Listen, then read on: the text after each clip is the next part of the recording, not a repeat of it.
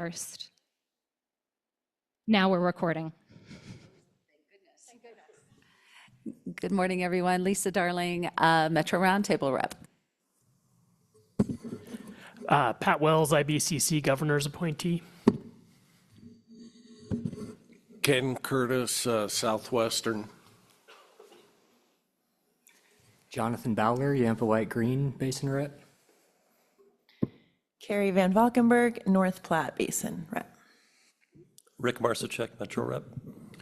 Mark Shea, Arkansas Basin rep. Ken Brenner, Yampa. Sam Stein, CWCB staff.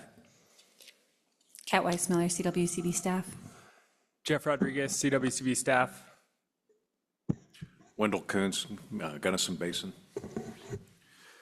Sean Cronin, South Platte. Push that. Carrie Aloya, Rio Grande Basin. Jim Yan, South Platte. Tom Wood, Colorado Basin. Kathleen Curry, Gunnison Basin rep. Greg Felt, Arkansas Basin. And now to online. Jeff, who do we have first? We can start with Abby. Good morning, everyone. Abby Burke, Colorado Basin Roundtable. Thank you, Abby. Adrian. Hi, everyone. Adrian Berger, Southwest Basins Roundtable alternate. Angie. Angie Fowler, Colorado Basin Roundtable. Director McLeod. John McLeod, Gunnison Basin Director, Colorado Water Conservation Board. Don. Don Jewell, South Platte Roundtable. Mark. Morning, Mark Rober, Gunnison Basin Roundtable. Let's see, Anna.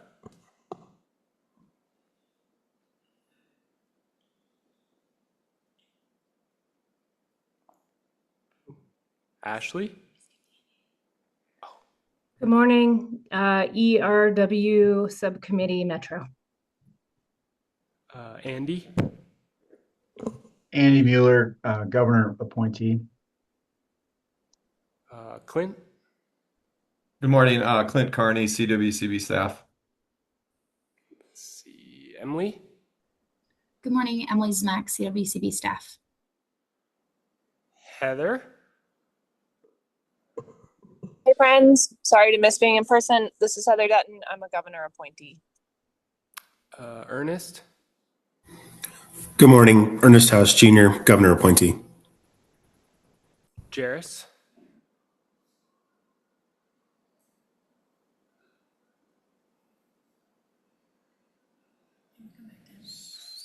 I'll come back to you. Scott.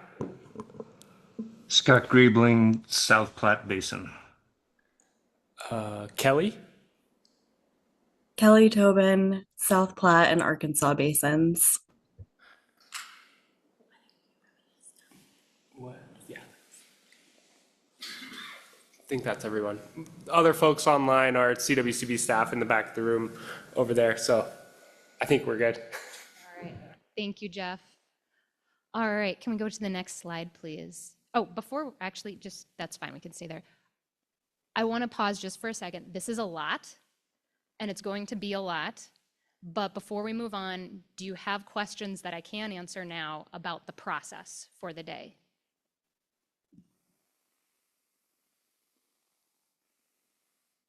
Yes, sir, Sean. So I heard you say we got 2 minutes. The slide says 1 minute. It does. Okay. I adapted. We're pivoting. We're going to do a lot of pivoting, I imagine, today, and I'm ready to pivot for any scenario. Any questions from anyone online about process for today?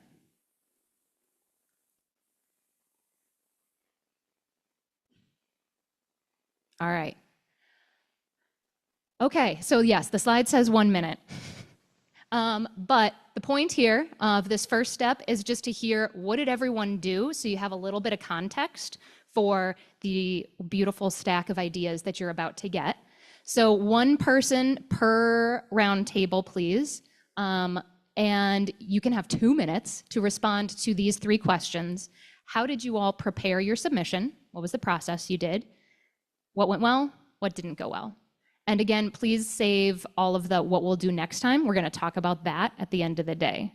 So we're going to go in alphabetical order by basin. We'll start with people in the room. And then I will also provide the governor's appointees an opportunity to share for 1 to 2 minutes at the most about if they have anything to add or a process that they participated in.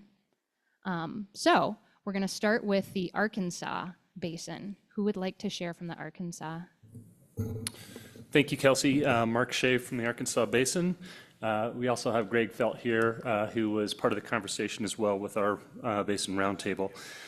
So what we did to brainstorm our ideas was reviewed treatment of storage in the Arkansas Basin and implementation plan. So kind of did a review of the objectives that were related to storage that were developed as part of our BIP.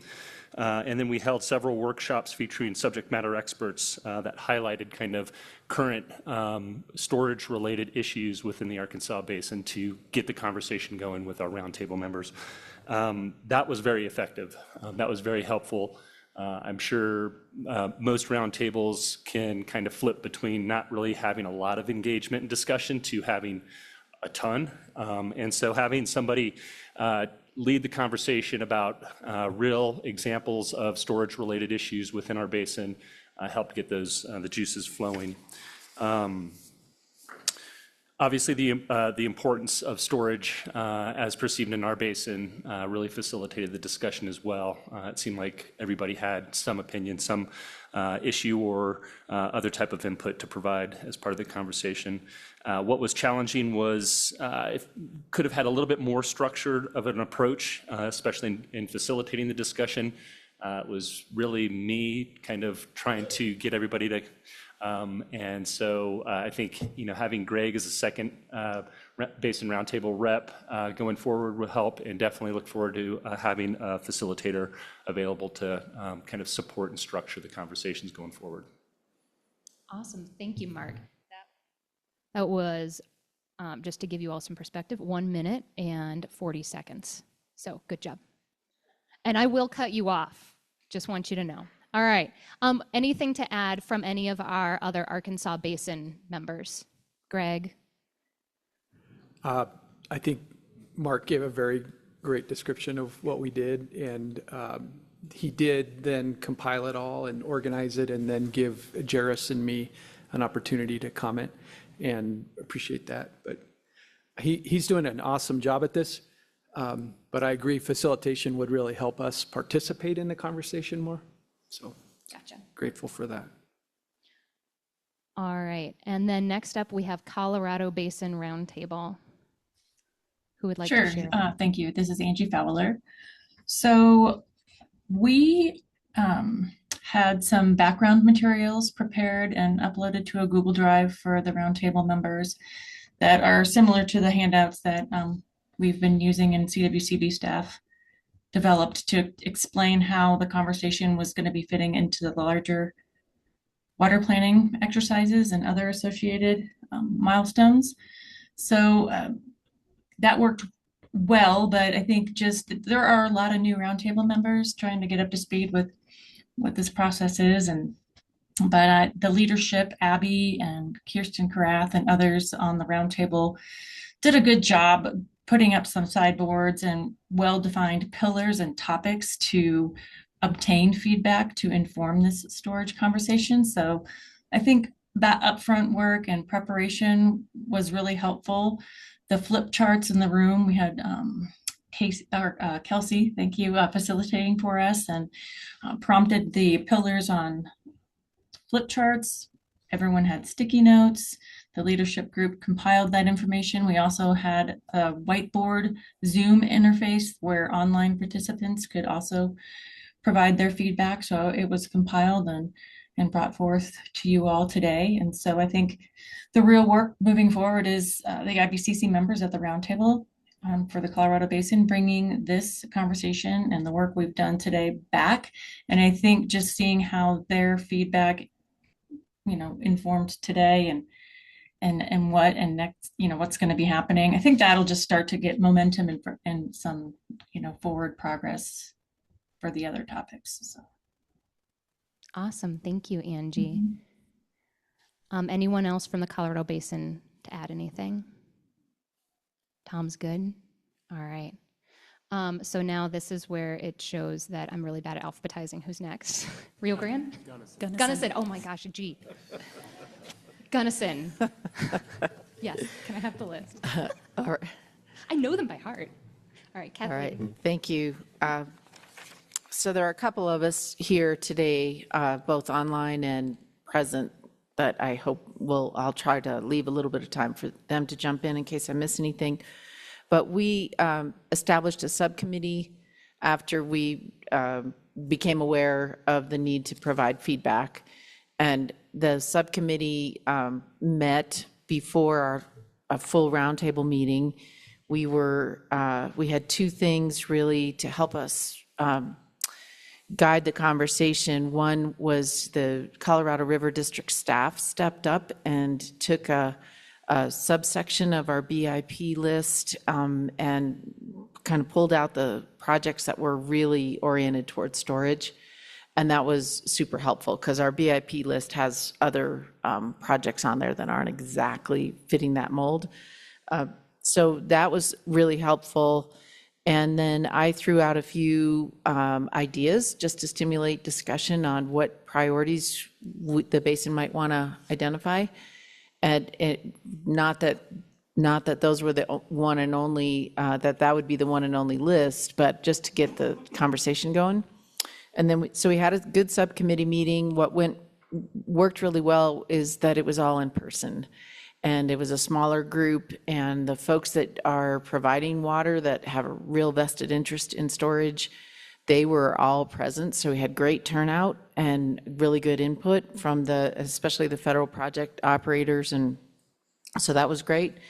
And then we reported back to the full roundtable at the roundtable meeting, which followed. And since the philosophies generally were accepted, that discussion went well, but it was harder because we have hybrid meetings. We have a lot of members who are online, and it isn't that easy to get the two-way conversation going. So that's what probably didn't work as well, was the full discussion, but the smaller group was great. Awesome. Thank you, Kathleen. Would anyone from Gunnison Basin like to add anything? Okay. Online. All right, so next up, Metro. Lisa. I too was trying to figure out the alphabet. I was like, where are we? I don't think I need to repeat too much. We followed a little bit of what everybody's process seemed to be. We provided the no and low regrets documents.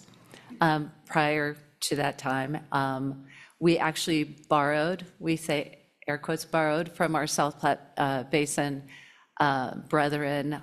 They had broken things out by sort of category. So we approached it that way. We looked at storage through a legislative lens, a policy lens, funding, and permitting. It would have been a great idea to look at the projects list. Kathleen, what a fantastic idea. I think it went really, really well. I think I was surprised at how much folks wanted to say. We actually only have 2-hour meetings typically every month. We extended our last one to 3.5. And I kept telling everyone, we'll be out of here an hour and a half early. We'll be out of here. We went to the exact last minute and got kicked out by another meeting. So better time management would work. And then we had, the sheets, and that's how we compiled them and tried to simplify them and ran them through the roundtable for one last review. So Rick, I don't know if you wanted to add anything. I'll just add quickly, we, I think, had the benefit of multiple meetings. We had 3 meetings that we dedicated to this topic, and the first one started out a little bit slow, kind of just had random, just got random thoughts, and then zeroed in on the second one, and then really, like Lisa said, extended our third meeting and got into a pretty deep discussion. Awesome. Thank you all. Carrie, North Platte. Yeah, we just had one meeting, but I think it went pretty well.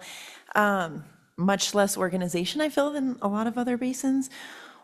Ahead of the meeting, I sent out our BIP goals around storage that we had from the last one, as well as some of the information from the 2013 no and low regrets around storage.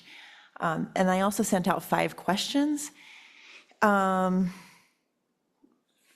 of starting from a place of trying to get them to start thinking about it, because I also anticipated a difficulty sort of getting people engaged. So it sort of started out with, like, how is North Platte different from the other basins?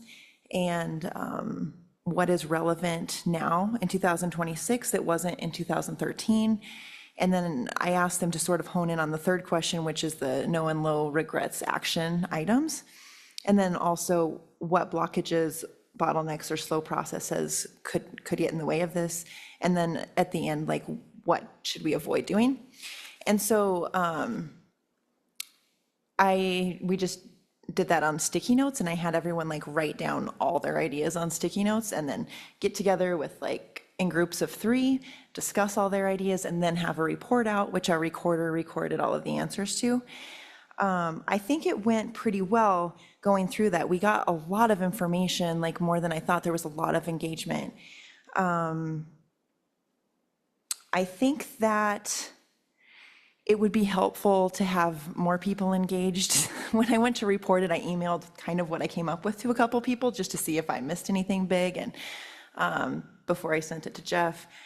But it was mostly just me, and I'm like, I feel like I need to bring other people in. Facilitation would be helpful. I actually feel like facilitation for the brainstorming section wasn't as essential as it might be in future meetings where we have to hash out ideas and things are contentious. I feel like that might be a really necessary place for facilitation.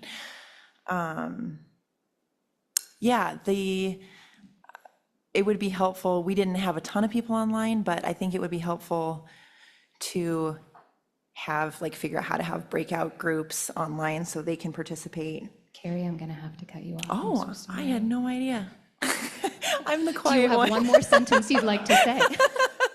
No, I'm good. That's it. Honestly, I was like, I'm We're gonna going to actually work let her on keep online going. stuff. I'm good. That's it. Thank you. Thank you. I assume, is Carrie the only one from North Platte on? Okay. All right. All right. Next up, we have Rio Grande Basin. Carrie, other Carrie? Not other Carrie. You're just a special Carrie from Rio Grande.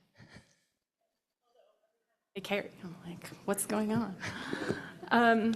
So we kind of did a lot of what others have done. We had a subcommittee of the chair, Amber Pacheco, Cassandra McCune is the vice president, and Heather and I kind of put together a one-pager of no low regrets that we sent out to everybody with our basin goals so that everyone could see how that kind of fit in there, and also our timeline moving forward, so that everybody had an idea of what we were going to be doing at each of the meetings. And we had 2 meetings to work on this. The first meeting, we had flip charts and sticky notes, and we asked everyone what their main action items were for the basin and statewide, and then gave everyone little tiny red dots to go put next to everybody's ideas on if they agreed or not, so that we could get an idea of what the higher priorities were. We felt like the facilitation went really, or our lack of facilitation, the 3 of us up there doing that worked really well for our first meeting. We had a lot of engagement. The room was packed. Where we really feel like we could have some help would be in the time it takes to compile all of those priority topics. And then the second meeting, reporting back out and figuring out what those priorities were. You know, we went down some black holes on some things and just really could probably use some help with that. So I think overall, we did a pretty good job, and we did get, like, I think we had 19 topics that we came out of that with for, we did agriculture and storage together, and then 12 for storage. So I think the 2 meetings worked really well, and we had a lot of engagement. So yeah, we're looking forward to moving forward with some help compiling. Thank you, Carrie. Anyone else from the Rio Grande online? Great job, Carrie. Thank you, Heather. Disembodied voice in the room. All right. Next up is South Platte Basin. Who's going to be reporting out? Sean is. There's three of us, so we get 6 minutes. So No, start now. Ready, set, go. So the South Platte did create a subcommittee early 2025. So we had a bit of a head start. At that stage of the game, we didn't quite know what the process might be. So we came up with no and low regret, regardless of categories, storage, agriculture, et cetera. We just came up with a big laundry list.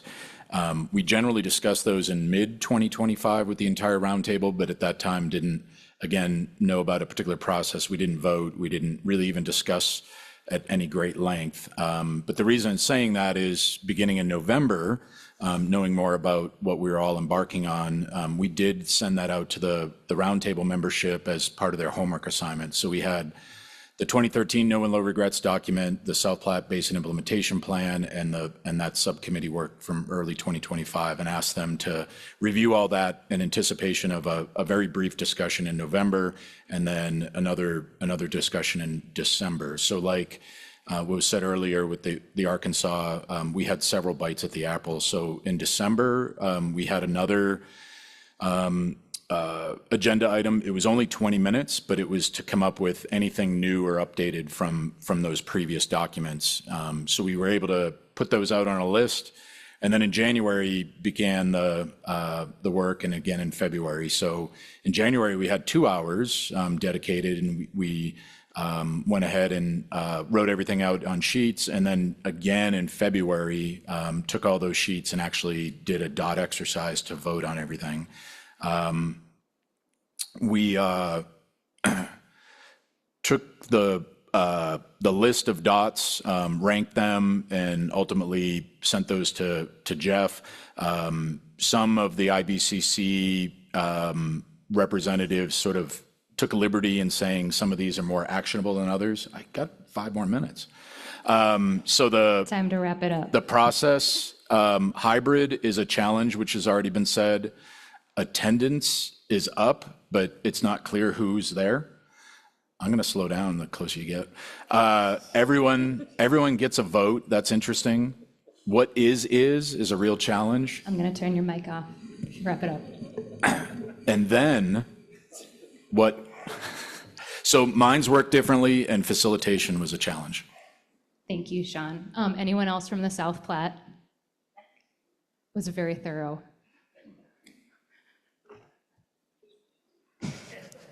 I see how we're gaming the system here. All right. Southwest, Ken?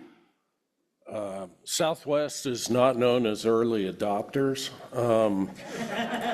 So we may be lagging a little bit. We had some scheduling challenges. So I think I'll yield my time back to the South Platte. But we do appreciate all the work being done. Quarterly meetings are going to be tough, but we'll catch up someday.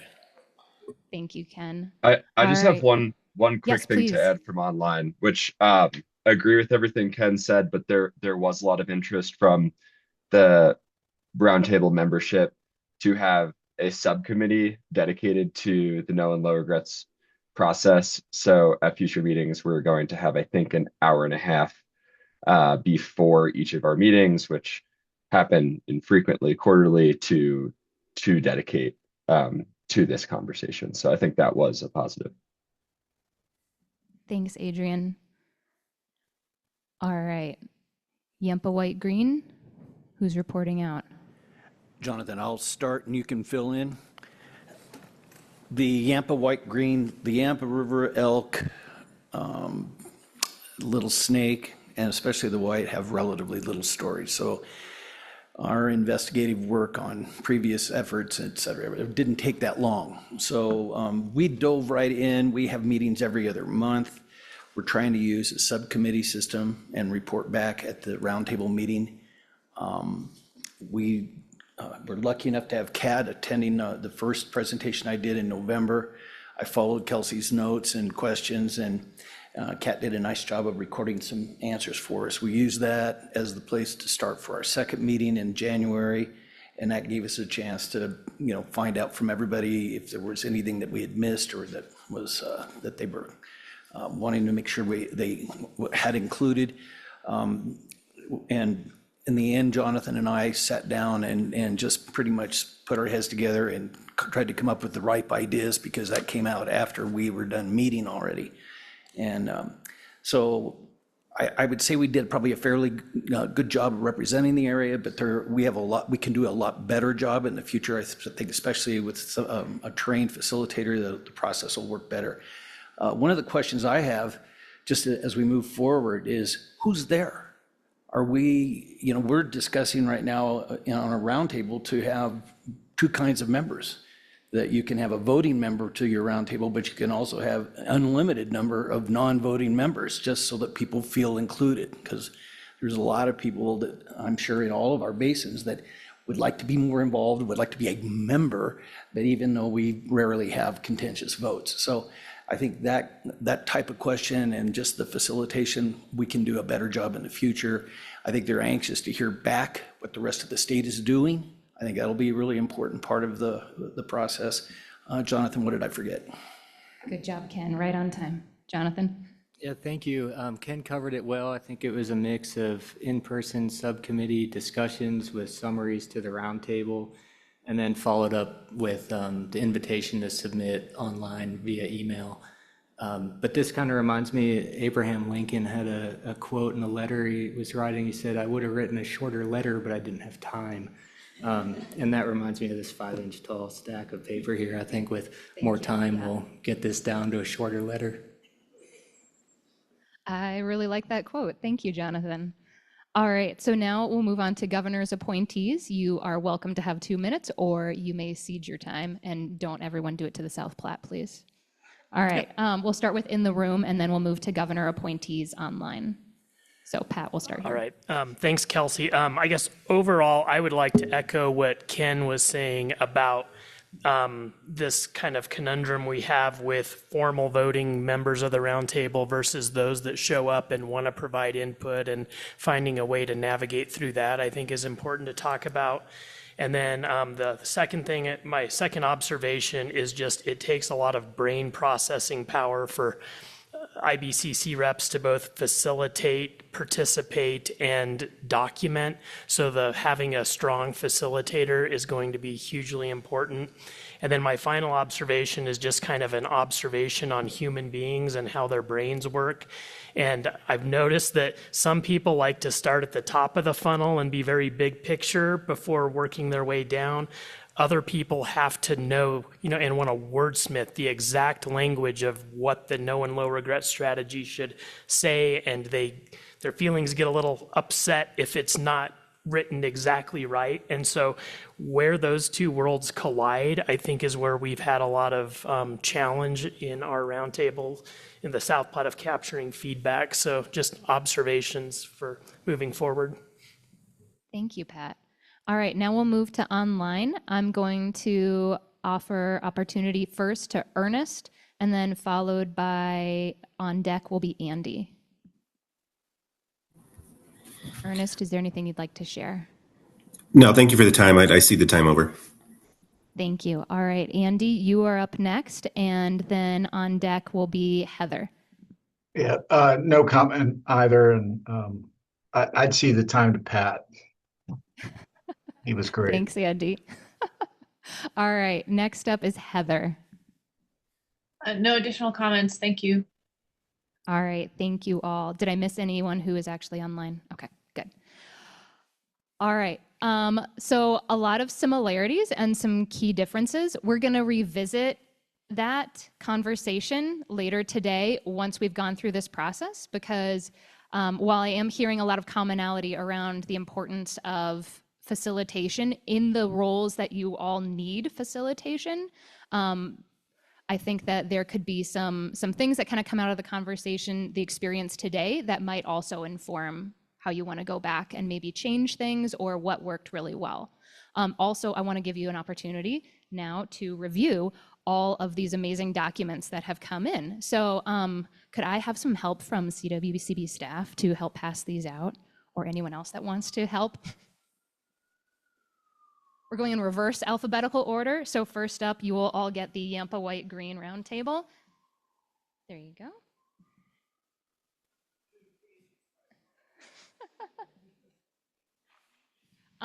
Two pages for Yampa White Green, one page for Southwest, one page for Rio Grande. Not that it matters, it's not about the page count. North Platte, not a competition. Metro, one page. One page for Gunnison. One page for Arkansas. Oh, they were out of alphabetical order because we've got Colorado Basin Roundtable coming in at 11 pages. They were on the bottom. I'll be passing that one out. Actually, would you mind? Thank you.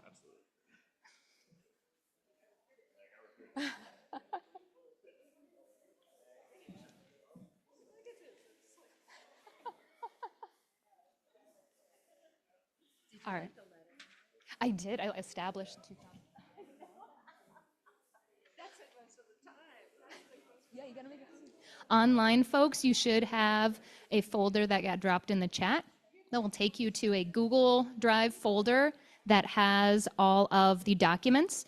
And just for anyone watching online, these documents are going to be available through the CWCB through the meeting notes for today's meeting. So everyone watching will have a chance to opportunity to view these.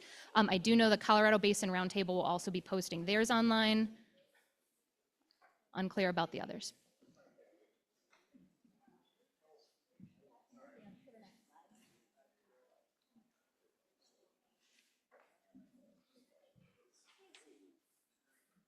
Thank you for the help passing out papers in the room.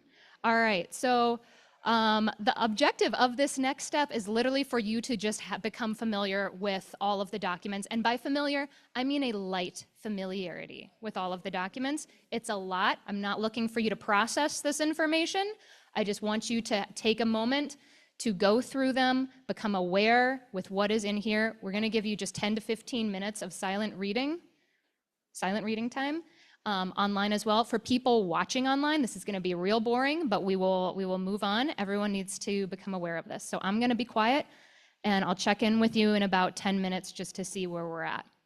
Again, as a reminder, we are reading for awareness at this moment, awareness only, not analysis. You will be revisiting these documents multiple times today.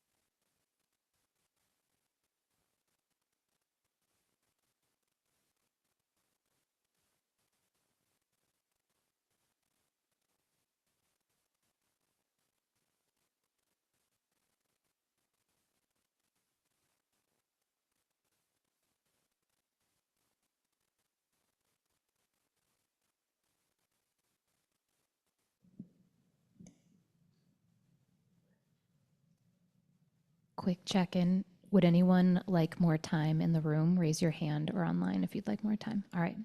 Since there are hands in the room, we're going to go for another 5 minutes. I'll check back in.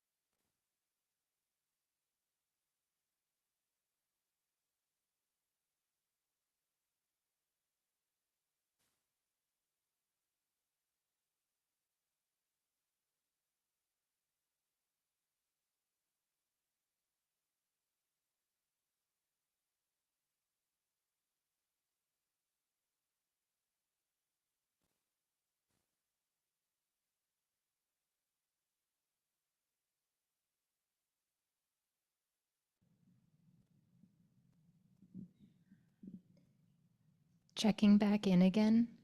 Would anyone like another minute? Online? All right. Okay.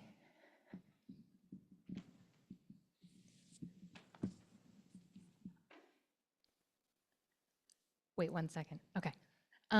All right, so we're going to come back together. You've now had a chance to do a light review, and I did want to clarify for anyone that maybe was confused, the Excel spreadsheet list was the South Platte. It did not have their name on the top. Any other clarifying questions at this time? Clarifying only.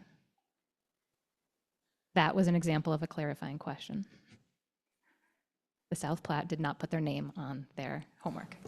I'll just clarify. I'll take responsibility for that. I was just trying to get all of the ideas onto one page or mostly one page. So that could be my fault. Thank you, Jeff. Yes, Kathleen. Well, I have a question. So did other roundtables call the staff and ask for more detail on what you guys wanted? So you imagine that these roundtables figured that out on your own to do a legal analysis, a political analysis, a funding analysis, and all of that? Because that never dawned on me that's what you guys were looking for. And we could do more of that, but I didn't know that was There were no recommended. requirements. Nope, then there was no So- recommendation. Very interesting. None of these are, to put it bluntly, none of these are right and none of them are wrong. These are just different ways that basins interpreted doing it. Okay. I'll just maybe add that it's a good point. That was on purpose. We really wanted this to be driven by the roundtables, and each and every roundtable has kind of their own personality, their own interpretation of things. And I think you could see it in the report out that everyone kind of did their own thing, adopted their own process. And I think we really wanted this to work for the roundtable, and so really wanted it to be driven by the roundtable. So that's why there was not a ton of direction. But also, we're sort of on this ride with you all, kind of building the plane as we fly it. So that was on purpose. Okay, thank you. And for new members, I just want to jump in a point of order. If you are in the room and you wish to speak, go ahead and pop your name tag to stand on its side so that we know you're looking for a chance to talk. And then if you are online, you can raise your hand, and Jeff is monitoring the online. So if you do have a question, you can just raise your hand. Ken, go ahead. Just to Kathy's point, or to Catherine's point, that's the type of analysis that we may decide that is really important as a follow-up, because I don't think anybody's under the illusion that we're going to get it all figured out today. That these are often things that we may be working on storage for the next year. Point is, we don't know. Yes, Kathleen. Thank you. And I'm sorry I didn't get my little thing it's okay. tipped up. So thank you for that comment. I think that this is extremely helpful to see how other folks are approaching this.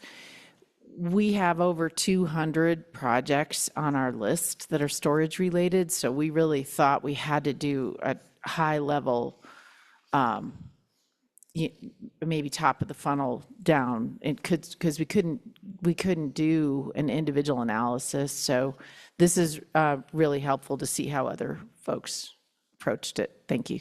Absolutely. And I also want to just add that by the end of our discussion today, you may decide that that's not helpful. So I don't want you to decide what you're going to do next until we have gone through today and we see where we land this plane today. And that's why I'm saving that second half of the conversation for what actually is helpful until the end. I don't know. So, all right. So go ahead and click next slide, please. Yo, I'm so sorry, Pat. Are you sure? I want to give you the chance. I don't want you to say you didn't have the chance. Okay, all right. All right, so the next step is, and just to make sure no one online had their hand up. Okay, thank you. All right, so the next step is this developing criteria. You've now had a run through, you've seen what has come in. Before you judge and decide what was valuable and what isn't valuable, we need to have a way, you all need to have a collective way to know how to advance an idea. And that's why we're gonna pause on actually evaluating the ideas specifically, and we're going to develop criteria so that you can then return to these lists and go through them and have another way of winnowing to what is IBCC relevant. What does that mean?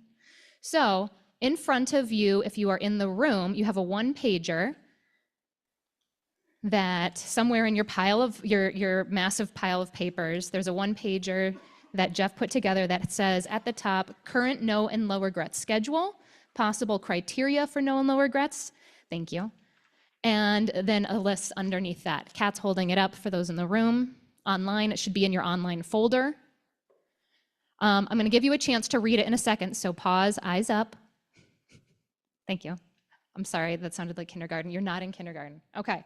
The objective with this step is to make develop 3 to 5 criteria that you all have alignment around for how to evaluate something on this list.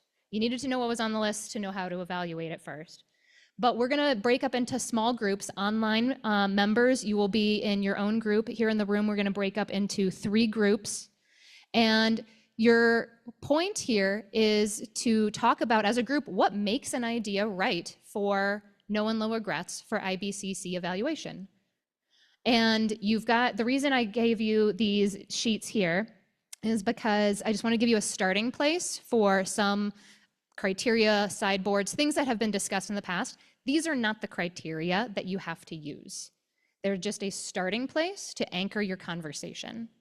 And we also have a list of other topics at the top, because maybe that's something that you want to use as a criteria. I just wanted you all to know what the topics are coming up. So when you look at a list on, items from storage, and then when you see a whole list like the South Platts, maybe some of those ideas fall elsewhere. I don't know, but that's up for you to decide.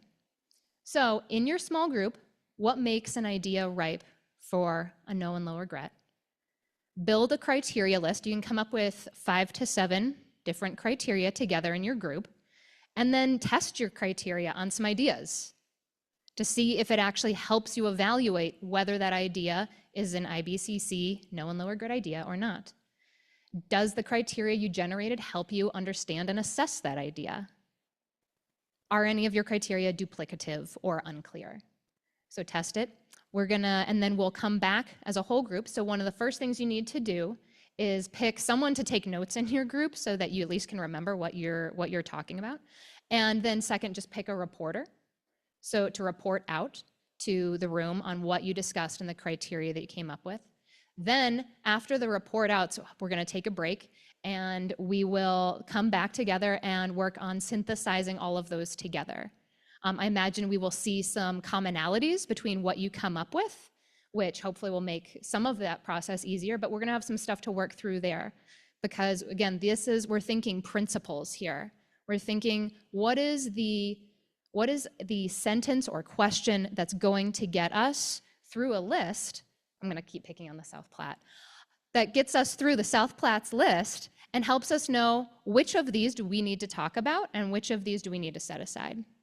And also, hopefully you also saw from the list that there are a lot of commonalities across basins too. Clarifying questions about process. I see Ken and then Sean. This is specific to this reservoir exercise, as opposed to agriculture, protection, and others. Right now, I want you to think about storage because that's what we have in front of us. If some of them carry forward, then that's great, but we will have the same conversation with agriculture because yes, there could be some very different criteria, but we don't know what that conversation is going to look like yet. Thanks, Ken. Sean. Thank you. So I understand what you're asking us to do. I have a clarity question on, say that one of the slides there, what makes an idea? And perhaps we don't know this yet, and I'll pick on one. So some of the themes throughout the roundtables were legislative education. Is legislative education an idea? Or some had even said, and we should hold a workshop prior to the legislative session. Is that an idea? So the criteria could look differently depending on the depth of the quote unquote idea. That's a great question. Idea is the word that I settled on after reading all of these because I didn't know how to come up with a word to categorize all the work you did. So that's a very good question. Jeff, you just put up your hand. Did you want to add anything? Respond to that? No, okay. Never mind, he did not put up his hand. I did not mean to put up my hand. Yeah. Sean, that's something for you guys to talk about in your group. We want to end up with a list of 3 to 5 criteria so that your lives are easier. The challenge is that each basin interpreted this differently, and that's also, it's a challenge, but it is also an opportunity to really think through what some of this means and how we need ideas to come here. Yes, Sean. Oh. Thank you. One way to get to that could be a criteria could be, is it actionable, which would kind of bridge both those worlds. Absolutely. I said it first, Lisa. Lisa, did you want to, was that what you were going to say? Okay. Yes. Jeff, you are holding the microphone, so I assume you want to talk. Well, I don't want to, like, if we're still asking clarifying questions, I was just going to ask you to clarify what the expectation for the online group is and like for the public and other folks online. Thank you. That was next on my list that I had not looked at. Thanks for being my list. For the online group, you will have Kat, who's all mic'd up and ready. She's going to join the online group, and she's just going to function as your note taker so that she can share a document so you can all see the notes, since you are all not in a room together. In the room, you do not get CWCB staff taking your notes. You've got to do it yourselves. That's the privilege of getting to show up today in person. And then for anyone watching online, we apologized. It's going to be a little boring for a bit because we're going to just break out into small group work. They are still public discussions. And when we come back, we will have report out so you can hear what happened in each of those sessions. People observing online will not be added into the discussion group. So the discussion group online will just be for IBCC and any basin chair that's also present. Any other clarifying questions before I break you out? Okay. Yes, sir, Greg. I mean, I'm late to the table here, so maybe you have already worked through this, but it is a weird way of framing things about calling something, we're talking about something that we don't want to happen.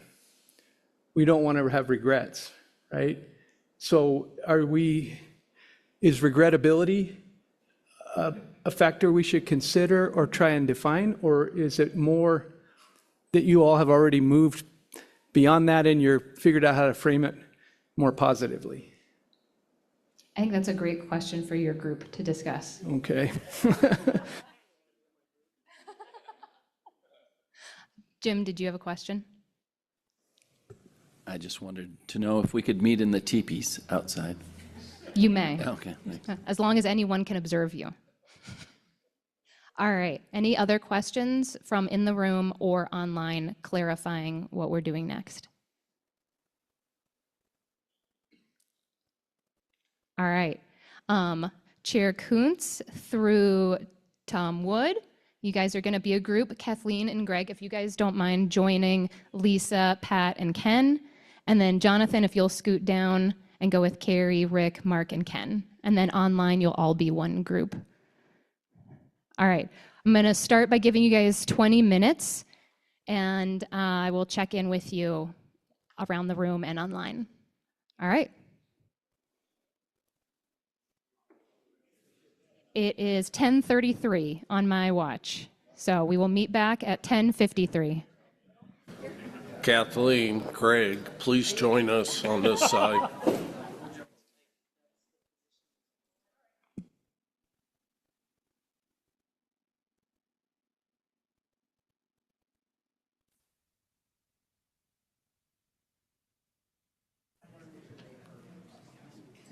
Yeah.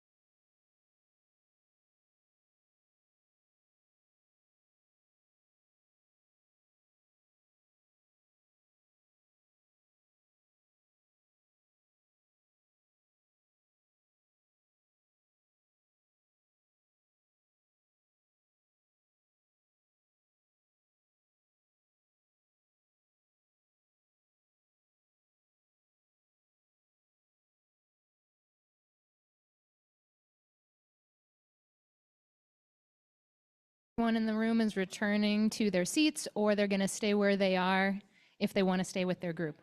If Kathleen and Greg, if you guys want to stay there, you're welcome to.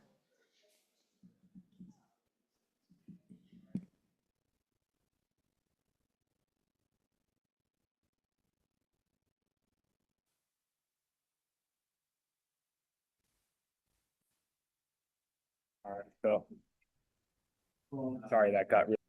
And just a reminder, we will have a break once we get through the report outs.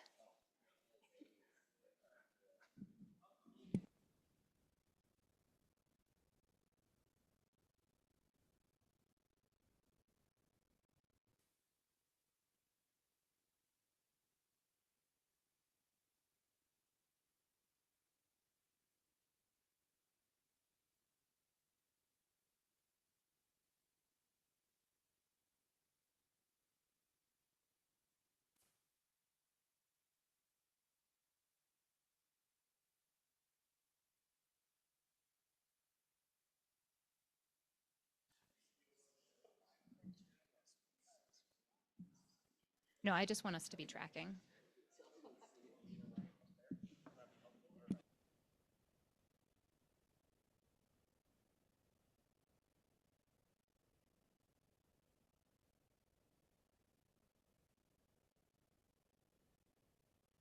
All right, everyone's returned to their location, approximate location in the room. So we're going to start with report outs in the room with one person from each group, and then we'll move to online. So in the room, I'd appreciate if you would read out the criterion, singular, one criterion at a time, and then just give us kind of a sentence of explanation or justification for it. And then move to your next criterion and do the same thing. Let's start with, do you guys mind starting over here? And we'll move around the room.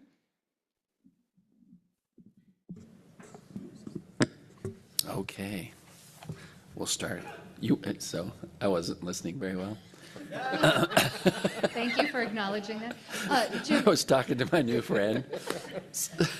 New friendships across the state, beautiful. You won't be in too much trouble. All right. So just read the first criterion. Just the one, the just first. One, and give us a sentence of explanation, and then the next one. Oh, okay.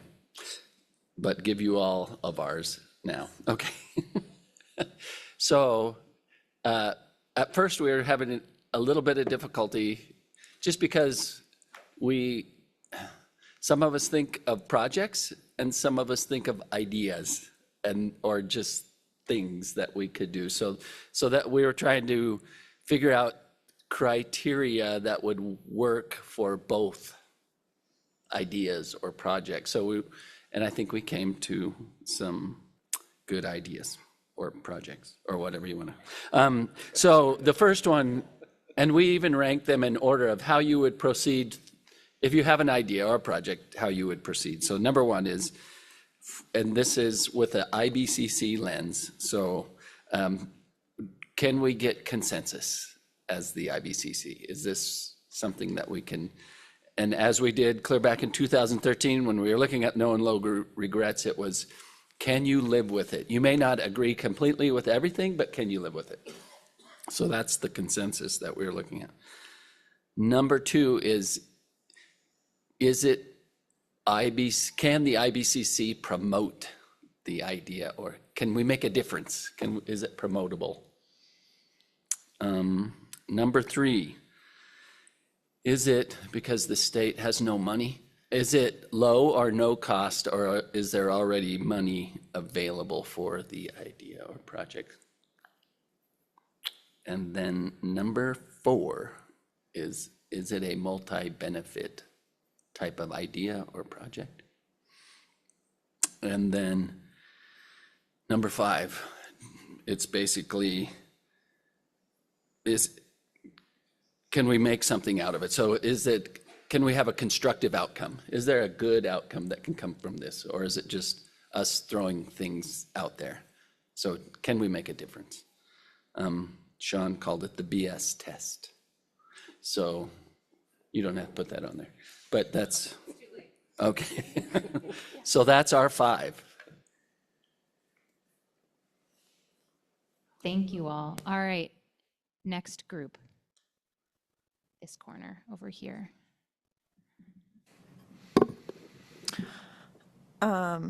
First idea was we wanted to edit the first criteria that is listed on this page from offers benefits to offers resiliency across a wide range of future scenarios and future uncertainties. Then we also had, is it broadly supported? We kind of argued about like consensus, discussed like consensus or just broadly supported or super majority of support, but that idea. I pause and ask a question real quick. Yeah. For your group, is it okay if I put a check next to IBCC consensus that's we've already jotted down, or would you like a separate line for that? I think. Yeah, Check. I think that's good. Okay. Thank you.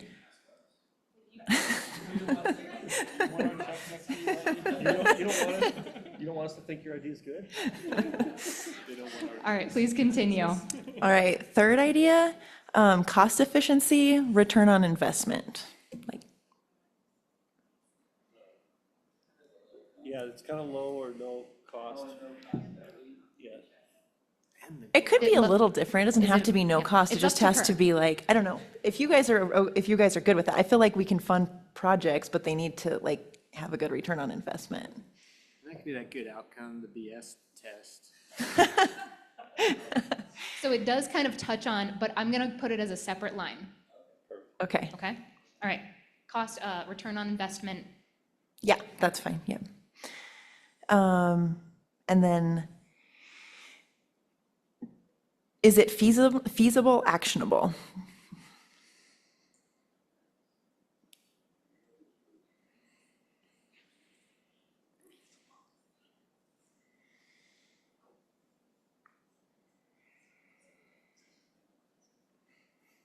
All right. Does that accurately capture? Yeah.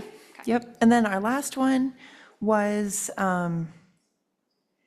we would like it to prioritize not just multi-benefit projects, because we're talking about something a little different here.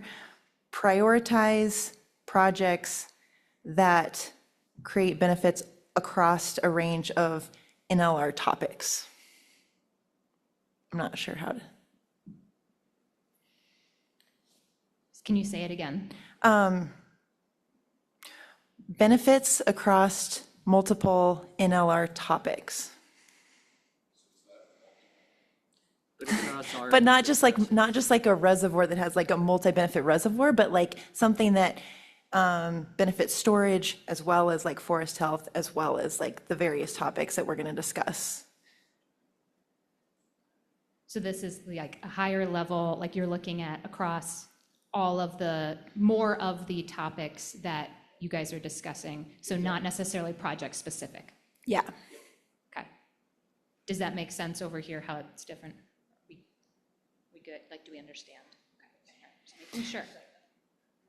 And I think we agreed with the other things that were already here, but that's all we have. All right. Unless Awesome. there's Thank anything you all. else? Okay. All right. The third group in the room. Okay, I'm going to throw out what we came with, and I may need a little support. I think the main one that we settled on was strong basin support.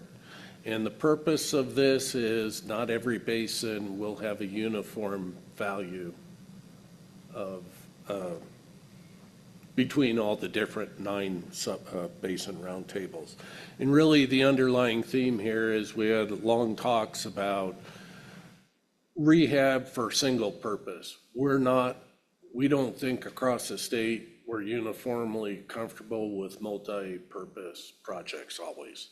Sometimes we are, but not always. So we wanted that strong basin support to let individuality come out between the basins. Now, following up with that, great conversation going on here. We do think opportunity and flexibility kind of became our resiliency. We went through the long list of where you can maybe reallocate, as in Chatfield, or you can do small rehabs that maybe raise dams and provide new opportunities. So instead of just going multi-benefit, we wanted to look for opportunity and flexibility in all our storage, whether it be rehab or new. A lot of underlying talk there that the group can jump in. We did like actionable, but we didn't get very far. We thought we needed to better define timeframes and some of the specificity of action, but then we moved on. So we do like actionable. You like action? Do you want me to put a check mark next to actionable, or? That would be fine because I don't think we got very far. Consensus. Consensus. I see nodding. Oh, Pat. Oh, Pat. I was going to say, we like actionable, but we kind of struggled with feasible. I'll put a check mark next to actionable and not feasible. Is that okay? Does that meet your need? Yes. And then finally, I thought we did come up with a last definition that we didn't fully explore, but we don't want to have regrets. So one of those criteria would be do not destroy an existing value. With that team, that's how I recorded it if you guys want to jump in. Great job. No, you did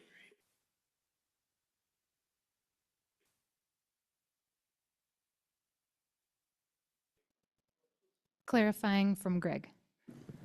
An interesting thing to me is I feel like in my basin, the multi-benefit element is almost like a article of faith or something. That just like, that's our ethic, at least, maybe not everybody, that's what it seems like to me.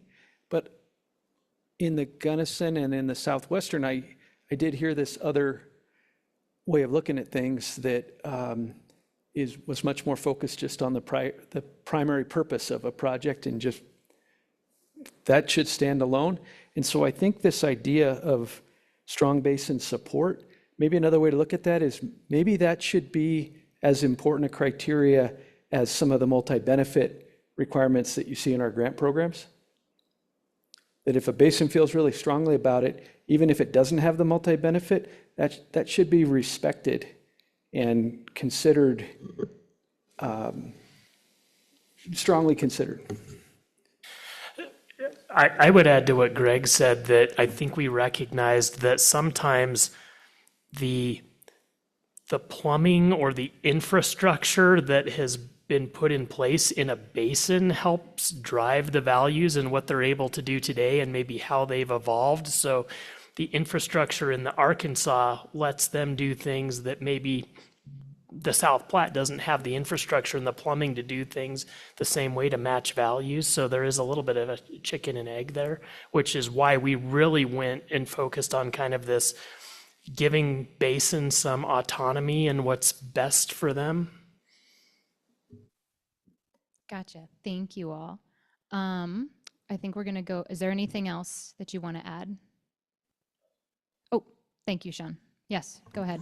So this might be jumping ahead on the agenda, but I want to take the liberty of pausing. I love this conversation. To pick on some of the words we've already used, our group came up with IBCC consensus. I'm hearing advocacy for that consensus to be achieved, placing value in the South Platte Roundtable, to continue to pick on them as saying, this is really important to us, and somebody on the Colorado River Roundtable saying, not particularly wild about that idea, but we're going to respect the fact that it is a priority to you, and that will influence our achieving some level of consensus. Is that kind of what you guys were talking about? Seeing head nods from the group. Greg is picking up the mic for those online. Yeah. I think we're really acknowledging that we got 9 different states in a way.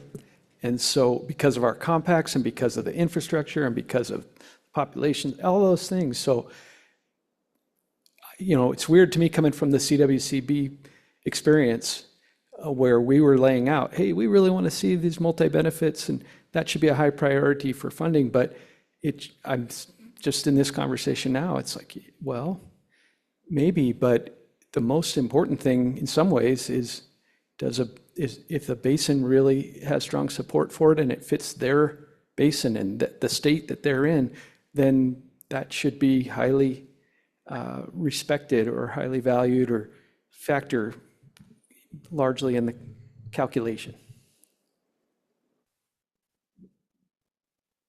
Lisa. One of the things that we kind of reflected on a little bit, but one of the things when I was trying to get ready for the meeting, I mean, are we saying fundamentally all 9 roundtables or the IBCC storage is good? Like, is that the basic foundational thing that we're all saying? It could have a lot of different criteria it would have to meet, but even going back, are we saying like every single roundtable would go and say, yes, storage, right project, right values, but storage, yes. And even that's a pretty important thing that I think changes the dynamic and the conversation a little bit. So that's just a reflection more than a criteria. Thank you. We're going to move now. There's a lot of conversation and discussion that can happen here. We are going to have it, but we're going to save it for after a break. So we're going to go to our 4th report out. Kat, yes. I didn't want us to be forgotten. No, for online, you have not been forgotten. That's why I'm shutting this really great conversation down now. And we're going to come back from break and we're going to continue this. Okay, so hopefully I will articulate this well for our group online. The first criteria that we came up with is similar to what we've heard. Is it actionable? And then in parentheses, across various timelines and considering costs. And we also had an if so, by whom? Sort of sub-question there. If so, by whom? Like, who can take this action? Thank you.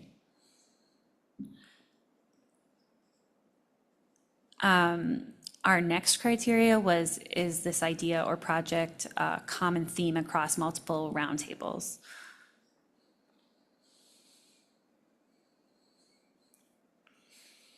You went with multiple as opposed to consensus.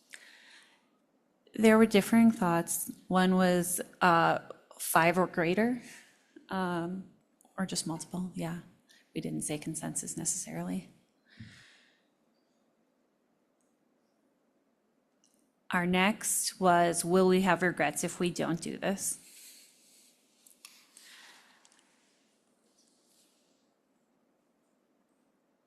Our next, oh, you're running out of room,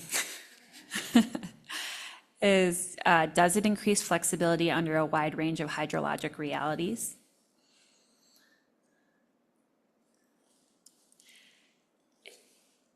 Does it increase flexibility under a wide range of hydrologic realities?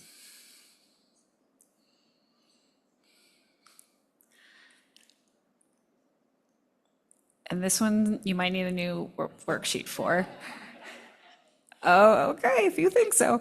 Can this project or idea be advanced within the existing prior appropriation framework, the conceptual framework, and without introducing new compact exposure or intra or interbasin conflict? Do not have room for that on this piece of paper. So we're gonna acronym this because this is important.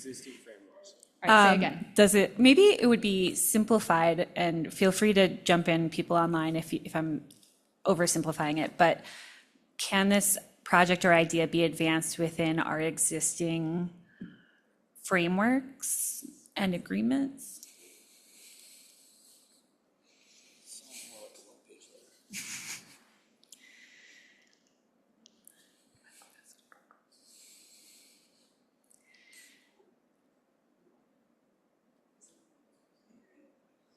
And we have one final one, which does the action serve durable benefits, which is sort of, if demand, funding, or governance changes, will we still see benefit from this action? Got it. Would anyone online like to add any clarification or explanation? You're welcome to at this time. No? All right. Okay. I've promised you guys a break. We've got all the ideas out now. So go like to the bathroom, get a drink, think, but not too hard. Chat with other people. We're gonna come back in. Let's come back at 11:31. All right, we're gonna take a break. Go. 11:31.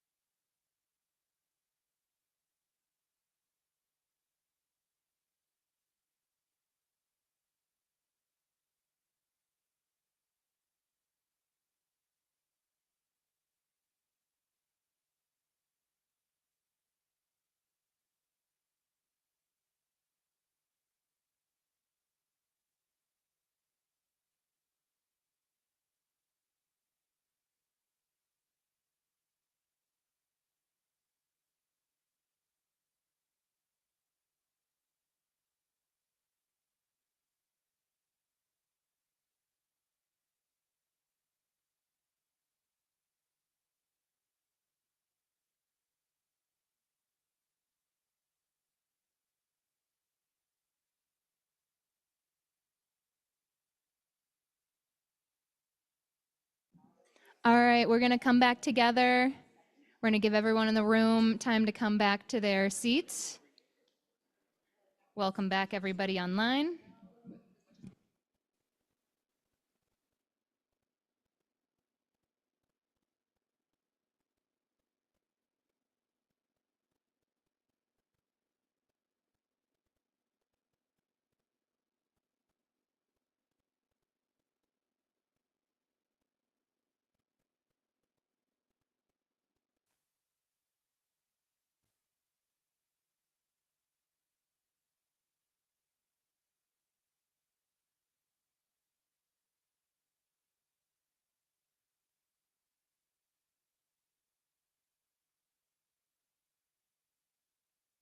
Please return to your seats in the room.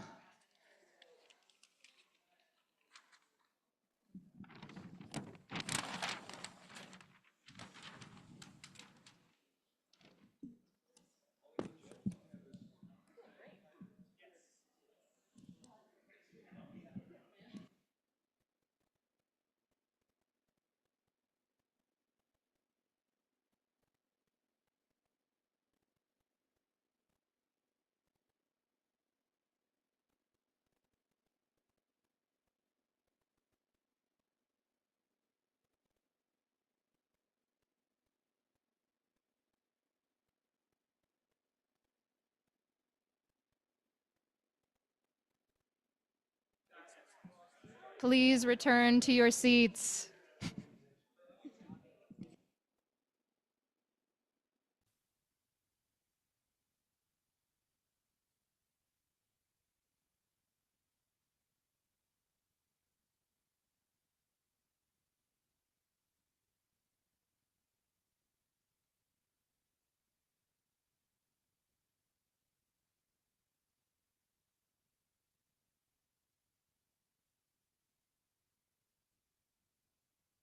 All right, we've almost got everybody back in the room. Sorry for standing close to the camera.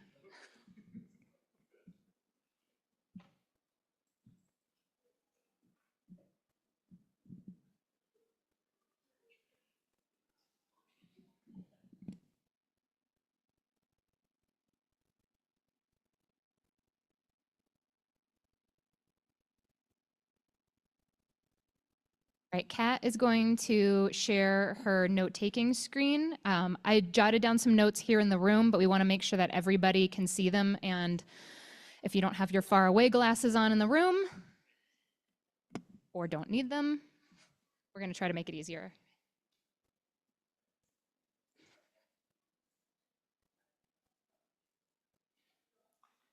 All right.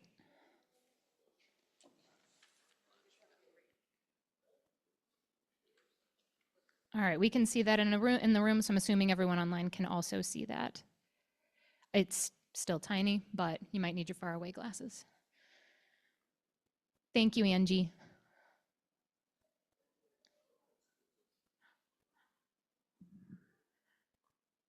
All right. So first thing I want to do is we're going to focus just on what are some similarities you see across what the different groups shared. So are there some similarities across some of the criteria? Where are the touch points? So even if it's not the same idea, we had 3 groups that mentioned actionable. So we are definitely going to come back and talk about that. We had 2 groups talk about consensus and another group talk about how to connect with consensus. But I want to talk about, strong support. They talked about strong support. But first, just what are some similarities you see across the criteria that you each came up with? And you can go ahead and pop your name tag up or raise your hand online.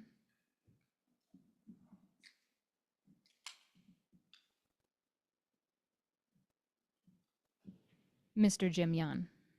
Oh, Mr. Well, for consensus, for sure. We were just trying to decide how to describe the consensus, but some sort of that we could all live with it, whether it's supported by 5 or however you want to measure it. But I think that's It seemed like when I was listening to the other ones, it seemed like that came out. And then ours, we called it promotable, but it came out of the term actionable. So we started with actionable, but we were trying to decide what's maybe a different way of describing that. So can we make a difference, or can we promote it, or is it actionable? So it would be similar to some of the other ones that talked about actionability. Gotcha, thank you. In the room, I'm drawing on the chart that no one can actually see, but it's kind of for my own notes so that we're tracking it. Ken and then Rick in the room. We're talking consensus and also like super majorities and majority. Those are not all the same thing. So I think we have to at some point decide: is it that's right? Is it consensus? Do we all have to agree, or do we all have to be tolerant of it? Just what is? I think we have to agree on what that is, or if it's even important. So just clarifying, making a point of talking about what does this mean, parsing that apart a little. Okay. Rick. Cost was a commonality there, and I think low to no cost versus a little bit different between that and cost efficiency, right? If there's a good ROI, maybe it's worth spending dollars, so maybe some discussion there. A way to connect those things, having some conversation around that. Yeah. Other similarities? Yeah, maybe I'll point to the other one, multi-benefit, but some good conversation already about what, maybe some discussion around that, because I think there were different opinions about what that might mean for multi-benefit. Okay, thank you. Ken. I think I want to get back to Lisa's question, and maybe now's not the right time. She brought it in the context of the IBCC, not our individual groups. Nobody said that we all agreed that storage is good. So I'd like to explore that more, and I would say we have to talk about storage in the context of existing. We have it. We don't want to lose it. There's a lot of rehab out there. And that came up in our individual basins. We're all different. Southwest, we've had conversations. We've had experience in the last 20 plus years of 3 different storage projects, and a 4th is starting. So we think there's value, but I'd like to hear from other basins.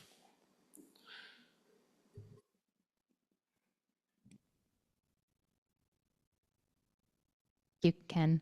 Jonathan? Thank you. I have a response to that. I want to make sure that we want to go down the road of that discussion of whether it's good as opposed to the commonalities here. So would it be all right if I address that?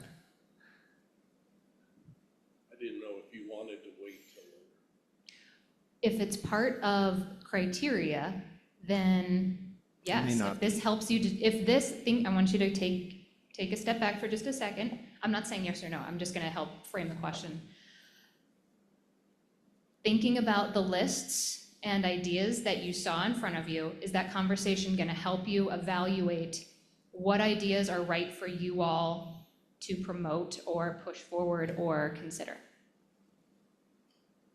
With that, I think that as far as a criteria, then that's similar with these, and that ties into that, is that flexibility of approach. Because to me, the opposite of storage is that expediting the removal of water as quickly as possible, and I don't think anyone supports that. But we can look at storage as either a reservoir or wetland rehabilitation or forest health and soil, water holding capacity, which I would say are flexible approaches to how we define storage. So are we open to a range of alternatives in the storage discussion? So the criteria that you're connecting it to is flexibility. Okay. Which I thought I wrote flexibility down, and now I'm not. Increased flexibility under a wide range of hydrological realities. Does it connect to that? I think that idea of defining storage as good or bad would tie into that flexibility across a range of possibilities. Thank you. Pat, and then Ken, is your card still up? And then Sean. I guess I'm not really feeling a need to place a value judgment on storage. I think storage is just going back to the legs of the stool that we've talked about for so long. It is just factually one of the water supply options we have to meet the gap, address resiliency, all this. Now, how you go about storage, I think, is where the conversation comes of how do you do it maybe responsibly, so to speak, and how, what goes into those criteria. But I don't know that it's an on-off switch on is storage good or bad. It just is what it is, and it's a leg of the stool, bringing back old terminology. Okay. Pat said what Sean wanted to say. I want to check in online. Well, I would like some statement that, and maybe we'll just put it in our local roundtable. We definitely value our existing storage. We want to rehab as needed some of our older storage to not lose the benefits. And we do see potential for some new storage, but it has to ultimately fit some of these criteria we're working on, because I've seen failures that obviously didn't ultimately meet the local need, and that's very appropriate. So I do value that. And then at some point, I do think we need to come back. Actually, Lisa had to leave at her roundtable. Maybe Rick can talk about it. The nature-based storage came up. I was on the web listening to him, but I don't know how you dealt with it as a group when it came back to the group. I had to log out. We're talking about that locally, and I honestly don't know how it fits in the storage discussion. Too much of an engineer to quantify it, maximize it, or whatever, but I appreciate it from what I've seen done locally. So I don't want to lose it. Gotcha. And Rick, I see that you're ready to respond, but I want to pause that because I want to bring the focus back onto criteria. So what is a criteria that can help you determine if this topic is a right topic for just talking about the category of storage? Is there a criteria you can use to apply to something that says, yes, this is something that is relevant for the IBCC to talk about for storage? No, this maybe needs to go somewhere else. Not saying it's a good or a bad idea at all. Kathleen, sorry, I couldn't tell. Yeah. And then Sean. Sorry, Sean, did you want, okay. I know this is the reverse of what you just asked. I was thinking what we shouldn't do. And I'm sitting here looking at the cost efficiency and return on investment piece. And sometimes projects are needed that might not always check out on that, with that matrix, with that criteria, but still have value. Say it's rehabbing a reservoir that's pre-compact and on the western slope in Colorado River system that if you did a benefit cost analysis, you might really scratch your head about it, but it has other values. So if we just do a strict return on investment cost efficiency criteria without accounting for the other types of values that might not be dollar related, I think that would be unwise. So I'm just saying what I wouldn't be happy with. Gotcha. Yeah. Okay. I'm gonna bring us to Sean, and then I'm going to take us to talking specifically about actionable.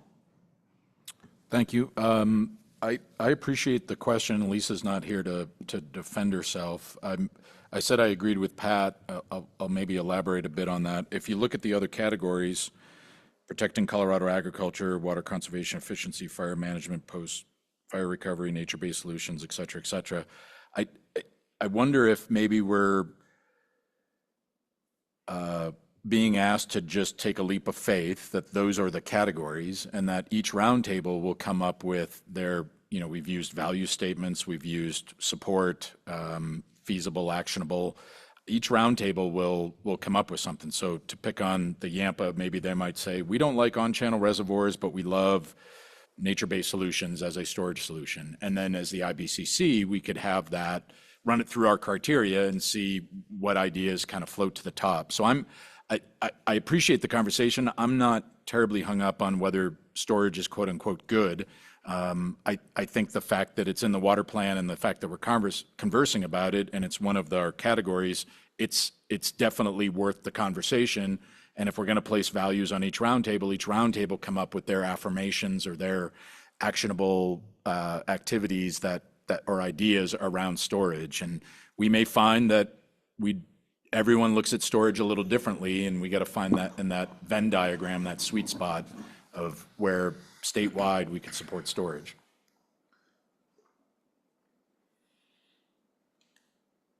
All right, I'm going to move us to actionable. That's something, Ken, I see is this about actionable?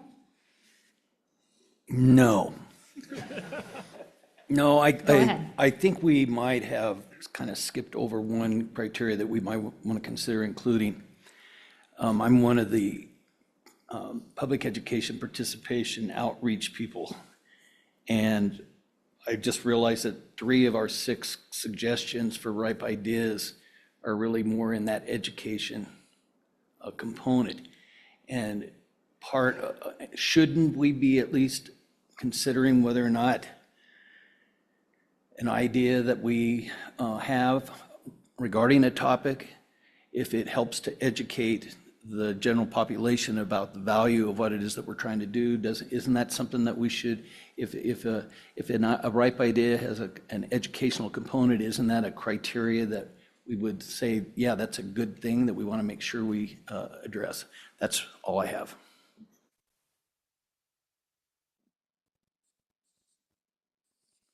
I'm adding educational component to the list.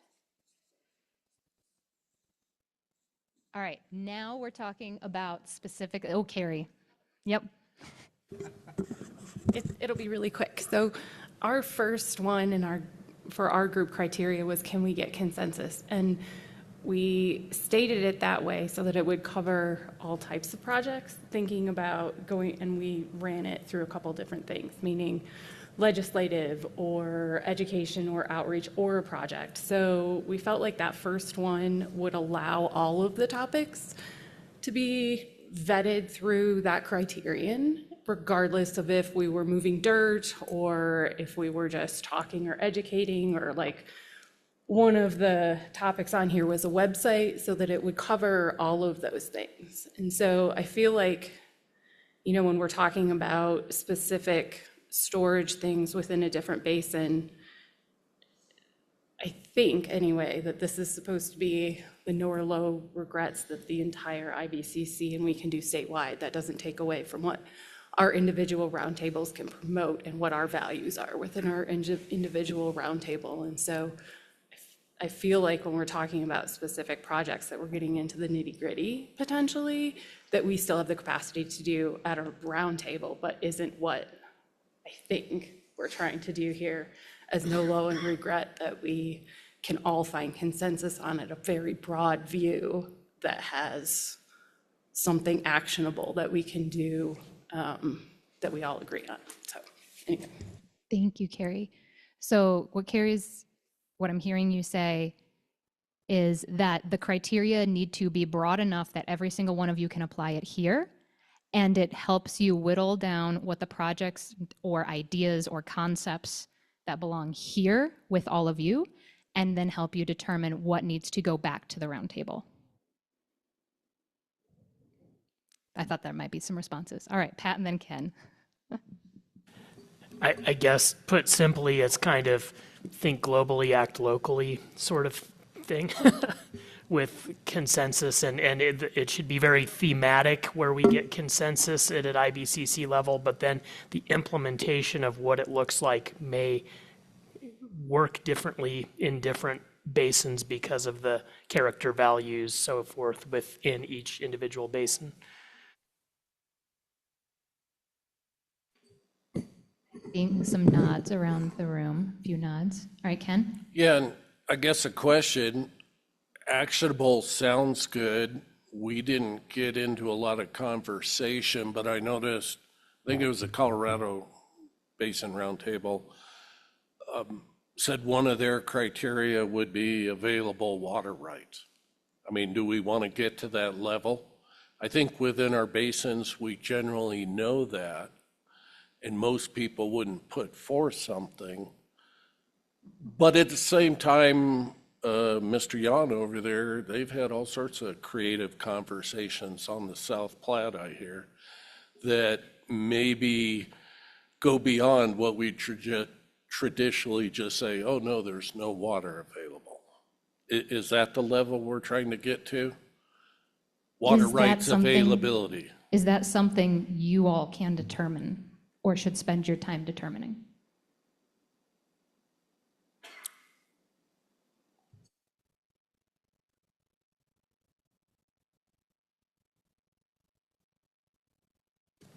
I guess I would pose that if we can't agree what's actionable, it comes off as a criteria and is left to the individual roundtables.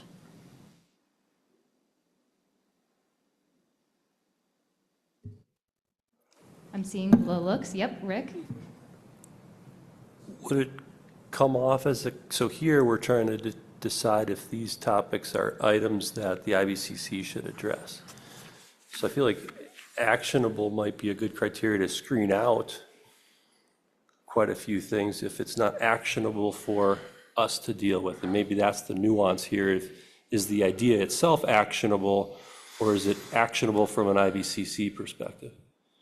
And it maybe, Ken, I think I may agree with you that if we're talking actionable from an IBCC perspective, then it would be a criteria, but it might be a criteria that screens out several ideas. Sean and then Ken. Thank you. This reminds me a bit of the Antiquities Act that created the National Park Service, and in the act it said for the use of and for the preservation for the people, and inherently has conflict. How can you preserve and use? And they debated it forever, and they concluded it's not up to us, it's up to each generation. So maybe we could debate it, but maybe actionable has its own conversation depending on the topic or the category. Education and collaboration might have a very different actionable conversation than storage or fire management. So maybe we don't have to settle it, but we just know that it's undefined, and every time we come to a vote or however we're going to build this, whether it's consensus, whether it's supermajority, whatever that ends up being, we have to have the conversation of how do we feel about its actionableness, and maybe we build that plane as we go through and start actually creating sub-criteria or definitions or sidewalls around that. Ken and then Kathleen. One way the courts use to determine actionable is can and will. And so perhaps if there's not an active proponent for the idea, that it's not really actionable. It's a good idea, though. Kathleen. Thank you. I just would love some feedback on a basic question. Qualities of a good IBCC project. Can you remind me how the IBCC can have a project? Aren't we giving input to, aren't we providing input to the water plan, which isn't a list of IBCC projects? It's divided up into basins. So I just realized I lost the thread. I can probably take a stab at answering that. So those qualities of an IBCC project came out of our meeting in Durango in 2024. And this was before we had actually moved forward this no and low regrets work, right? So we were kind of debating what should we talk about at IBCC and what is within the realm of appropriate for this group. So I think the term project within that was sort of like topic specific, not actual projects per se. That's my interpretation, and I'm open to other people's thoughts, but that was kind of how I interpreted that. And I think that for the purposes of the conversation today, we brought that forward to remind all of you of the conversation and kind of the sideboards we put on it then. I don't know that they're all perfectly applicable to our conversation today, So I was being overly literal, and Jim, to Jim's point earlier, I think project as opposed to ideas. So thank you. I appreciate that. I'm sorry. It's a good question for clarity. I'll just add, that was when we were really starting to drill down on what we're doing here. And so this no and low regrets effort is an IBCC project. So I think when we say project, and this happens internally too, there are lots of different types of projects, right? Some people think concrete and rebar, some people think studies or surveys or those types of things. So broadest interpretation of the word project, but that criteria was meant to just kind of be a starting point. And you can think of the conceptual framework as an IBCC project too.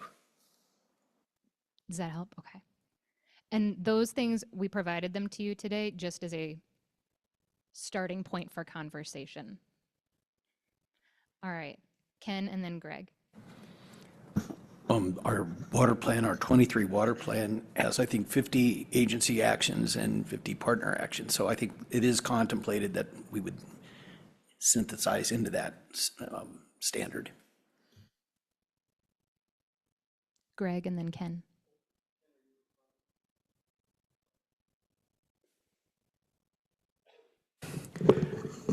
I'm just sitting here thinking that this topic that came up in our group about having basin support is, to me, it's almost feeling like a meta criteria that I agree with a lot of. I don't know how to rank them, but I agree with a lot of the things that have been put forward. But I feel like you always have to have that lens. And one that, just an example that comes to mind to explain what I'm talking about is this,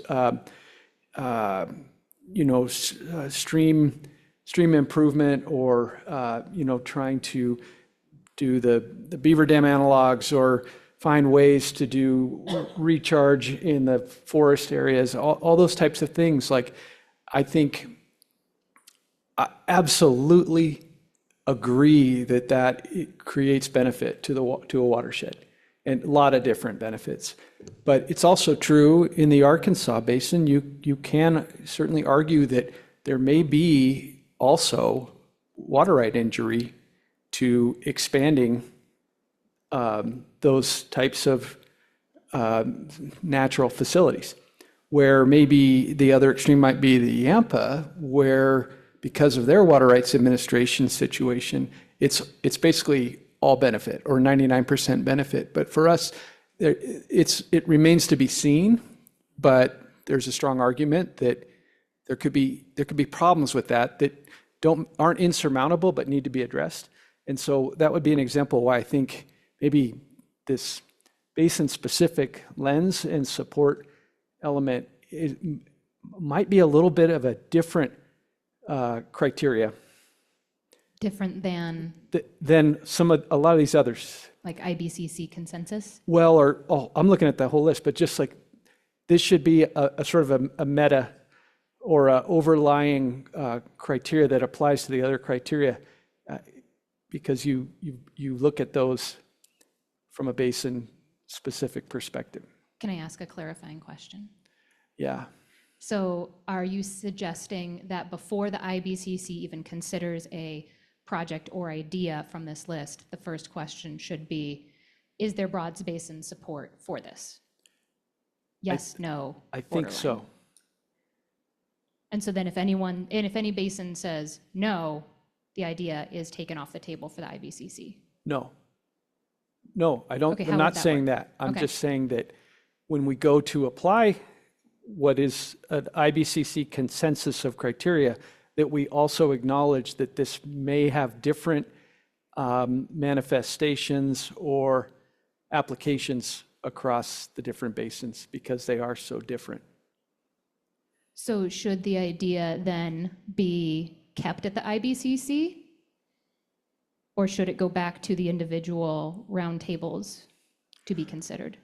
Or I'm just saying if we're going to be pushing forward a set of criteria, let's say, for maybe adoption by CWCB or integration by CWCB or by the state, things that implicit in that or explicit in that maybe should be also the notion that these criteria or these values may need to be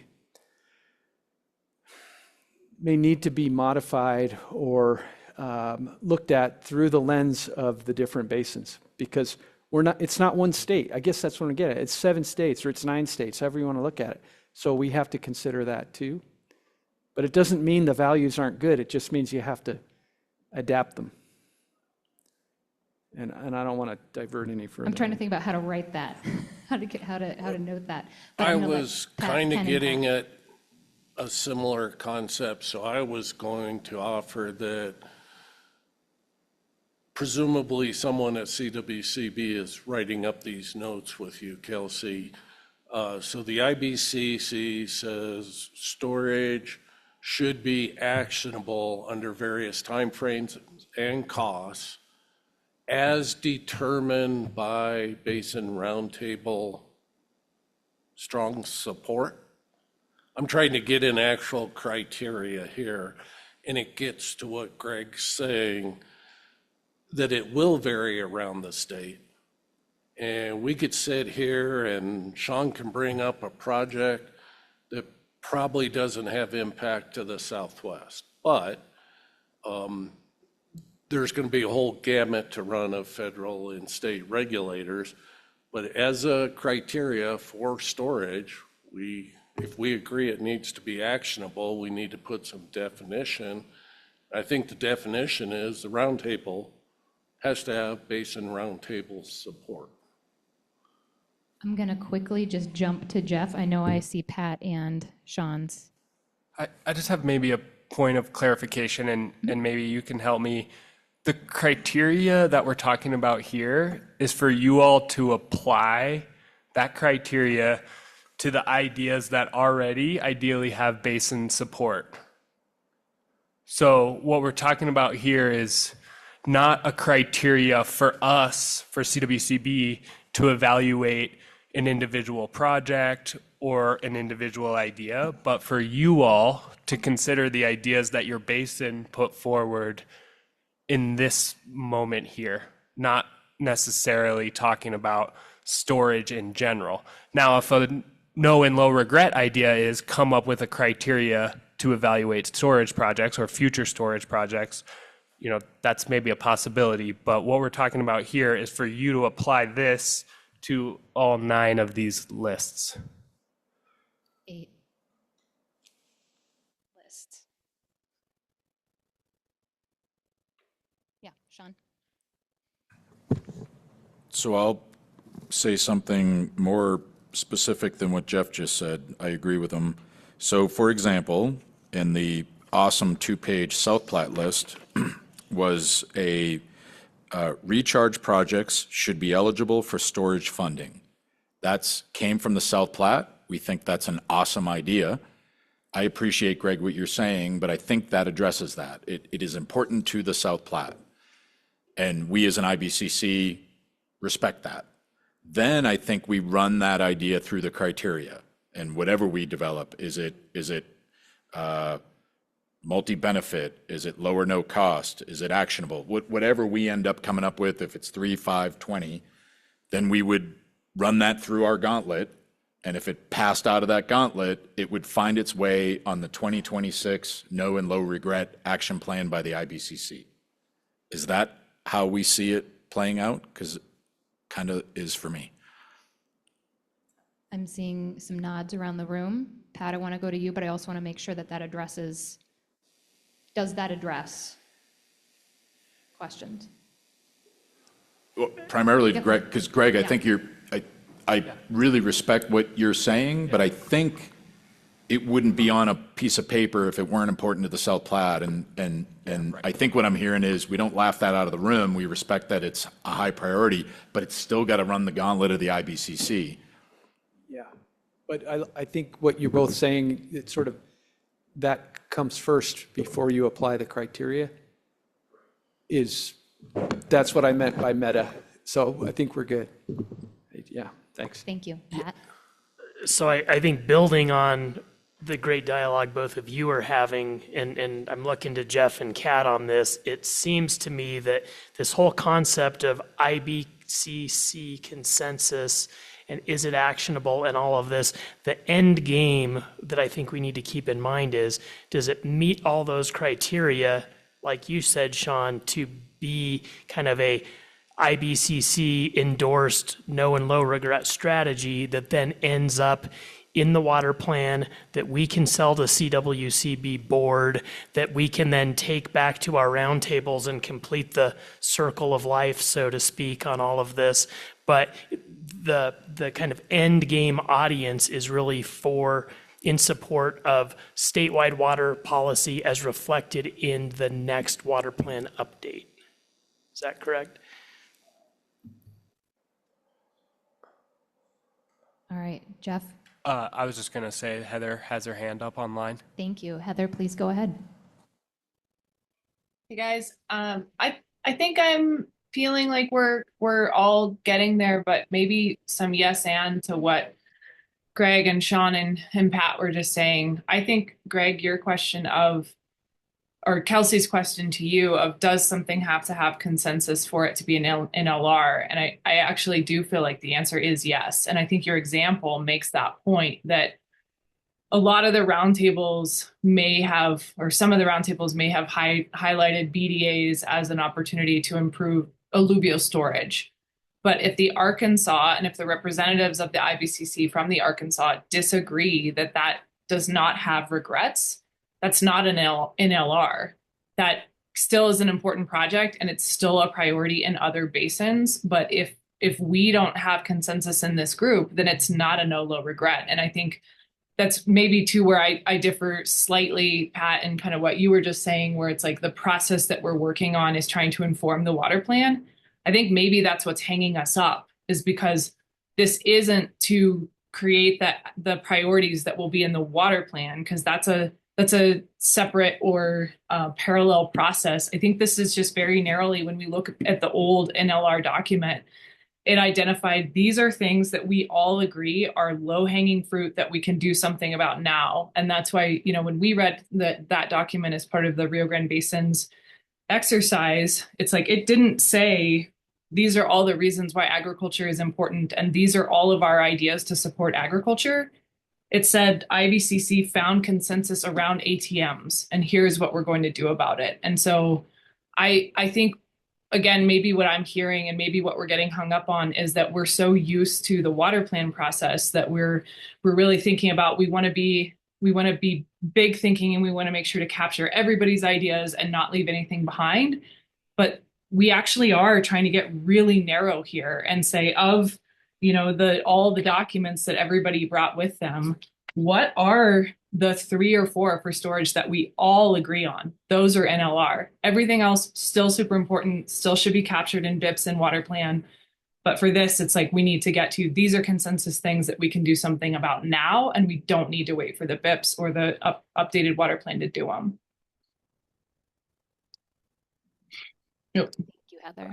Sorry, didn't mean to turn my camera off and be like, mic drop. I meant to mute myself. Thanks, Heather. Kathleen. I promise to keep this short. I think Pat and Heather's comments really help because I guess I didn't know what a strategy was. And that's why I got hung up on the word project. And now it seems like there's a better understanding, at least just speaking for myself, of where we're headed and why we're going through this exercise.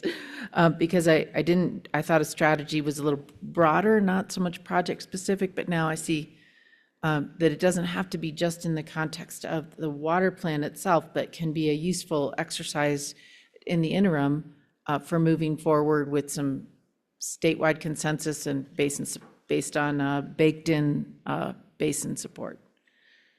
I hope that's an accurate assessment. Okay, thank you. So what I'm kind of hearing is, building on this conversation that happened, ideas aren't here unless there is broad basin support.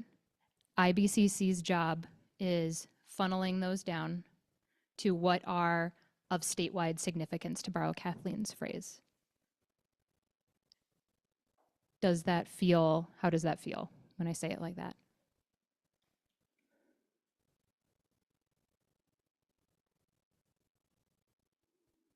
I see thinking faces and some nodding and a phone.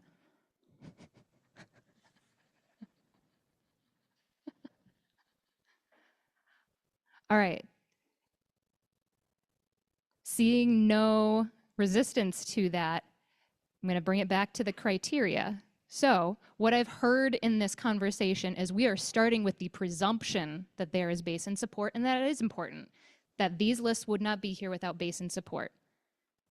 So then, if we presume there is basin support, then I have heard the word consensus from a number of you now. Is that important? I know what your bylaws say, but I also want to see, is that a criteria for looking at an idea? So if we look at, to go back to Sean's example from this, Sean, will you pick one from the South Platte, please? Pick one thing from your list. Recharge projects should be eligible for storage funding. Gut check. Does that have IBCC consensus? Yes, no, borderline. Thumbs up, thumbs down, raise your hand. Thumbs up, thumbs up.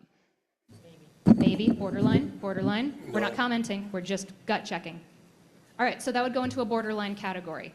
There's a lot of support, but borderline. 2 thumbs up online.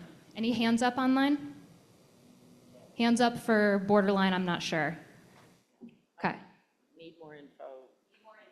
Okay, so that would go, so just to give you an example of how we would apply that, so then we just move on to the next idea. Now, that borderline category is super important. The ideas that idea, project, strategy, we're going to need to be real encompassing in our terms here, because it is confusing, Kathleen. I think you raised, I really appreciate that point for clarity. It is confusing. We don't always know that we're talking about the same thing, and that's important. So, Sean, can you read another example from the South Platte list?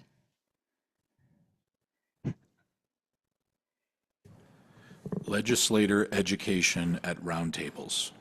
All right, gut check. IBCC consensus, yes, thumbs up, no, thumbs down, hand up for borderline maybe. It's okay to be a borderline maybe. We got one. That's fair. That's totally fair. We got thumbs up, thumbs up, thumbs up, thumbs up. If you are a halfway up, put your hand up as a raised hand. It's just easier to see. That's a yes, that would have IBCC consensus. Okay, online we had thumbs up. Okay, so we have some hands up in the room, so that would go into borderline. We got to talk more about it. Go for another one. We're going to keep testing this. This is going to get consensus. Address aging infrastructure. All right, thumbs up for yes, this would have IBCC consensus. Thumbs down for no, it would not. And a hand up for borderline. We have a thumbs down in the room. There's nothing to me in that statement that is actionable. It's like I love puppies. Yeah, we all love puppies. All right, point of clarification. I didn't ask if it was actionable. I asked if there was IBCC consensus. So we're just talking about one criterion. So what you're mapping out is that would be question one. Question one. Do we have consensus on it? Oh, we got thumbs up. All right. So guys, you have consensus about your first thing, which is aging infrastructure. Now we're going to take that and we go to your next criterion. And let's say your next criterion is the idea or concept or strategy or project is actionable at IBCC. Read it again. Same one. Got Aging infrastructure. Address aging infrastructure. Is that actionable? Thumbs up. Actionable at the IBCC. Thumbs up, thumbs down, raise your hand, I have questions. And it's more mixed. So that idea then for that criterion is going to go into the borderline. Thank you online, we saw those. I saw them. And then it needs to have some more conversation about that. That doesn't mean it's not going to advance. It means we're going to talk about it more. So then if there was a third criteria, let's pretend that the third criteria, we're just going to pretend, is multi-benefit. Let's just pretend. Aging infrastructure. Sean, please read it again. Address aging infrastructure. Thank you. So is that a multi-benefit? Let's say the criterion is that multi-benefit? Yes, no, I have questions. No, if you're in the middle, you got to raise your hand. I can't, it's too hard to see. I have questions, thumbs up, online. Angie's hands up, got it. Thumbs up. All right, so that's gonna go into borderline. We gotta talk more about it.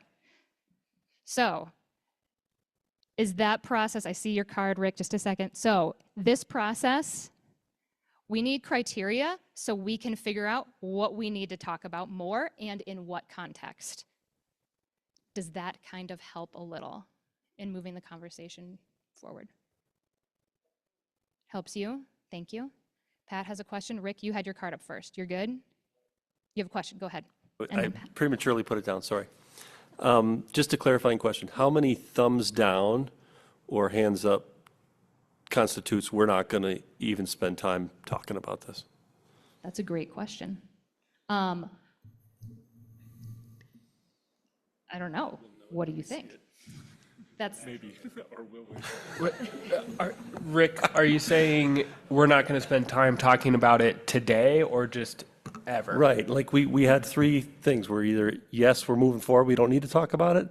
No, we're not going to move forward and we're going to talk about it. But if one person says yes and everybody else says no, is that worthy of our time to discuss today? Is my question.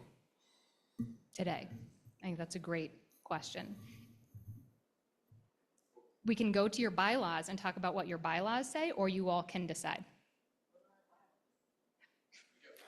You guys have bylaws. Sorry, Jeff. Jeff was like, please don't bring up the bylaws. I think we have a question online. Oh, awesome. All right. Or Heather has a comment. I guess maybe I would ask, could there, maybe without having to go off the rails on everything about discussion, but it seems to me, Rick, that maybe Kelsey could help us with that. So if we have a thumbs down, then could there be a follow-up question of, for the people that are thumbs down, is there something about this that makes it, that changes your opinion? Because that's, I think, our work, right, is to take ideas and make them actionable. And so where Pat was just kind of on the fence, Pat, I'm so sorry, you just are doing stuff so I can see you and pick on you. But, it is a good point that the aging infrastructure thing, that isn't an action until we make it actionable. And so the conversation around, okay, so you had thumbs down because you didn't agree it was actionable, but is there something we could do that makes it thumbs up? And then the answer is, yeah, we specify what we mean by that. Do we mean talk about funding for aging infrastructure, or do we need to do a policy discussion, or is there a legislative thing? And so it feels like that's where we can put some stuff in parking lots to say, we didn't all have consensus until we asked, is there something that makes it consensus to you? And if it's more specificity, then yeah, let's do that. And if it's no, I hate infrastructure, then it's like, okay, we're not going to reach consensus.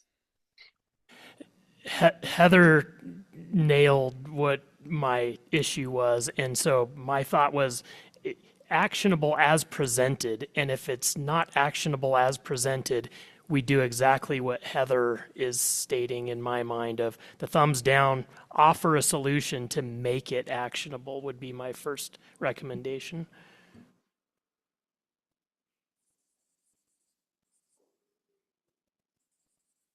So what I'm hearing is a development of a process for how to work through these. So you have a criteria. If the answer is no, we need to say, what could change that? If there's nothing, then we got to put it aside. It's got to get off the list because we have to have a way to get stuff off the list. Jonathan and then Ken. Thank you. Yeah, since this has gone kind of a procedural direction, I guess I'm curious, would you want to spend time trying to negotiate consensus rather, like if we got that South Platte list, and there's 300 items on it, do we want to run through them really fast and find these are definite yeses, or do we want to get to number 3, see that there's maybes, and then spend the whole day getting number 3 to a yes versus identifying 200 that we all agree on? You know what I mean? Just joking about the numbers, but I'm just saying, do you spend the time discussing your maybes or identifying your definites and sending them forward? The process I had proposed for today was to run through those lists once we have criteria as fast as we can so we can see those ideas. That can change, but that is the process that I had proposed for us today. Ken had his card up and Carrie. The developing this criteria, had we had this criteria when we prepared the list for storage, we would have come forward with ideas that we would hope that would have addressed the criteria.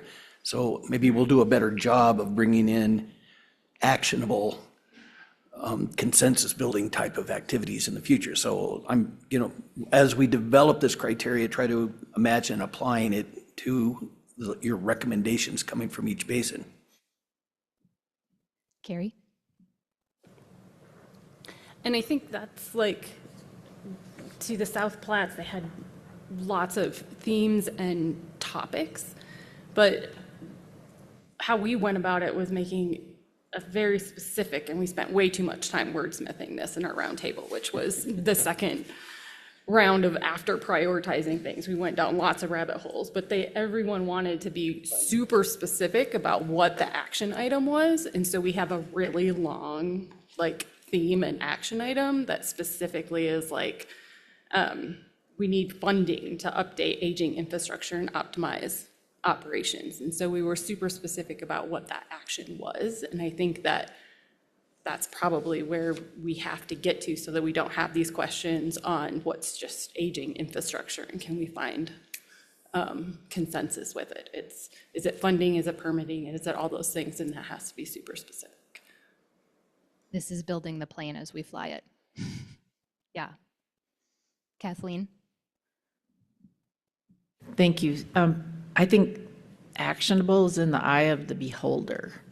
And if we were to take that back to the Gunnison Roundtable, we'd get several different definitions of what actionable means. So I know that we'll probably run out of time, but I would love more thought from everybody on how they define actionable. Does it mean you have the water rights in place? Does it mean you have the funding in place? Does it mean you have the potential to get the funding in place? I do think that is a broad term. To be using that for criteria, I think is the right path, but I'm not exactly clear on what actionable means. So I'm hearing that there are questions in the room about how actionable at IBCC could be used as a criteria, and that because of those different definitions, that could be really hard to apply as a criteria and may unintentionally winnow out some things that you feel like should be discussed here or advanced from here. Is that accurate? Okay. Kat, did you want to? A couple different things came up for me as Kathleen was saying that.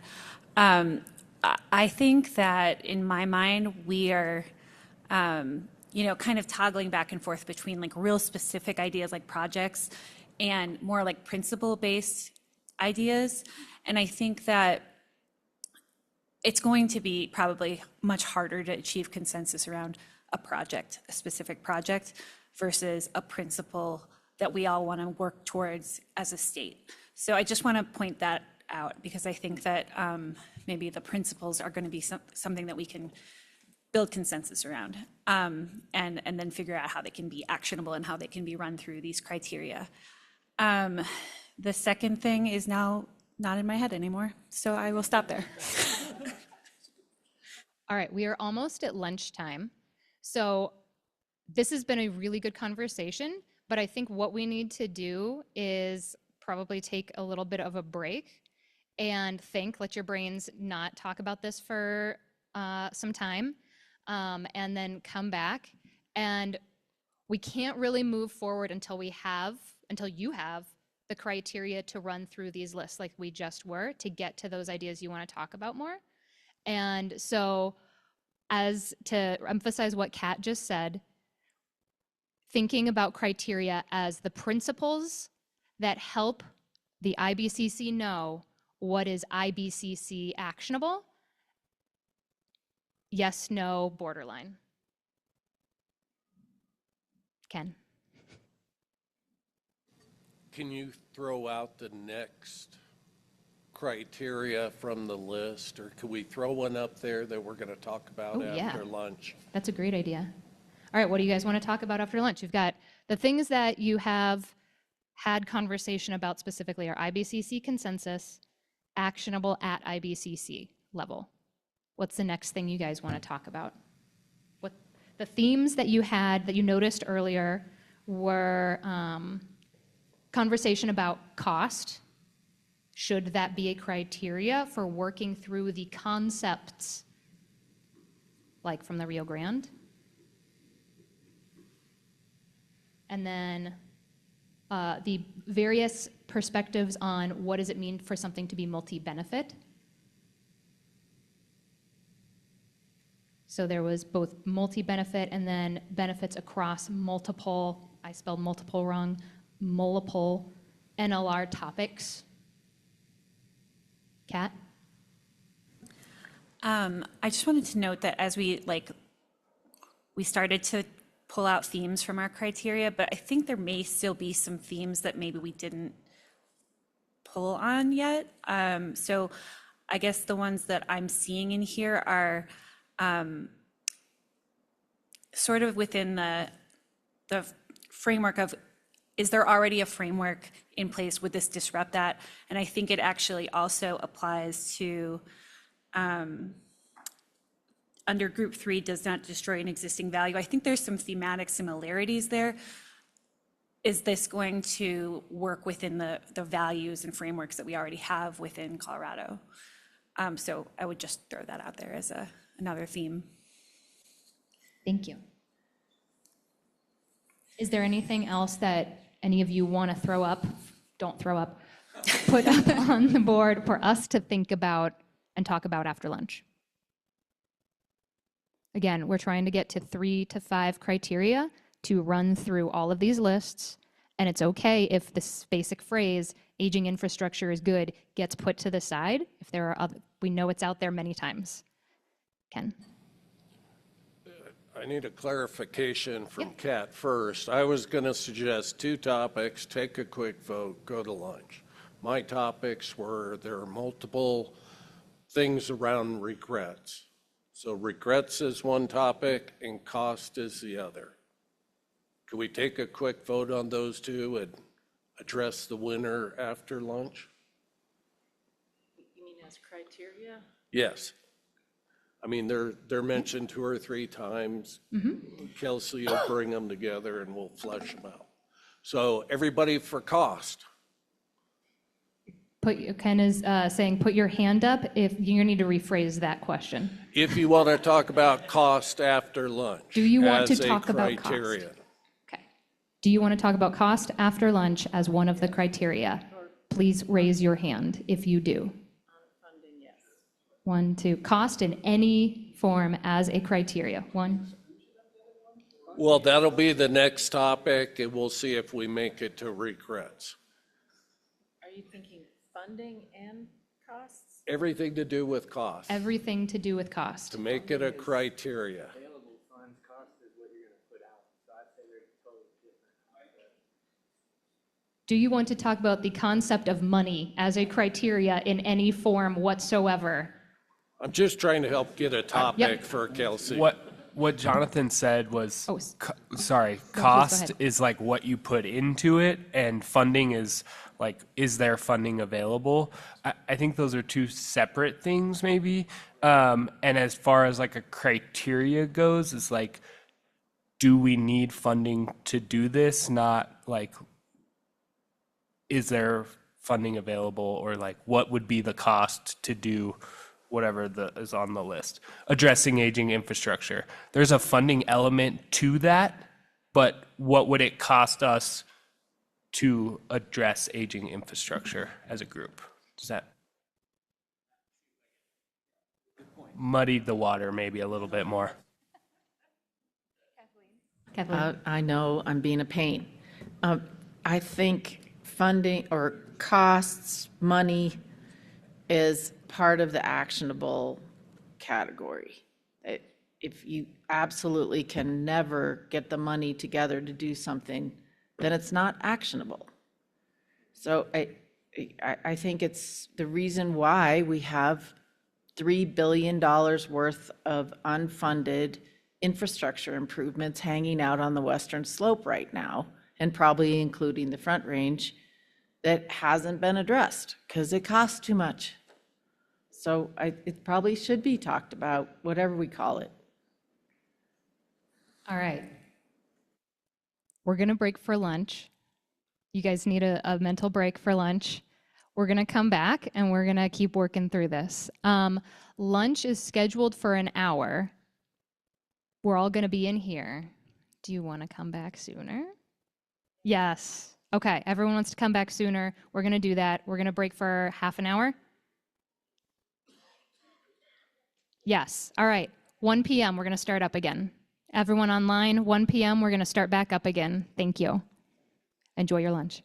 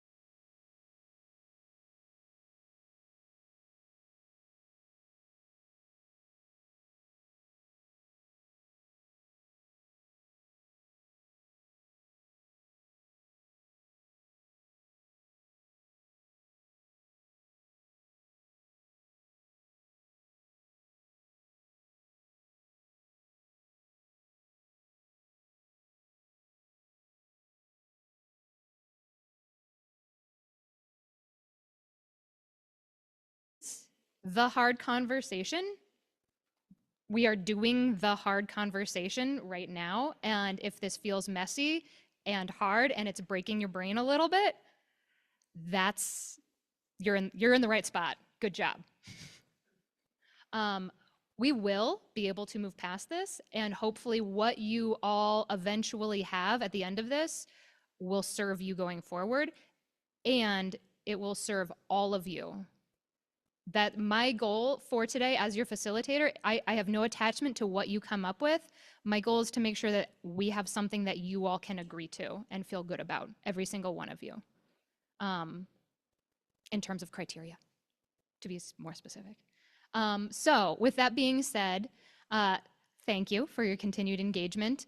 Now regrouping after lunch, there's a couple of things that I just wanted to bring up when thinking about criteria and setting criteria.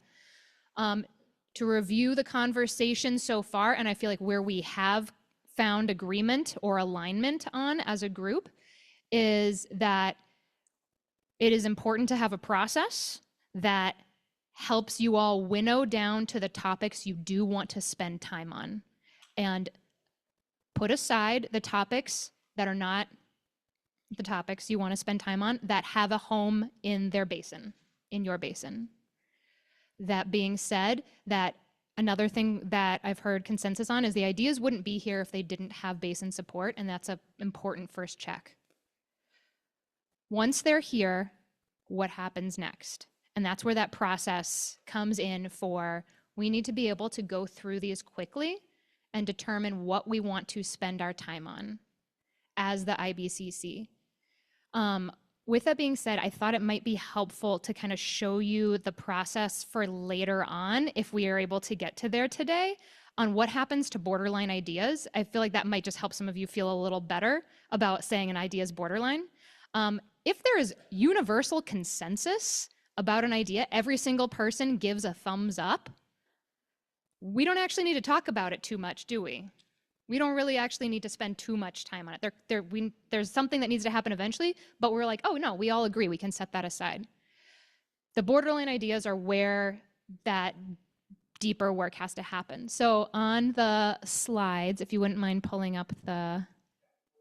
Oh, you're working on it. They're working on it. I'm gonna just keep talking. Keep going. Keep going. Stall.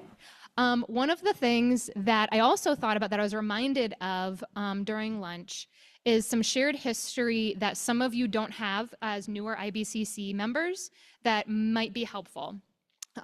In June of 2024, the IBCC, as it was then, decided that a concept, it's really hard to pick the word for that, but a concept that the IBCC had unanimous support for was promoting ASO. ASO did not have funding, like statewide funding at the time, if memory serves me correctly. And so that was not a criteria, but that was something that everyone agreed upon in the room that, hey, we want to promote this and trust that funding will follow at some point because it's an important idea. Some of you are probably channeling that experience and remembering that experience. Some of you don't know about that. So I just wanted to bring that up for those of you that were there and thinking about what helped the IBCC then decide this is an idea we want to promote. Again, I realize that's not a storage topic, but point being, what were the criteria that would help the IBCC decide something like that? All right, so I'm going to transition. I stalled for long enough. We've got the slide up now. So borderline ideas, they're not dead. That's where we're going to spend our time. And when an item goes into the borderline category, it needs time from you all. And so there'll be discussion about that. And borderline ideas then move from borderline to, yeah, actually, after we talked about this, it actually does meet all the criteria. Actually, it needs to go in the parking lot. This idea needs more time, and we're not gonna get through it today. We got to set it aside and figure out what to do with it next. Or, you know what, after discussion, this idea is not advancing today.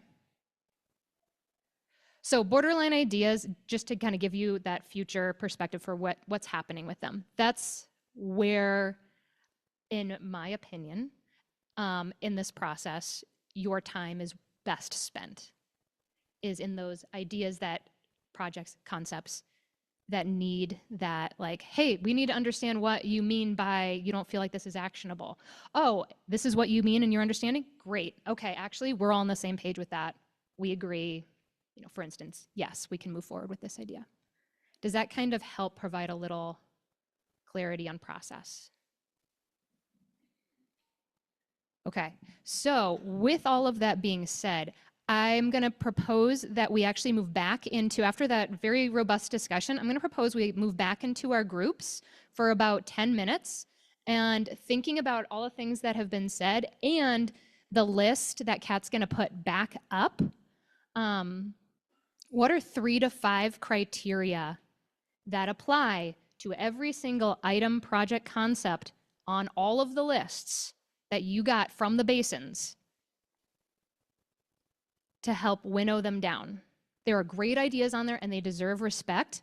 They're not all IBCC appropriate, for whatever that means. Questions on process?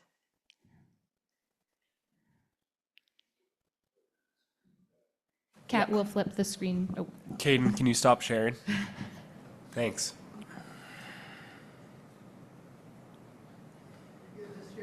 Sam's going to share it since Kat's going to go to the online breakout room. Just as I wanted to give you, can I see your card? Just as a couple examples, things, you do not have to use these, but I was reflecting on some of the conversation I heard, and I want you to think about, for a criteria, it needs to be an easy gut check, yes, no, we got to talk about it more. So things I heard that are even broader, is this a good idea? Yes, no, I don't know, I need to talk about it more. Is there a path forward for this? Yes, no, got to talk more about that. And another thing, is this something we as the IBCC want to promote or support? Yes, no, I don't know, I need to talk about it more. Those are just some general things that I heard at a higher level from your conversation before. Ken, your question, sir. I think what I was wondering, and I'm wondering if how many other people are just thinking that, we don't want to get trapped into a criteria that isn't, like, we can revisit these as often as we need, and the criteria that we agree to today may not be the best one that we agree to in June or in fall. So I just wanted to confirm that flexibility exists. I confirm that flexibility exists. And that's why I was also trying to think of what are the bigger themes that you all are touching on. And you don't have to use those, but those are, is this a good idea? Is there a path forward? And is this something we want to support or promote? So just to give you that thought going into the next, we're going to sit down for 10 minutes with your groups. Kat's going to join the online IBCC members. So I'll check in with you in 10 minutes at 1:29. We'll go with 1:29. Thank you.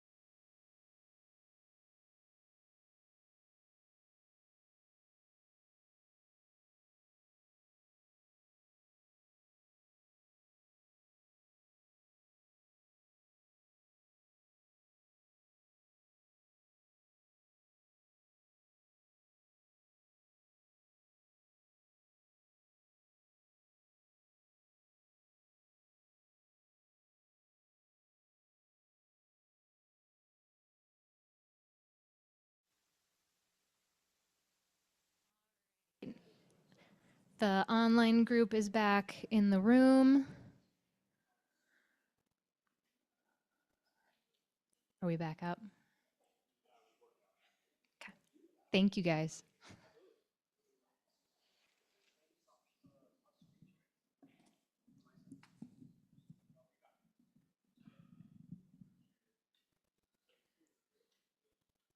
Just getting everybody back into the online room together.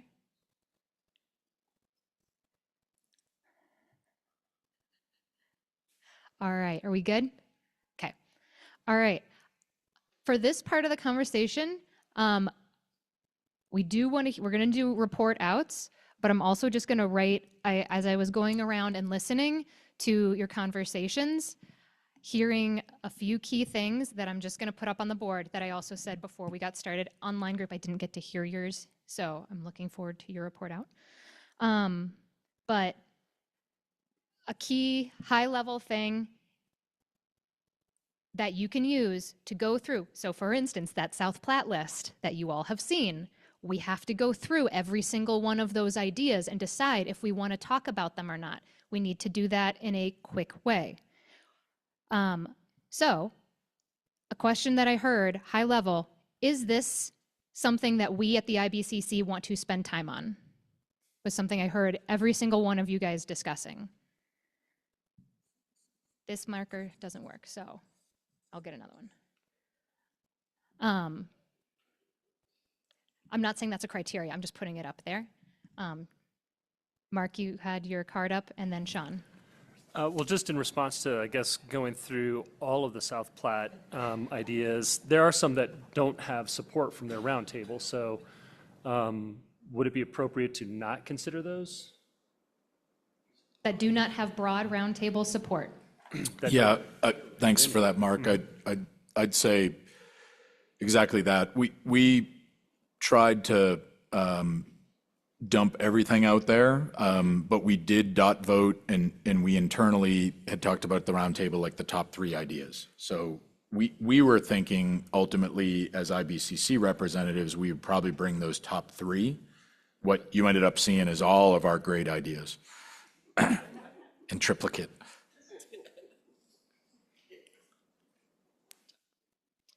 So a quick way. Yeah, sorry, Go clarification. ahead, Sean, Top 3 in each category is what we ended up doing, but.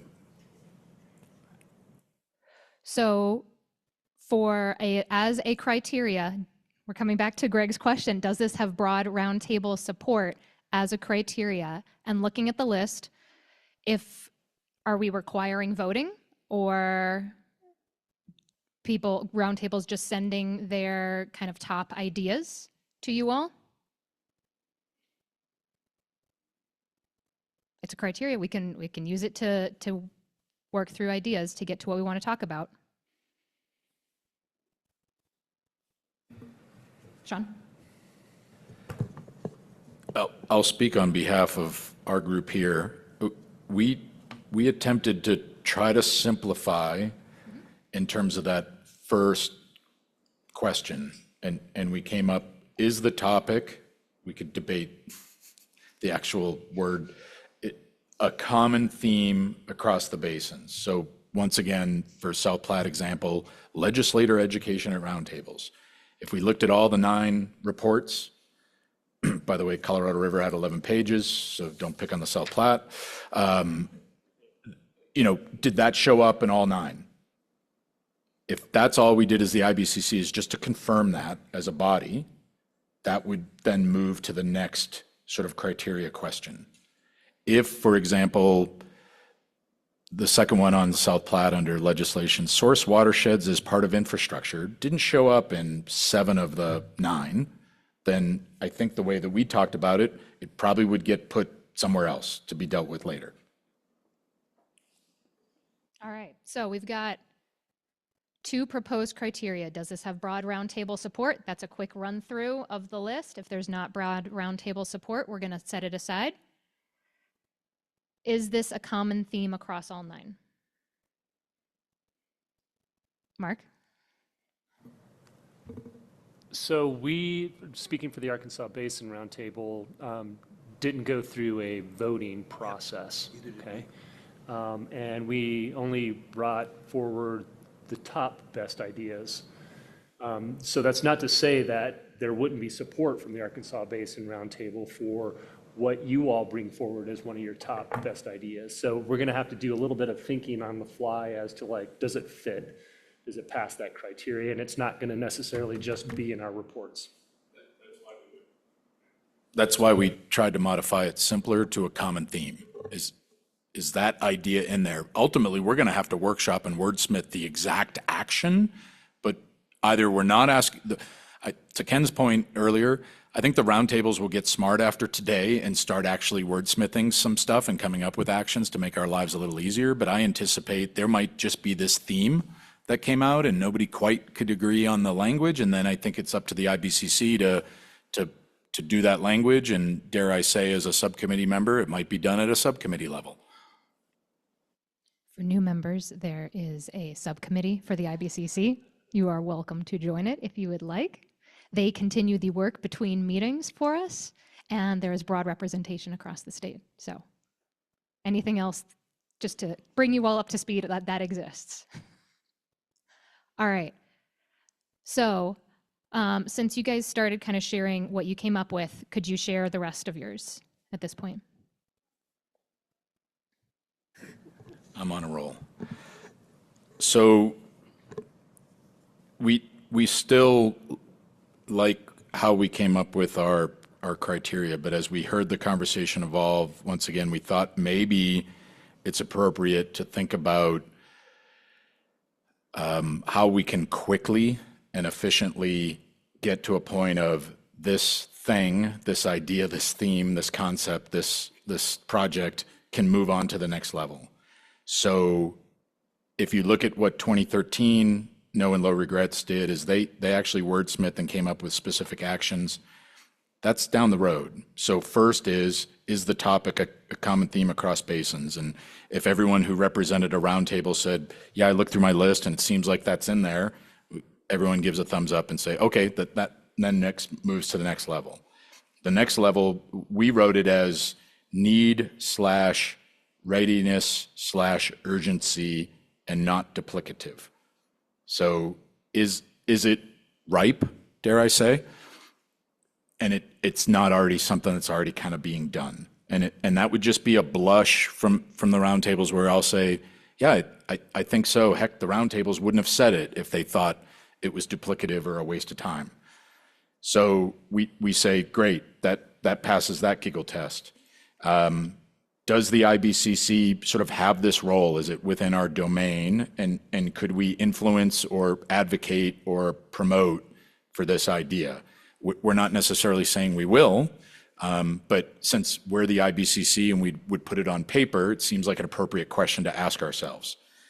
So if that got the thumbs up from the group, if somebody felt like, no, that's outside of our lane, then great, we then debate that. And then the last sort of question, which is a primary question, is are we comfortable with or agreeable to the outcome of the idea? What is it that we're trying to achieve with this? We got away from the funding, partly because in 2013, they didn't have 2 nickels to scrape together. So funding wasn't the thing. We didn't get hung up on who would do it, whether the IBCC would do it itself. So we thought, as a body, if we asked ourselves those core questions, that idea survives to now get put into specific actions. And those specific actions could be done by the roundtables, again, because they're going to pick up on all this and they're going to come up with really robust stuff. So that makes our work a little easier. But ultimately, the roundtable would come up with specific actions, and it could have 1 or 8 under a particular idea, topic, theme, concept. Did I do the group justice? Tom? Okay. All right. Thank you, guys. All right. So, yes. Oh, I'm so sorry, Lisa. Go ahead. That Sean just said. Oh, I just wanted to clarify. I was just curious, in your 4 criteria, I just wanted to make sure I was following you. Is this like a get smart thing where like if it goes past 1, the door closes and there's another one? Or is it and that, then and then that, and, or is it all of them have to go? Does that make sense? I do have a process for that. So it's not necessarily, I don't know if they discussed that, but also I'll let them answer. But I have a process for us to go through for that, and I did not have the doors be closed off after each criteria. Okay. What Thank Kelsey you. said. I'm sorry. That's what we meant. Sorry, I could take that one. Any other clarifying questions for their 4 criteria? Is this a common theme? And I changed it to across many basins. Is that fair? I did make that edit. As opposed to all. Okay. I got a yeah in the room. So you like that one? All right. Greg likes that one. All right. And then I put in quotations ripe, but can you give me the words you gave again to articulate what ripe meant? Oh, they're on the screen. Oh, they're on the screen. Awesome. You all can see them already. But can you give them to me again? I lost them. Oh, that's why I can't see them. Oh, they're not. We wrote need / readiness / urgency. Thank you. And not duplicative? Was that the other one? You got that? Got it. Thank you.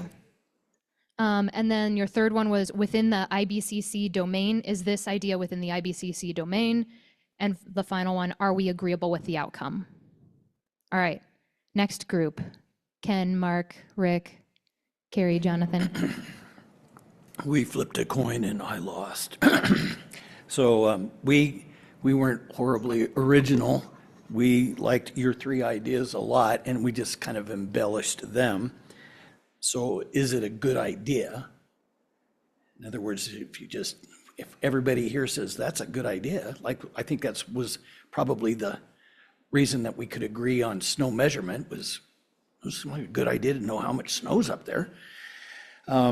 So that would probably fall under the common theme with broad support that we've already talked about. Path forward. If we had something like, well, we should reverse climate change. Well, that's, yeah, we probably all agree that that would be nice if we could do that, but we're not sure that we really know how to move forward on that. So I guess advocacy and to Sean's idea, this ripe idea that there's need and it's ready and it's urgent. The third one was is this something the IBCC should promote? So that would be like statewide significance. No individual basin would be injured. And again, that common theme. That's all we had. Thank you. Thank you. Any clarifying questions for their group? Ken? Did you say clear path or a path forward? Are we going to get that specific or with a thumbs up, thumbs down level? No. Jonathan, did you want to add to that? I would say we were meaning, we mean a path forward. If there's a clear path, it should have already been done. So we want to find new ideas that are ripe for action. Well said. Great. All right. Ken, Pat, Lisa, Kathleen, Greg. We agree cost should probably not be in the criteria, although we did have a good discussion. It's not the cost of an individual idea, fill in the blank subject. It's the cost to the IBCC. Do we have the resources to do something about it? So the one somewhat sentence we have is this fill in the blank subject worth the IBCC talking and doing something about it?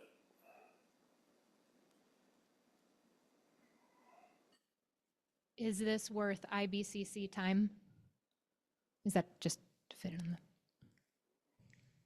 I want to make sure. If the other words matter, I'll put them down. Okay. Clarifying questions for them?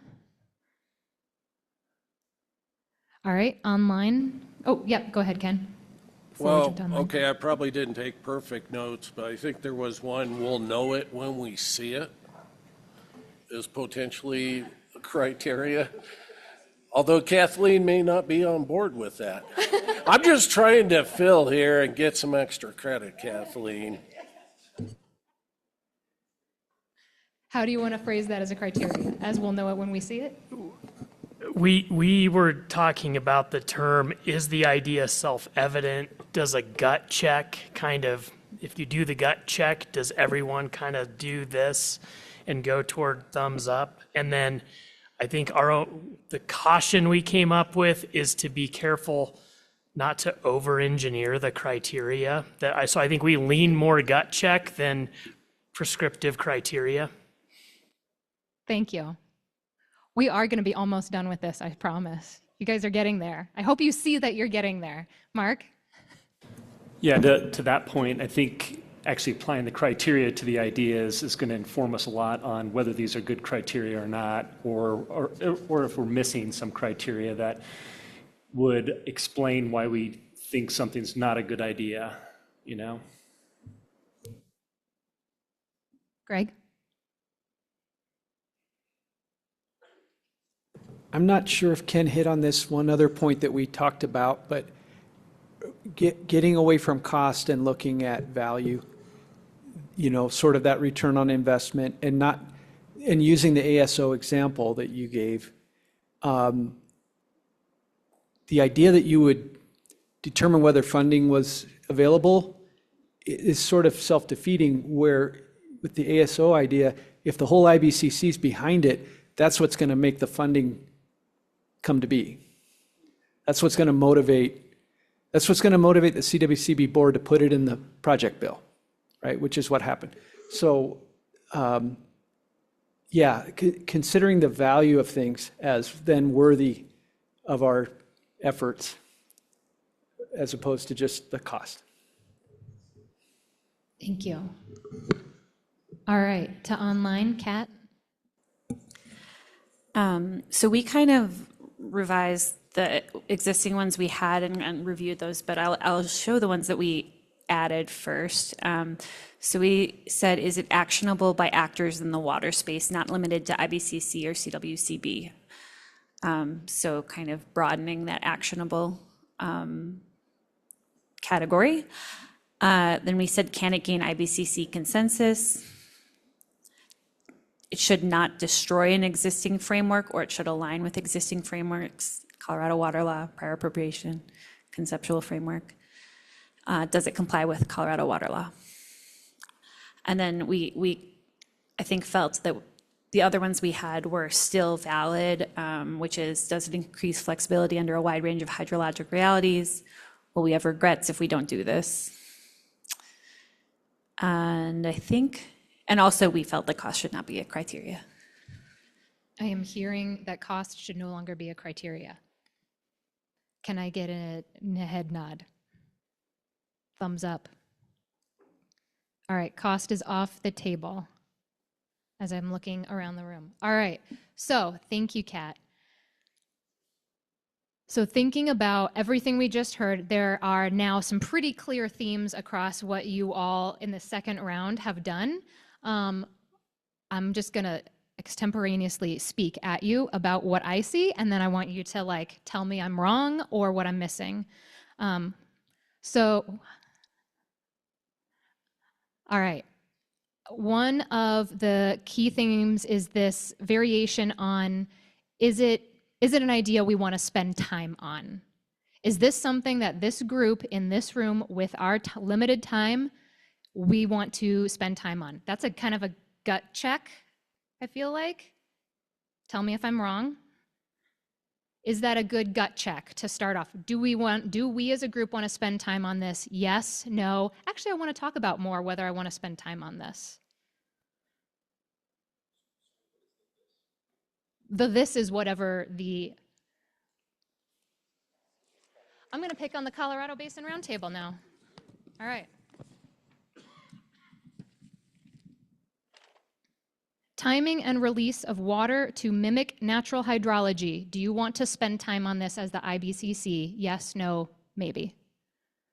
Or I actually need to figure out what it means.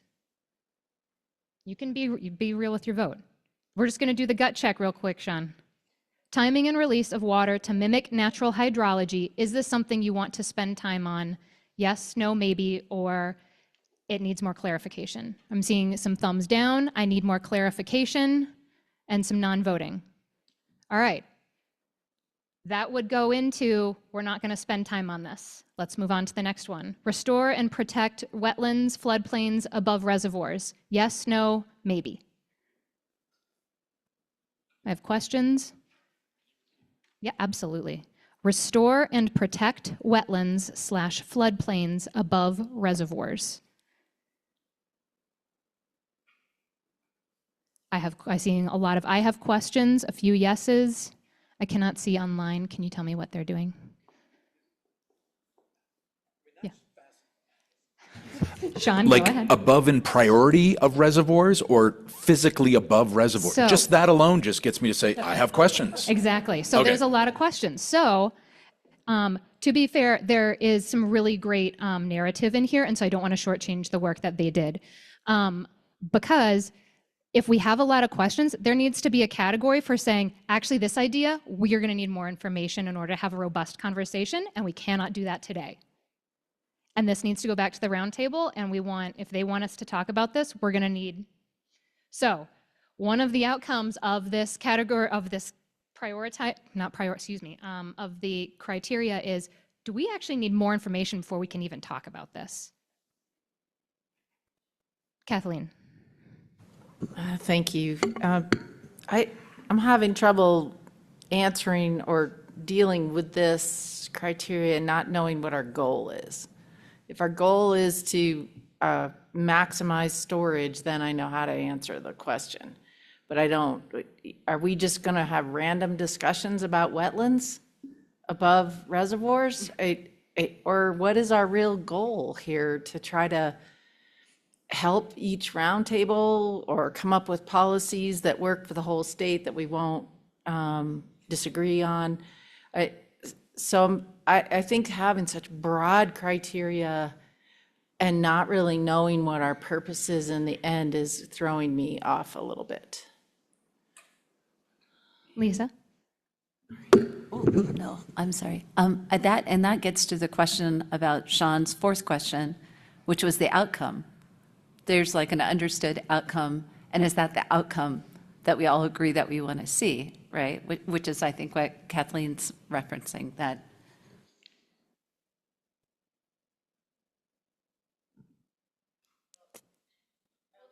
Kind of. I mean, I don't think that there's unanimity statewide that storage in and of itself is a priority. I think there are people who would ask questions about that and wouldn't be that excited. So I guess I'm just saying, how are we trying to, I just need to hear some more examples, like Mark said, that we should be able to figure out what's missing here once we start testing it. But it is hard to answer this question. Should this body spend time talking about everything on that list? Or should we be focused in on a more narrow conversation? And this is broad criteria. It's broad criteria. We have to have a way to get down to the things you want to spend time on. I hear your question. Mark, go ahead. And to maybe tag onto that a little bit, I think there's a legitimate question that we discussed is, there are a lot of ideas that came out in the discussions that happened at the roundtables, a lot of ideas, right? And I think some of them legitimately we need to ask as this group, is that storage? And so, what is storage? And then we can have maybe a more focused conversation around regarding storage. Is that concept, we want to maintain it? Do we want to develop more? How? But there are some things that I think, really great ideas. I think we'll get to them in other parts of the NLR process for nature-based processes and watershed health, right? Those are great things, really important topics for us to consider. Do they fit in the storage conversation? No. If we do these things, if I do it as a project proponent, will I get water out of it? And I think that's kind of the concept of a storage, right? You take water, you put it someplace, and then it's available to you later on. So I understand this broader kind of concept of, wetting the sponge and all of that, but, is it storage as the topic we're, I think, trying to address right now? Kat? You added it. I was going to say that should probably be a first criteria question is, does this fit the category? Thank you, Mark. Was that what you were going to say, Pat? Okay. Yeah. What I'm hearing from that conversation is, does this fit in this category now? And if the answer is no, it goes somewhere else. And we don't need to decide that today. Doesn't mean it's a bad idea. It's just not for our discussion today. Does anyone think that that is not a good criteria to start off with? I got a thumbs up. I got one thumbs up. Let's see thumbs up. Thumbs up. This is a good criteria for us to start with. Awesome, you guys. We have a criteria. Online people, I see thumbs ups. We did it. Does anyone think it is not a good criteria to start with? Online? Wait, Ken, I don't know. Ken? Well, I guess just how directly does it have to be related to storage? There are things that may be helping the funding supply for the proponent that the proponent would certainly argue. Okay. I'm just going to tell you right now, you're thinking too hard. That's a good question, and I don't want to minimize your question. Are you willing to test it? I'm willing to move on. Okay. Anyone online? I want to give online people a chance to. Okay. All right. So, does this fit in this conversation here now? Today we will talk about storage, but that can be a universal criteria, but we'll check in again on it because we're going to be flexible and adaptive. All right. Does this fit here now? Do you guys want to, I'm going to give you a choice, and I do want to see a vote for which way. This is an informal vote. This is not an official vote, but do you want to test this out? Like start with one of the Basin Roundtable lists and go through and ask that question for each item on that list? Angie says yes. Ken says yes. Lisa says yes. Jim, Ken, Mark, Rick, Jonathan? I will ask the question again. Would you like to test this criterion on one of the Basin Roundtable lists right now? Okay, let's do it. All right. Start at the top of the list. A is for Arkansas. Everyone grab your Arkansas list.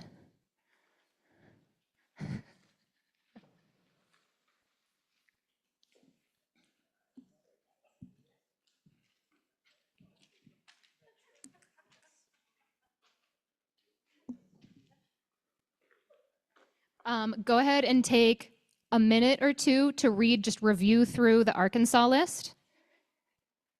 Refamiliarize yourself with what is on it. And remember, the only thing you are considering right now is does this, whichever idea, concept, does it fit here today?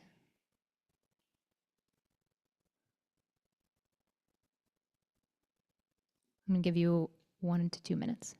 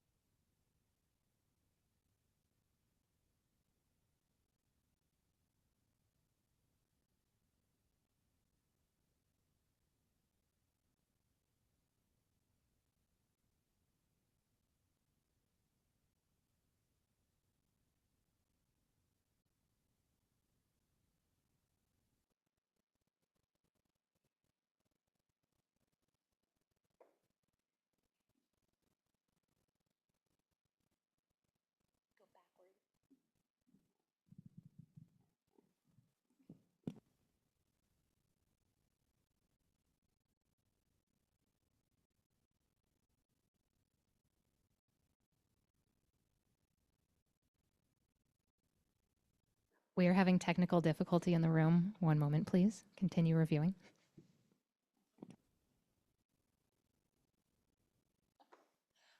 Okay, so applying a criterion, a singular criteria, the objective is to sort ideas, bear with me, ideas, concepts, projects efficiently so we can focus our discussion time. So thumbs up meets the criterion, thumbs down does not meet the criterion, and then there is the borderline, like not sure, needs more discussion. We can also, we just talked about, there clearly needs to be a fourth category, which is like, it's not even like this, okay, I want to talk about this. It's, this does not, I need way more information on this. All right. So we're going to practice the quick pass. The criterion we are currently using is, does this fit here now? So I lost my Arkansas list. Thank you. All right. So 1A from the Arkansas, administrative agency action and increase operational storage use in existing reservoirs. Maximize use of flood control as appropriate, support rehabilitation of dams with storage restrictions, allow greater use of other storage-related operations, some may require legislation. Number 1, if and when excess capacity storage programs among regional user groups. 2, use of contract exchanges to facilitate the use of shared storage. 3, opportunities for additional types of carryover storage. 4, greater flexibility in storage using alluvial and deep rock aquifers, timing, dominion, control, types of water, etc.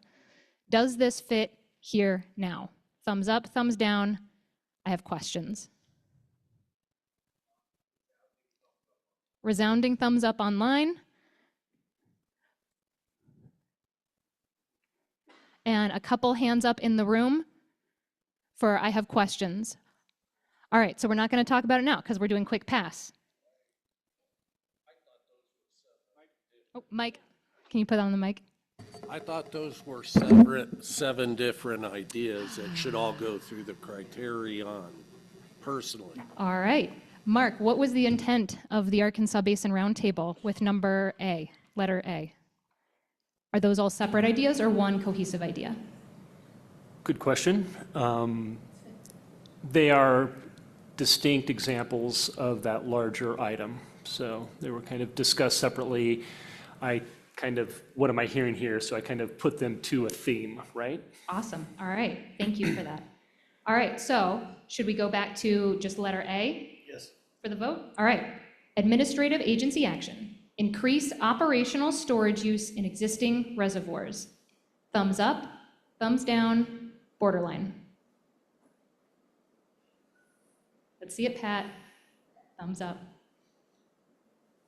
Sean has question.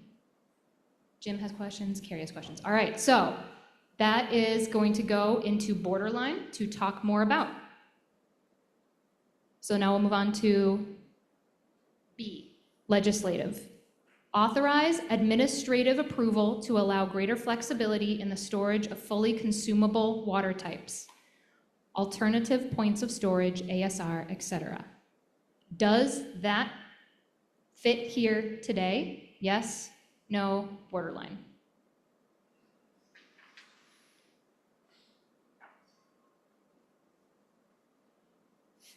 Got a couple no's.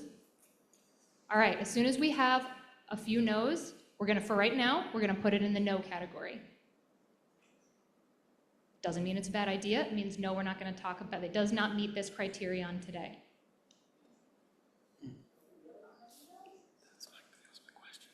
We gotta move through stuff. There was also borderline, but there were some no's, unlike the first one that did not have no's. What do you guys wanna do? Should it go into borderline if there's a few no's? Sean? This is awesome. This is hard. It's really hard. So for me, and it may or may not help the conversation, but I'll do it anyway. I was a thumbs down, if you want to bag on the thumbs down people, because it said authorize administrative approval. And I couldn't wear my South Platte hat nor my Sean Cronin hat and say, I'm willing to move forward with authorizing the administrative approval because the next question is it in our lane? So if however it said, explore opportunities that will allow greater flexibility, that's a policy-ish sort of thing that I think that seems more palatable. Go ahead and wordsmith it. So I mean, that's, and again, this was, yep. you know, we had not a lot of direction Yep. in what we were to turn in as homework, right? So these are concepts. This is my best effort of trying to capture what we discussed, what my roundtable members felt were important topics. But definitely like this can and probably should be wordsmithed into what is the right way for IBCC to potentially be engaged in that idea. Yep, Okay? agreed. I also want to highlight, Sean, that you brought up a different criterion than the one we are evaluating in your explanation. Valid, but right now all we were asking is, does this fit in the conversation today? Is it a storage topic? Yeah. So you bring up a good point, but you mentioned a different criterion for justifying. So are we saying, is that what, okay. So you brought up a separate criterion that we have not yet agreed upon. I want to argue with you, but I can't. It's okay. You are right.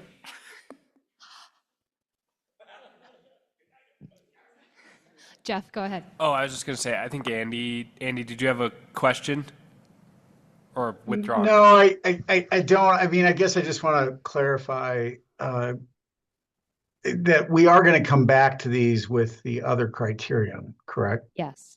Okay, that's all. I'll put myself in the same corner Sean's in. So to jump out of the testing for a second, is that a criterion you all, as you're looking at this one, are thinking about?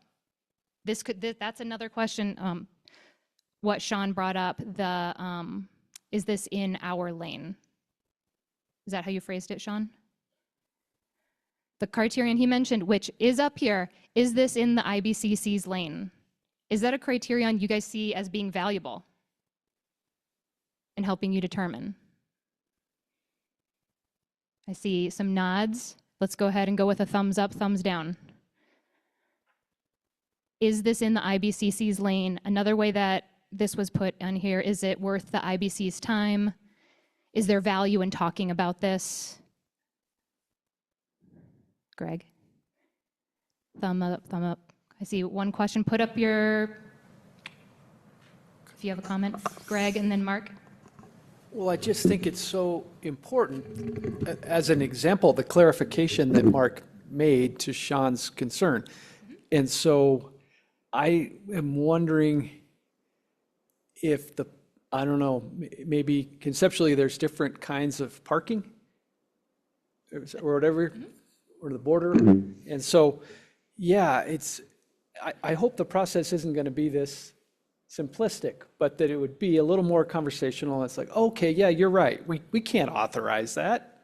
That's crazy. But, to work towards maybe, if that was possible, to be authorized, right? So, I mean, it's such a nuanced bit of language, maybe, more than it is a really controversial thumbs up, thumbs down kind of thing. So I think we need to acknowledge that. And so, yeah, I hope the process won't be this sort of black and white, because every one of these things is so nuanced.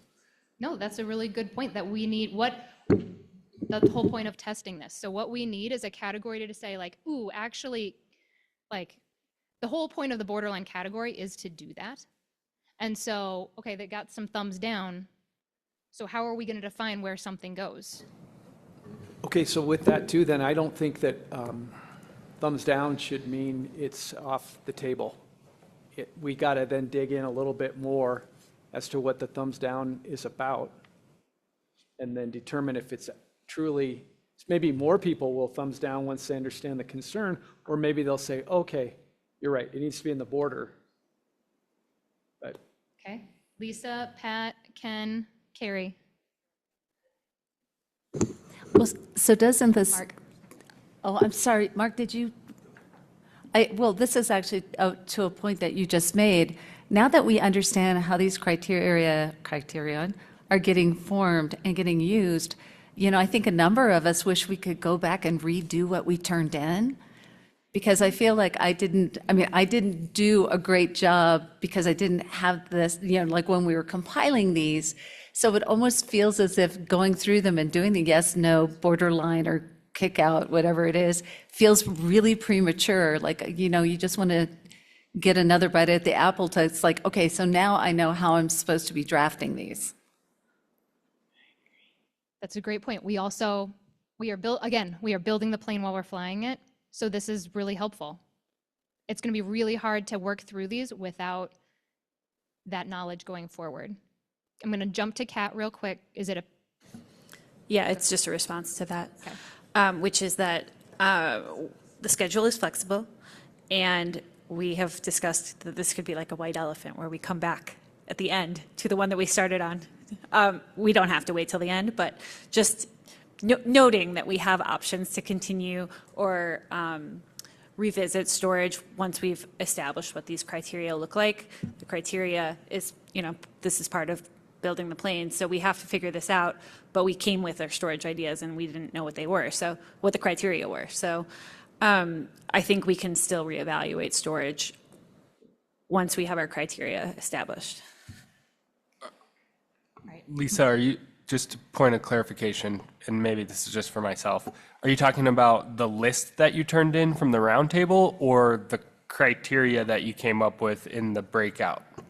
I think I'm talking about both, because as we were going through this, I was glancing down at the metros list, and I was thinking every one of these is going to probably get turned down. And even though I feel like they're really valid, solid ideas, but based on that, on the conversation, the way we're using the criterion, I think that's, and Kat, I absolutely understand that we can revisit this and that this isn't the final conversation. I just want to make sure that the efforts that we're putting in today, we're not putting things through a criterion and then having to go again and do them again, just to be the most efficient way of doing it, right? This is going slow to go fast, and this is what it feels like. It doesn't feel great, and I do want to affirm that. But this is the important part you need to know, and the points you guys are bringing up are making sure that this is a process that you both can live with and walk away and feel good about. Mark, I had cut you off before, so do you want to respond? And then we'll go Pat and Carrie and Ken. Two things. One, I hope we can, if we're actually going to look at the ideas today and apply criteria, look for the kernel of what the idea is. And let's talk about that. So this is flexibility in the storage of fully consumable water types, right? Where you can store that water, that's the issue. Let's not get caught up in the other words that are there. That was me. It's just maybe sloppy, quick drafting as to kind of getting ideas on paper. Second, on this other criterion that Sean was applying to it is this in the IBCC's lane or wheelhouse or what have you? I think that's worth a conversation too. I'm new here, but I'd like to understand what different IBCC members think is the IBCC's role, because that's probably not perfectly shared amongst all of us, and that's okay. I think that's normal. But I think it's worth a conversation if that's going to be a criterion that we apply to these ideas. Because a lot of what we've talked about as far as outcomes of this are not what the IBCC does. Legislation, clearly, right? Future agency action, we don't do that. But these are ideas that could be seeds for those. And I think that's really important because I feel like that's where there's some value in this process. Thank you, Mark. All right, then we've got Pat, Carrie, Ken. I guess in running through the criteria specifically on these Arkansas Basin topics, I'm finding myself, and Director Mitchell kind of challenged us to think statewide, to think broad, to get out of our own, silos on this. And with some of these, I found myself immediately going to gut check. And is this something that the South Platte would be interested in spending a lot of time on? How would the Colorado Basin react to what we heard here? And then that was kind of where my brain went to, is this going to get enough broad support that we can even have this conversation, or would this just cause us to spin our wheels for the next 6 months on something? So I'm trying to figure out, am I bringing through my gut check my own biases that aren't helpful, or am I really saying my gut tells me we're going to have a tough time making some of this a no and low regret thing, and maybe some of it is just the Arkansas Basin bringing a lot of their really good ideas in their culture to here that maybe we need to challenge ourselves, but I'm just finding that gut check, it's raising a lot of questions about, am I introducing that too early, or am I causing issues with bringing that in? Just my thoughts. Thank you. Carrie?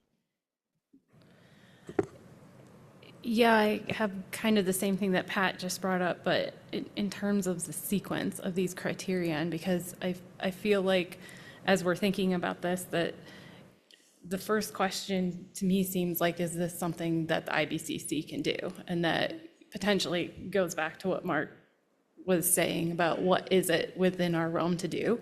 Because I don't know that we should be spending a lot of time on things that we can't even do. It's a great idea, it's something that the roundtables can do, or maybe it's just something that's out of our control, but is a theme that we all have. So it seems like potentially the first criterion might be that, is it something within our realm to even have any effect on or influence over?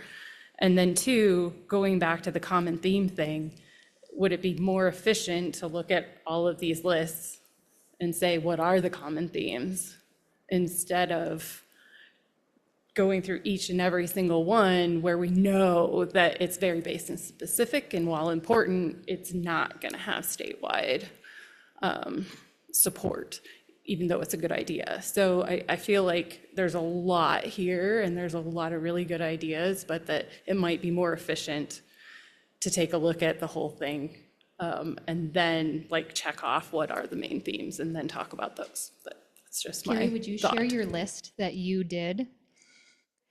So for the other groups, Carrie went through when she was reading over, and she just categorized by theme across all of the basins, the ideas. She didn't rank. She just noticed what came up repeatedly and made a list. Would you mind sharing that list with the room? Just nobody get mad at me if I categorize things and group them not well. So infrastructure upgrades had 7.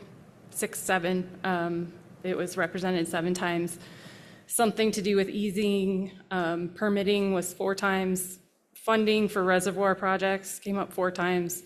Flexibility in administration and timing of water was 4 times. Functional ecosystems twice, multi-benefit projects twice, soil health once, maximize storage use once, website once, funding for permitting and planning once, evaluation of storage capacity once, legislative education once, and sort of your nature-based solutions with looking at natural storage in terms of floodplains, watershed, aquifer, and recharge came up 4 times. Is this a helpful way for you all to kind of think about some of this? I'm seeing some nods and some thumbs up.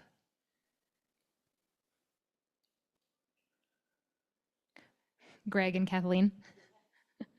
I think it's helpful. But it's also true that some of the best ideas start with just one person, right? And then they explain it and it catches fire, makes it on the next list, kind of thing. But yeah, it seems like a pretty quick way to achieve some of those other criterion that we threw up there. Okay, thank you. If we did it that way, kind of the themes, and say you started with the first one, the existing infrastructure improvement, if that's what it was. I thought I caught that some folks weren't totally excited about that, and I would love to be able to have the discussion, because it seems like a no-brainer to me, but I am obviously not thinking of something, but other people have thought about it. And that's what's so great about this forum, is that I know I'll learn from them, even though it sounds like a great idea from our perspective in Gunnison, but there must be a reason that other folks weren't ranking that real high. Ken, you had your card up. Do you want to go before I go to Sean? Yeah, just briefly, I think we all probably would love a chance to rewrite these right now. And one thing that we could suggest in our process today is probably try to avoid words like authorize or legislate, and instead use words like explore, investigate, support, review, and maybe we could suggest those types of words that we all use to try to, those are words that are much more common in the 2013 document. And then just finally, this, I told you so, we were gonna have to, I think we're gonna end up at the end of the day wanting all of us to go back and take another look at all of how we approached this, and try to come back and do a better job, more aware. More refined. Yeah, more refined, because, and that's, I fully expected that, because it's a really daunting task to try to get the entire state organized around these themes. So hats off to us for even trying, but I think we all need to embrace that it's going to take a little while, and we're going to be working on more than one project at a time. And then it begs the topic that Sean and I have had is, I don't know if 2 meetings a year for the IBCC plus the C9 is going to be sufficient for us to accomplish. And I think at some point we have to talk about our process and how we can make sure that without exhausting ourselves, we can get this accomplished. Sean and Jeff, do you need to respond to something that's been said? I don't need to respond to something. I was just gonna maybe suggest something, and then also Andy has his hand up and has had it up for a while. Oh, thank you. Yeah. I'm sorry, Andy, I did not see that. Sean, okay. Andy, why don't you go ahead, and then we've got Sean and Jonathan in the room. Yeah, I just want to say, I think grouping in the classifications is helpful, but I would say, honestly, the devil is in the detail. And I know this is an iterative process, but, I would say, as Pat alluded to, this authorizing administrative approval for greater flexibility of storage for fully consumable water types. I understand why the Arkansas would want it, or at least I think I do. From our perspective, it poses tremendous problems and is contrary to an awful lot of decrees on trans mountain diversions, and could open the door for significant additional export from the Colorado River or other basins of origin. And so what I guess I'm getting at is the devil's in the detail, and it's hard to limit your discussion to this one criteria, because there are so many fundamental issues with that proposal, just by way of example, that if it's kind of hard to really think about it. So yeah, it's fine on this one, but we got to come back to it here in a minute. And so I'm not sure that just grouping them into things really helps. The details really matter in water, and that's I don't mean to be a wet blanket, but we've got to, if we're going to look at these things, having the criteria all agreed on, and then I don't know how you look at something without all the criteria at the same time. You go through them and you talk about them, and it's helpful. If we don't have all the criteria in front of us, it's hard to even analyze it in my book. So. Gotcha. Thank you, Andy. All right. So in the room, we have a couple hands up. And what I'm also hearing is that sometimes a thumbs down is a thumbs down. and it just needs to be moved off the table, whether you like it or not. And that's hard, but that's also, you are the IBCC, and you have a different role. And so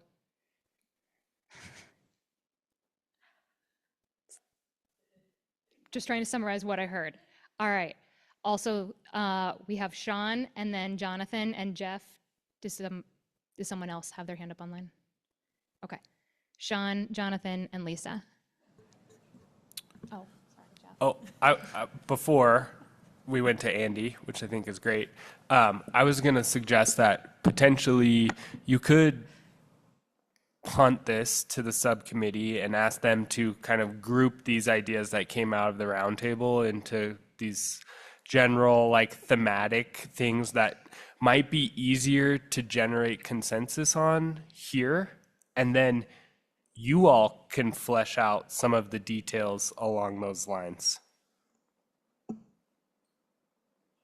All right, Sean's been waiting, and I've shut him down twice now. So Sean, Jonathan, Lisa. Thank you. I'm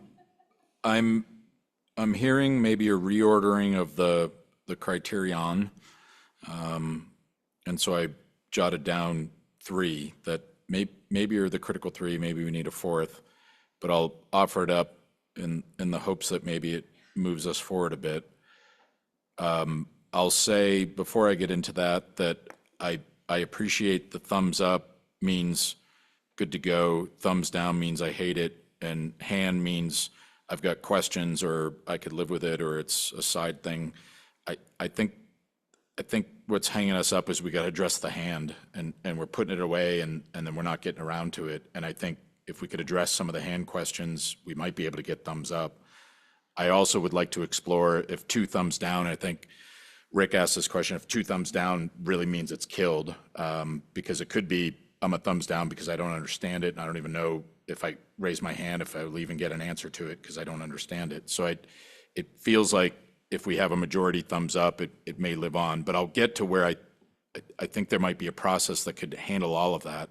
So I think the first criterion is are we in the right category? So storage was today. Does this thing feel like it's in the right place at the right times?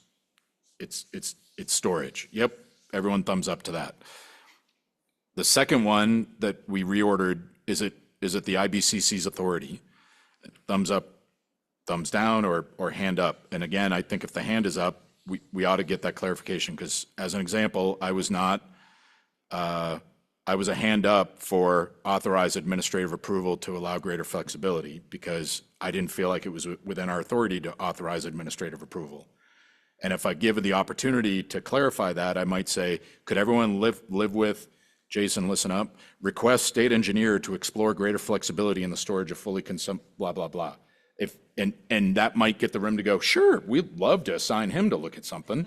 And that might have moved it on, but I didn't get that opportunity to ask that clarification by raising my hand. And I think that's might be a fly in the ointment of this process, because we just put stuff away and it might be next to impossible to come back to.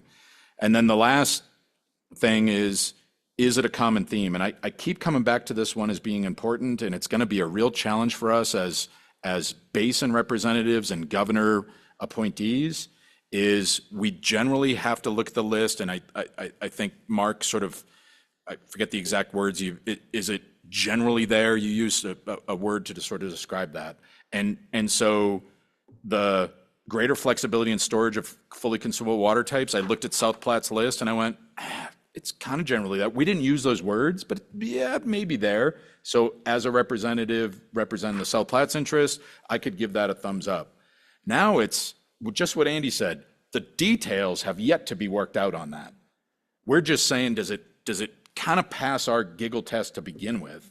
And if it can meet those 3 basic criteria, then this is where, okay, ... what is that? When do we do that? And I would suggest it goes on to the subcommittee to create up to 3 specific actions for the roundtable and the IBCC to review. That really screws with the schedule, because we know some roundtables don't meet every month. We know the IBCC doesn't meet every month. So there is this do loop thing that I've always felt like could be a bottleneck at some point and could be a challenge, but I've said let's just wait till we have real world examples to wrestle with that. But it feels like for this big body to roll up its sleeves and get into the details and come up with specific actions could be really challenging. And so if we could, as the big body, say, these have enough in the 3 criteria that it should go to somebody to flesh out details, we still got to do loop back to the roundtables, and we still got to come back to the IBCC, and it seems like we got to work that logistic out. But that's how I see this potentially happening without us getting too into the weeds. Can I make sure I got that right?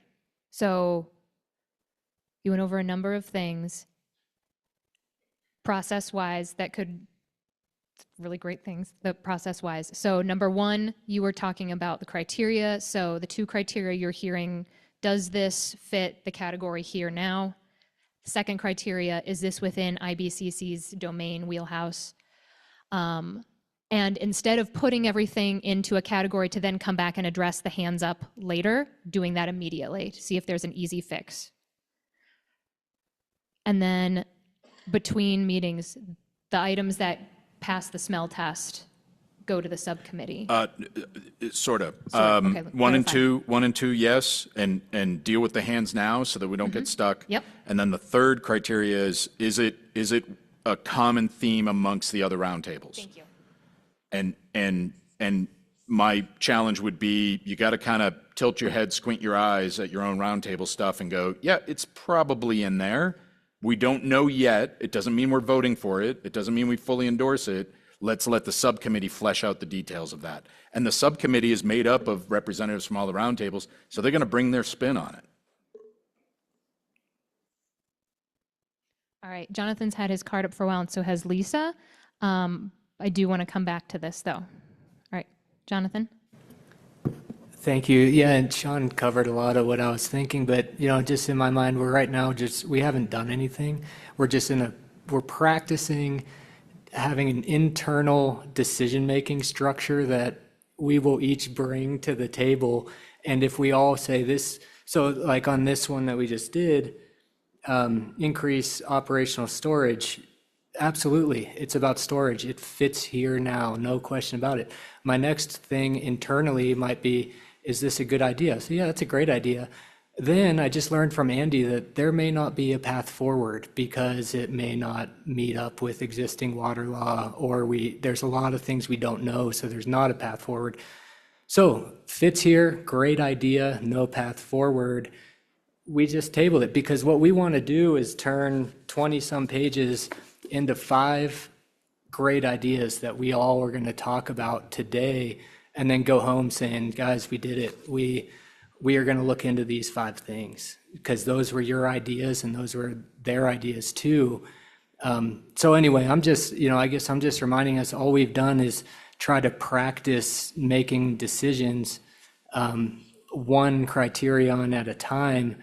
But in the end, these are just 3 things that you're going to use to either raise your hand, thumbs up or thumbs down. But we're not going to have a sheet of paper that you write down, yes, it fits here now. So I just think we're really overcomplicating it. And I bet you that if we just went through this list without wondering the vocabulary skills of who wrote it, but what they meant to say, that we would probably realize that just like, she grouped it into themes, there's probably a heck of a lot of agreement that we could get right down to and start moving forward on. Lisa? It was getting weary. I was starting to leave. This is, and please don't, I hope nobody will get angry if I put this out here, but, I almost feel as if we're looking at this a little backwards. One of the things we talked about the 2013 No and Low Regrets was that it was having the really tough conversations. So I almost want to suggest that the things that got a couple of thumbs down, the point Andy was making about storage, those are the tough conversations. Those are the ones we should be having. The ones that we could go through and go like, well, education for legislators, that makes sense. Of course we could promote that. Do we need to talk about it? Do we need to issue something about it? I don't think so. But the whole thing about what the IBCC created in 2013 was grappling with the difficult conversations about Trans Mountain diversions and putting storage where there's a concern that those could increase. Those are the conversations we should be having. So I say for every no vote, that should just move it up the list.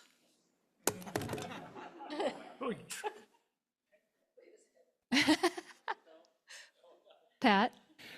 Well, I like where Lisa's going, but rather than, I guess maybe if there's a category of, we all acknowledge that that's a difficult, hard, new conversation that we need to have, I think we should funnel it into that category too. And then I think it's still worth saying, are there some no-brainer common sense actions as well? But I agree with Lisa that we need to identify what are the tough, hard conversations.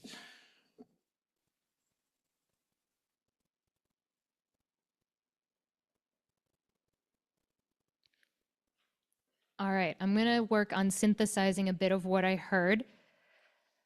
So, oh, you don't need to be sorry. No, this is why this is hard. One thing, what you guys are doing is you're making that tacit gut check explicit. And that's really hard.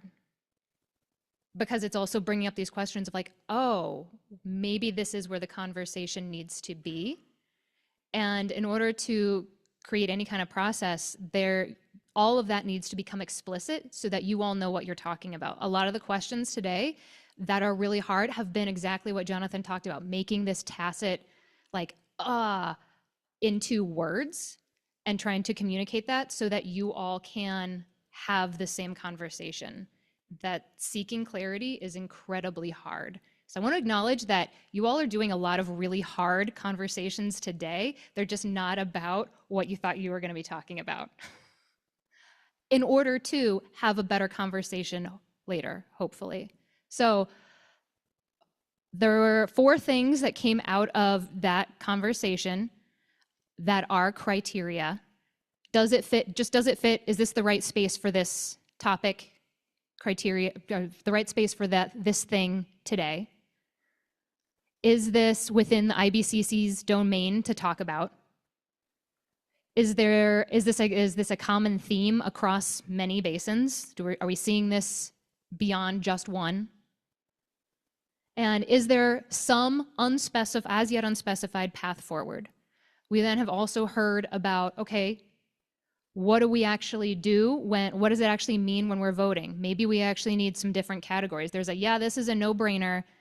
Great, like we want to promote that. We want to promote the no-brainers. But then there's also can we identify, like hand raised means let's identify some stuff right away. Are there some easy fixes here? Do we just need some language clarification? And then there's also, actually, this got some thumbs down. Maybe we need to pause here and investigate. Is this actually a conversation? It goes back to, I think, Lisa, what you were getting at is this a conversation we actually want to have? Is this within our domain to have? And maybe it is, even though there's thumbs down. Is that a fair representation of what you said? Okay, yes, she says. All right.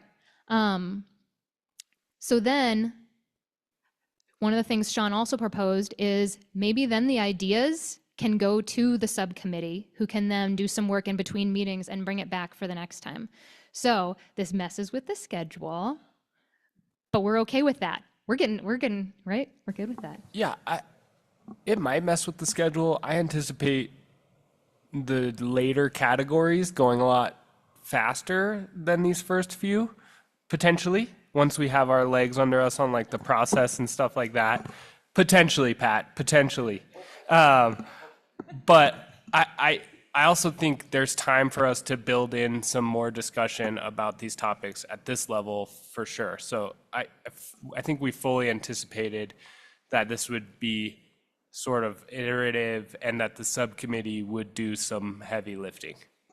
Doesn't necessarily have to be the same subcommittee members for every topic, but that, they could move some work forward in between IBCC meetings.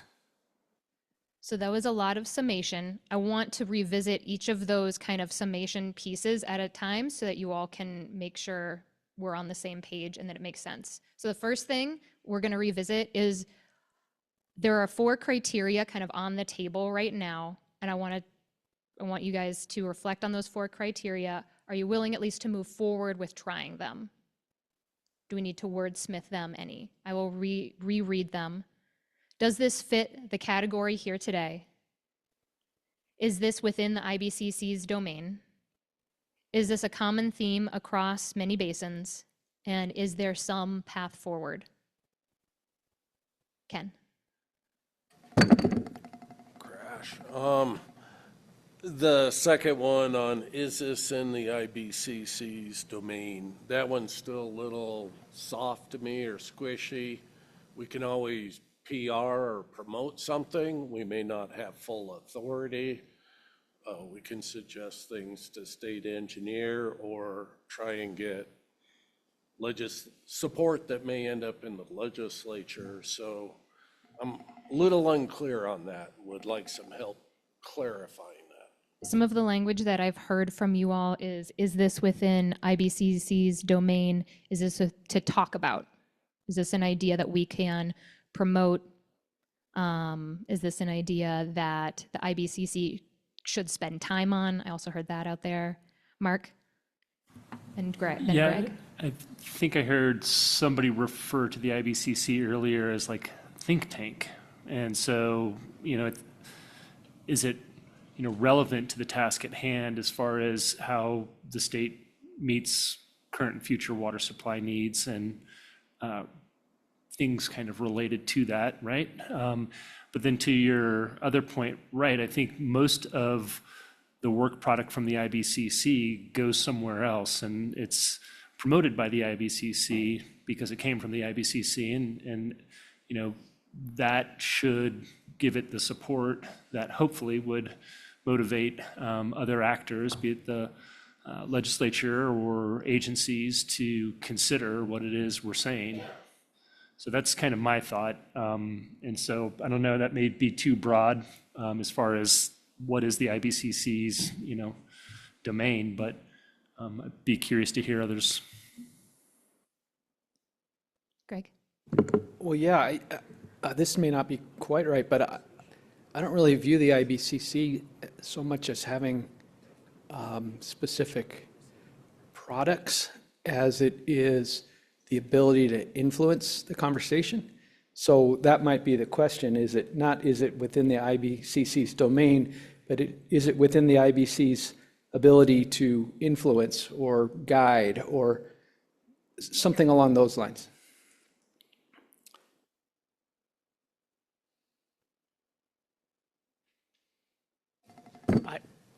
I just want to circle back to what Lisa said, and I feel like we're missing a big opportunity if we don't run the test to say, this looks like a no and low regret, no brainer, common sense sort of thing, and this looks like a really tough conversation that maybe the state needs to have, or maybe we've been avoiding, or whatever. I think that's kind of what, I think there's a hunger for that statewide that's kind of bubbling under the surface of, well, let's talk about all this fun stuff because we don't want to talk about the hard stuff. So I really think it's important to run that through the test of no brainer, no regret, low regret, or tough conversation we should have. Thank you, Pat. Jeff and Ken. I was just going to say Heather had her hand up online, but it looks like she changed her mind maybe. All right, Heather, would you like the opportunity? No, thanks. Ken? Well, can we change the word domain to just worth talking about at the IBCC? To me, maybe it's just personal, domain seems a little, almost legalistic, that we're going to decide, no, we can't talk about this. As far as I'm concerned, we can talk about almost anything, but somebody will put up boundaries if we can. So I don't want to avoid the tough conversations. There's a hunger for tough conversations, and so that needs to be reflected in how we parse these things out. Is that fair? Ken? Yeah, I think we're all kind of gathering around what Lisa pointed out, and that's that probably envisioned originally in 2005 was trying to identify, I mean, Kathleen, you probably remember, how do we have those really tough conversations that, where we don't agree? It's not going to be that hard when we all put our hands up and say, yeah, that's a great idea, or everybody's 2 thumbs up. But it's the ones that we can't agree on. That's where our challenge is. Is it a fair wording to change that based on this to, is there value for the IBCC to spend time talking about this? Is there value? So it's not even asking about the idea, it's just, is there value in talking about this, whether that is a tough conversation or a more easy one? I want to make sure that there's clearly a lot. Yeah, please go ahead. I'm looking to you. Well, so I guess this is the question I would have, like, truly, if there is value in having conversations, and Pat kind of referred to the no-brainer, the easy, the low-hanging fruit, however we want to do that. We could have a meeting, an all-day meeting, and there could be 8 no-brainer ideas, and we could literally just go through them and agree. And in large part, like the snow, the ASO work, we had the conversation, everyone said, this is a great idea. Staff very appropriately said, I heard that, I think this is a great idea. And all of a sudden there it was in the project spill. Like, that's how it organically works. And so if there's value in having that one-day conversation of all the no-brainers, sure, we should have that. And I think it'll be a really fun, pleasant day. But it's the other conversations that we really need to have, and we really need to create space to safely have them.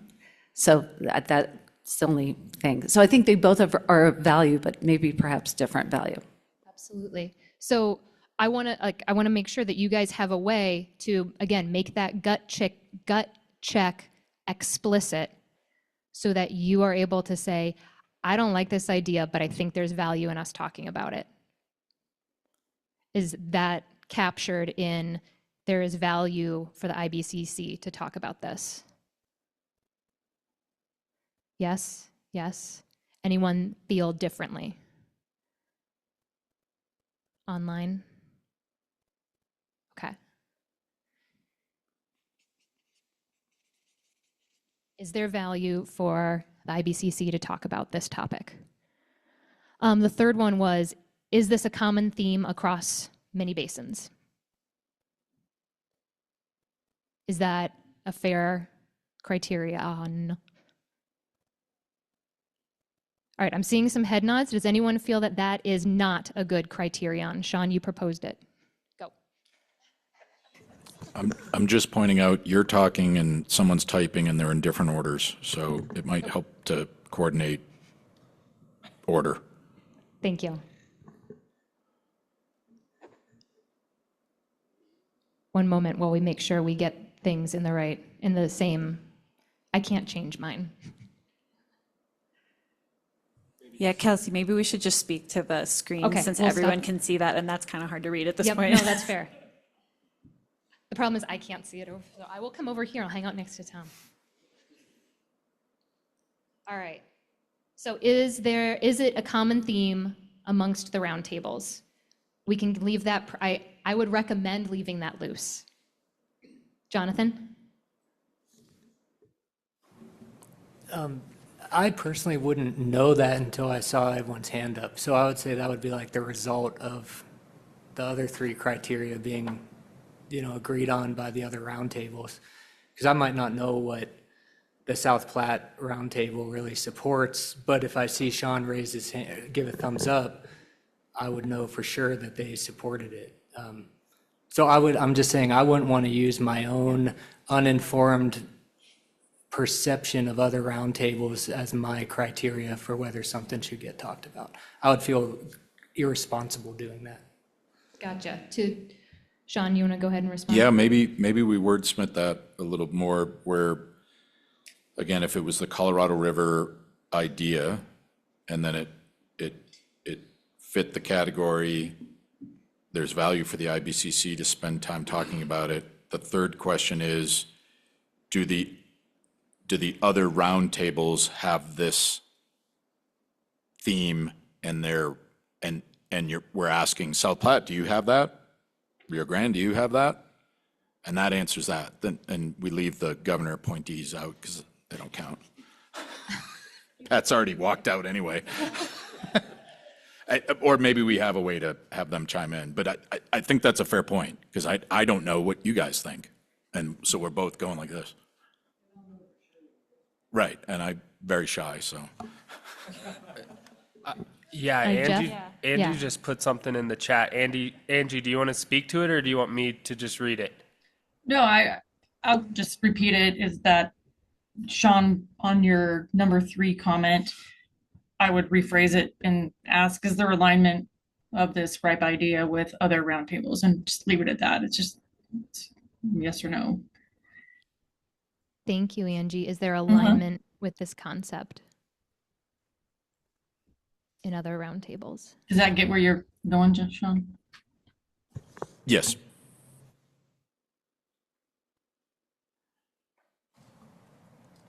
Heather also has a hand up. All right, on Heather, mine. and then Kathleen.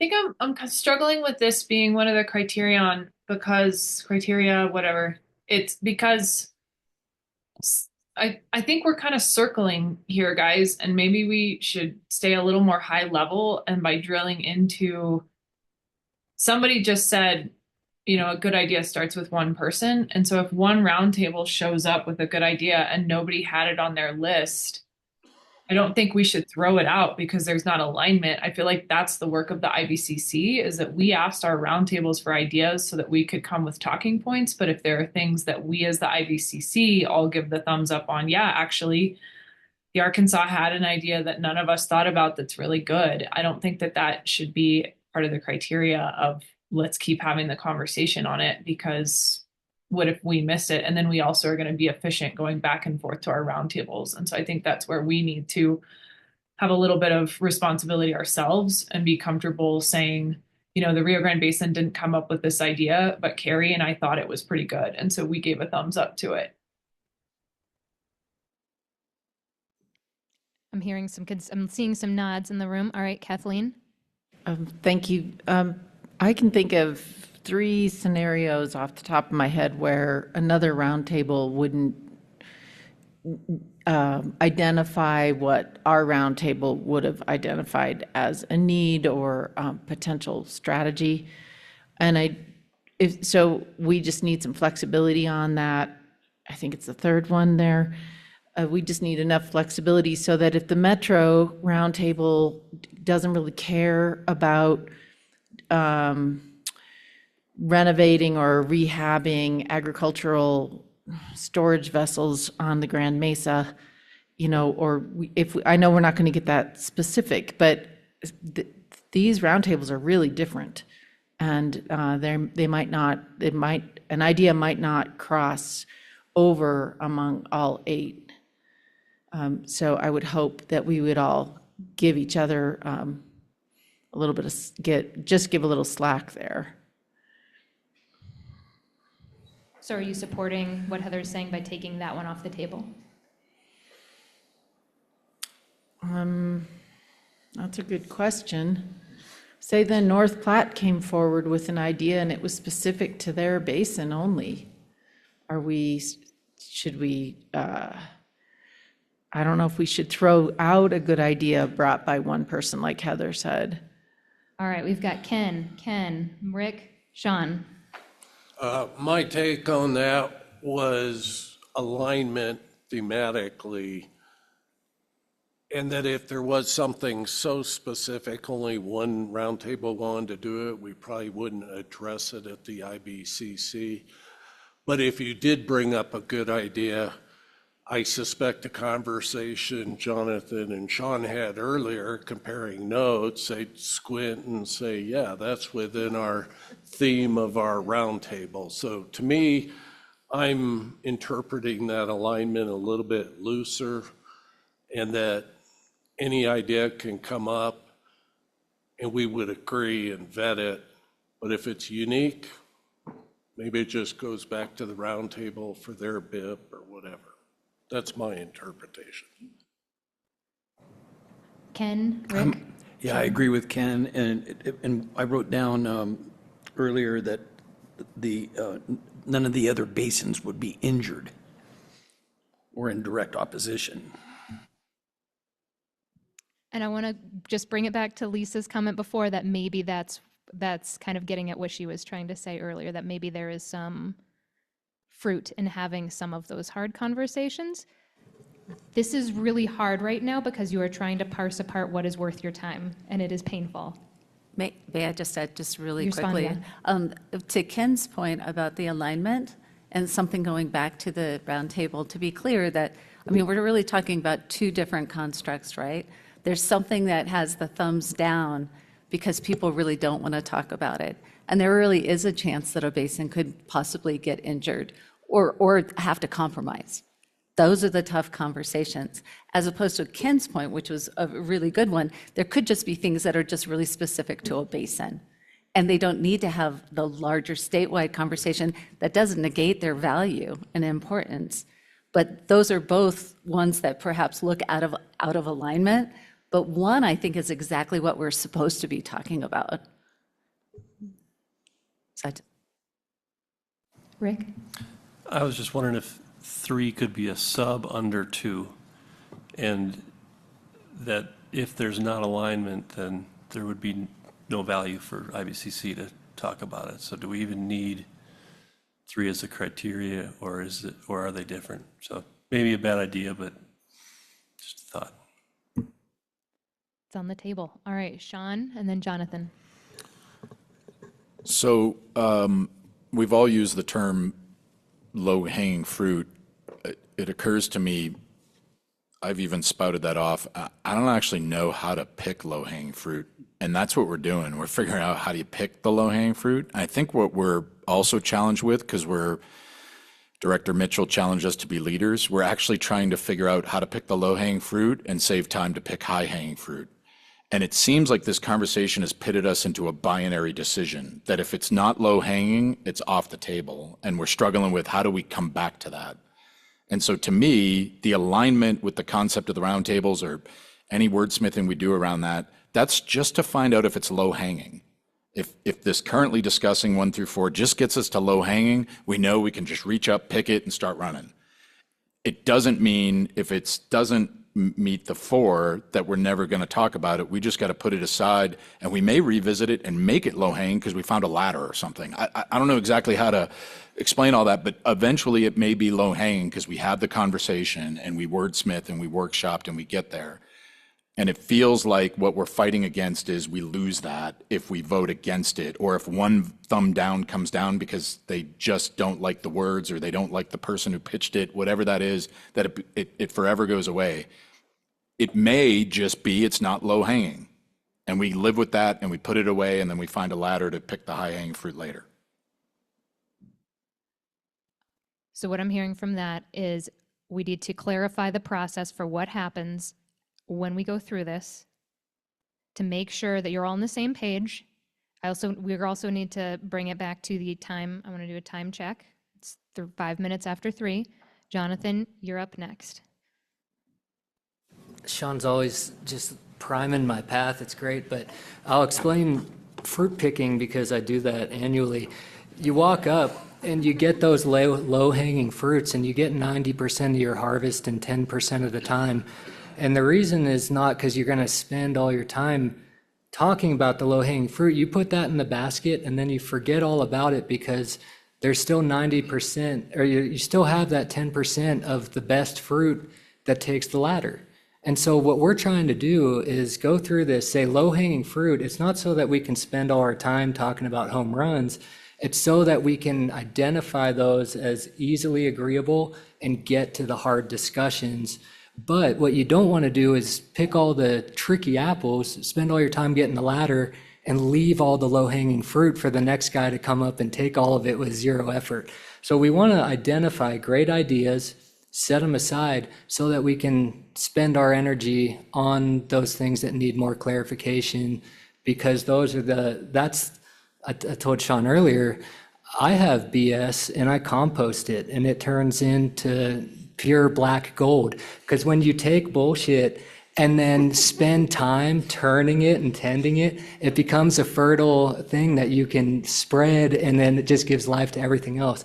So we want to turn what seems like BS into compost and make good use of it. My second comment is on the number 3. If that's in there, I'm going to tell you the way that I'm going to use that criteria. I'm going to say to myself, does this hurt my basin? Because that's the only thing that I personally can represent. I don't want to make guesses as to if it's good or bad for the North Platte.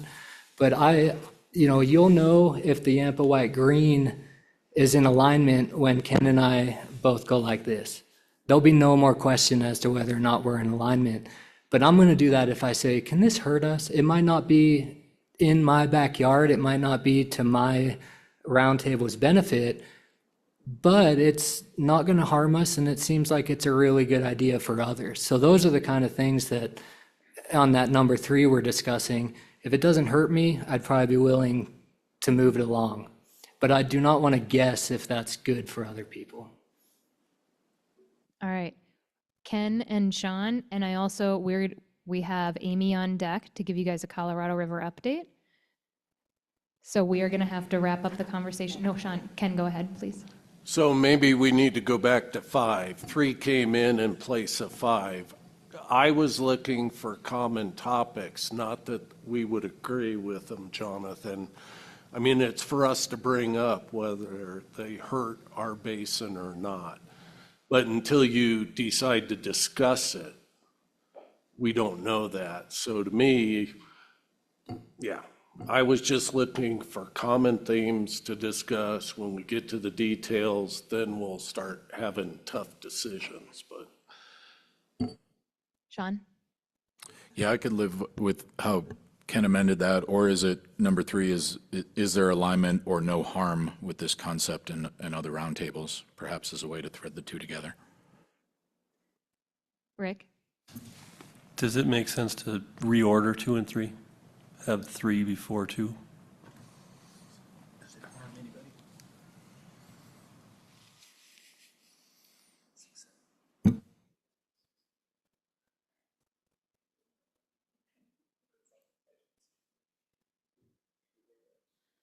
I just want to bring up that the or no harm does eliminate some of the hard conversations.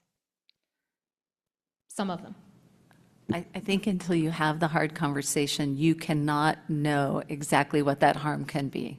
I mean, I think that there are some that maybe aren't fully understood, but that I don't necessarily agree that that should be one of the culling criteria.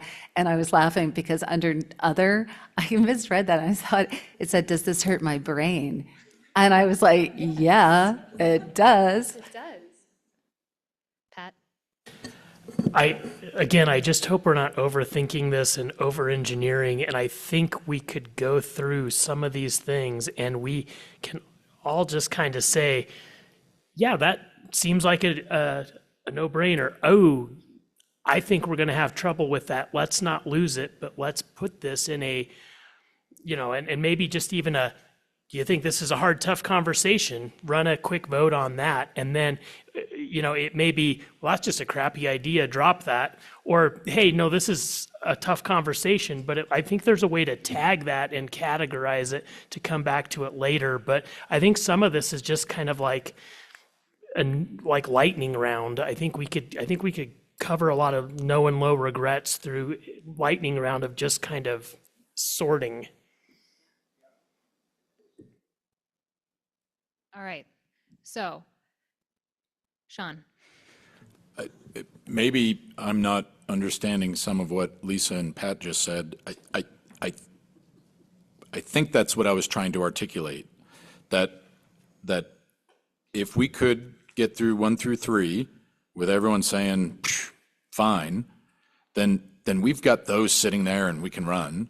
And if people if they say I think there's harm, what I'm advocating for is that doesn't mean the conversation doesn't happen. That just means we can't just run past that one really quickly. We got to come back and duke it out. I don't know when we do, but that's when we get the ladder, and we converse about it and see if we can make it to where we can put that fruit in the basket. It just goes in a different category is all I'm saying. High hanging fruit. Is that a thing? Okay. Gotcha. So that's helping determine where it's going to go. So we've got the process so far is, does this fit? Is there value in the IBC spending time on this? Is there alignment or no harm? And that helps us know, is this a tough conversation we want to have potentially? Is this something that is going to be a no-brainer? Or is this get thrown out? Not thrown out because it's bad. Again, it's taken off the table.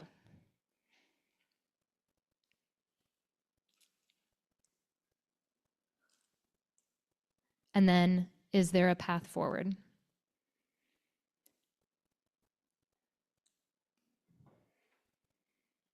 Sean. I respect that question, but I think once again, that's going to lead to what does that mean? And everybody has a different path. And maybe it was Andy that sort of offered that up and he could elaborate on that, but I would struggle at this point without really discussing what exactly that meant. All right, so you're proposing to take, is there a path forward for whatever this is off the table? That would be my proposal, given I don't know what it means, but if somebody explained it, I might change my mind.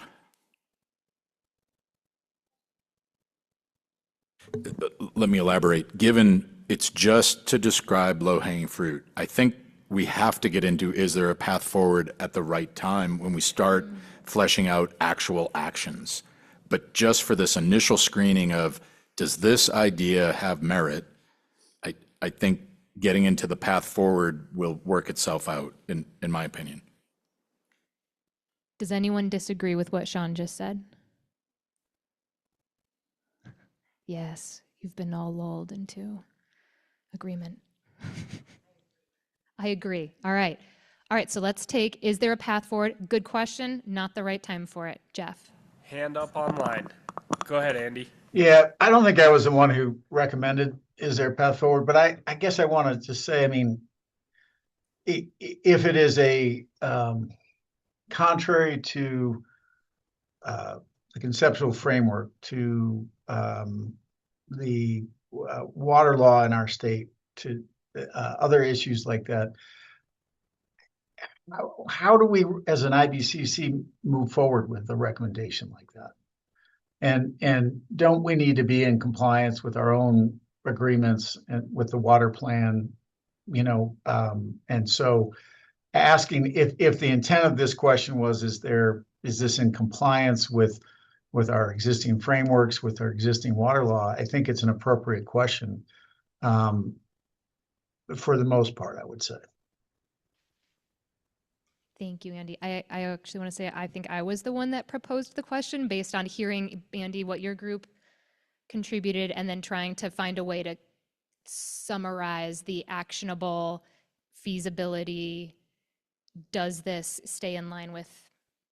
So I will own that. But the proposal on the table, so from Sean, was can we remove this question to a later point in the conversation? And Andy's clarification that we need to make sure that whatever this idea is does not violate anything that already is in statute, law, legal frameworks, conceptual frameworks.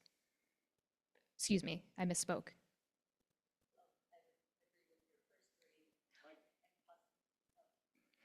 I apologize. I would agree with the first three that you made, and possibly not the fourth. All right, so the question on the table is, should this question get tabled for later on in the conversation, not one of the initial screens? By Jonathan, to bring back to Jonathan. Mark. I think for low-hanging fruit, anything that would require legislation probably isn't your conventional low-hanging fruit, right? Maybe inclusion in the project bill would be an exception to that. But I think that is probably inherent in the harder discussions that Lisa and others were discussing, and that high-hanging fruit, but that's still good quality. It's worth getting the ladder out for. All right, so we're going to save a version of this question for later on in conversations after low-hanging fruit has been gathered. All right. I'm going to wrap this up almost. One could say this is when we wash the low-hanging fruit, right? We wash it too? Okay. Yep. We're working with this. All right. All right, so we're going to pause. We're going to pause the conversation here. This is a super heavy lift. And I'm going to be totally honest, I did not know how this conversation was going to go either. And thank you all. This is hard work, and I want you to know this is the hardest part, I think. Lisa? I just am curious, administratively. The roundtables are all set to begin our next conversation, which is ag. But I don't know if I could exactly describe what just happened. So I'm just wondering how we should handle our future meetings and whether or not there'll be a follow-up on conclusions and next steps, and how we should handle the communication with our roundtables. Lisa, such great questions, and the exact Thank thing that you. I was going to transition to. Thank you. So, what next? The key point from today's conversation is that we are making the tacit, how you all would make decisions, explicit, and that is painful and hard because, as we heard from a number of you, you interpreted things differently, and we need to get all on the same page before we can actually do a fair shake of the tree. Not that we're just going to shake the tree to get the low-hanging fruit out. But Jonathan says I can. That's a good way to do it. Okay, we're trying to shake the tree for the low-hanging fruit so we can find the tough fruit that's worth our time. So my proposal to you all would be that some of this work needs to go to the subcommittee, who's going to be able to make some of this a little bit more manageable and tangible. There are a lot of good questions that you asked that also, how are you going to report this back to the roundtable? And then how are we going to pick up the storage ideas? Do you want to take them back to your roundtable and maybe rethink how you worded things? There's a lot of options there. We don't necessarily have time to discuss all of that because I'm guessing Amy really wants to tell you guys about the Colorado River. For those online, she shook her head. The next steps from today, is anyone opposed to sending some of that labor to the subcommittee to take up, to kind of work on some? Sean is opposed to it. We know that. That's fine. We can assign Sean work. We can assign work to the subcommittee for that. I'm going to try to summarize some notes for the subcommittee to help out, and then we have notes from CWCB staff. Jeff, and then Pat.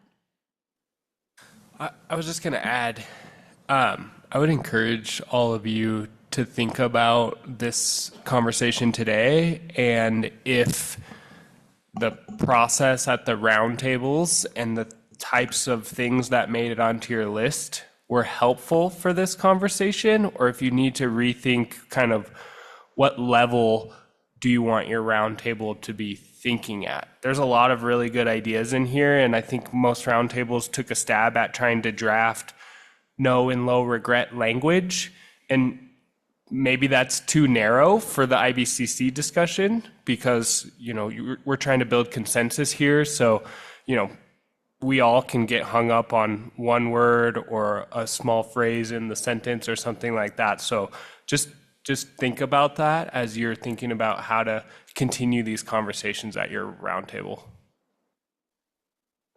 Pat and then Ken. I guess I think there could be some benefit of sharing back with various roundtables how the other roundtables approach things, what some of their ideas were. I don't know if ultimately some of this will end up on a SharePoint site or something where everyone, even the roundtable members can kind of go cross basin to see what other ideas are popping up. So just something to think about.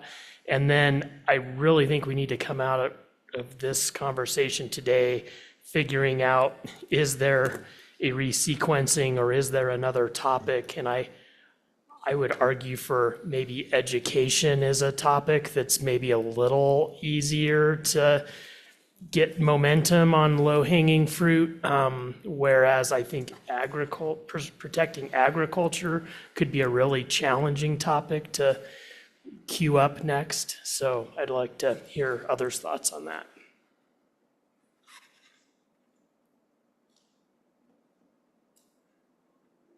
Ken? Yeah, I'll agree with your last comment there. That might be a good suggestion. I guess I just had a series of questions. Do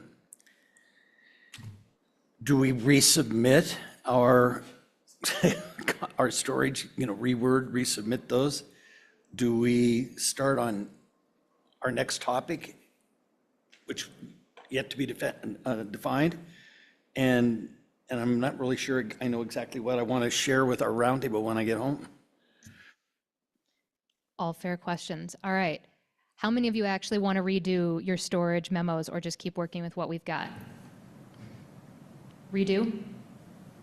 I'm seeing some redoing.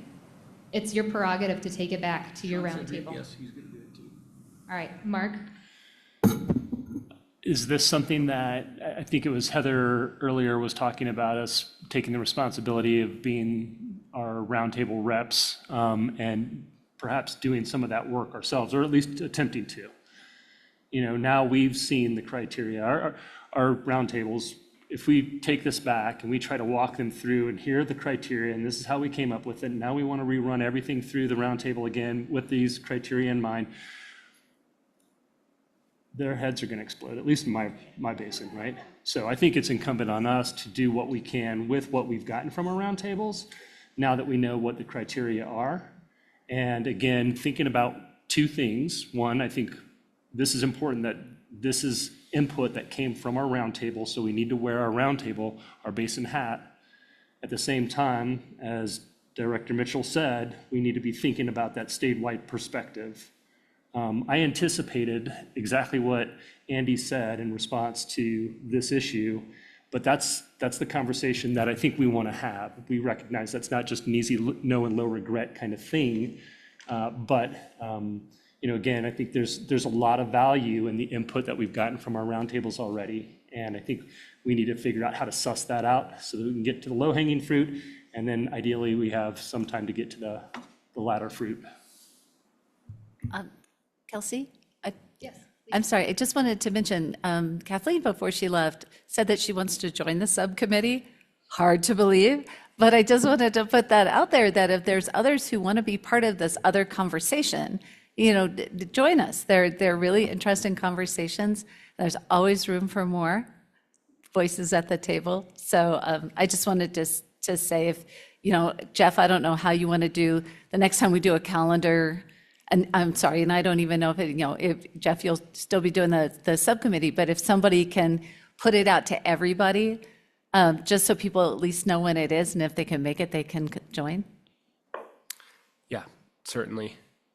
Kathleen volunteered to join the subcommittee last meeting, so she's on there. But I think putting it out to everyone is a really great idea.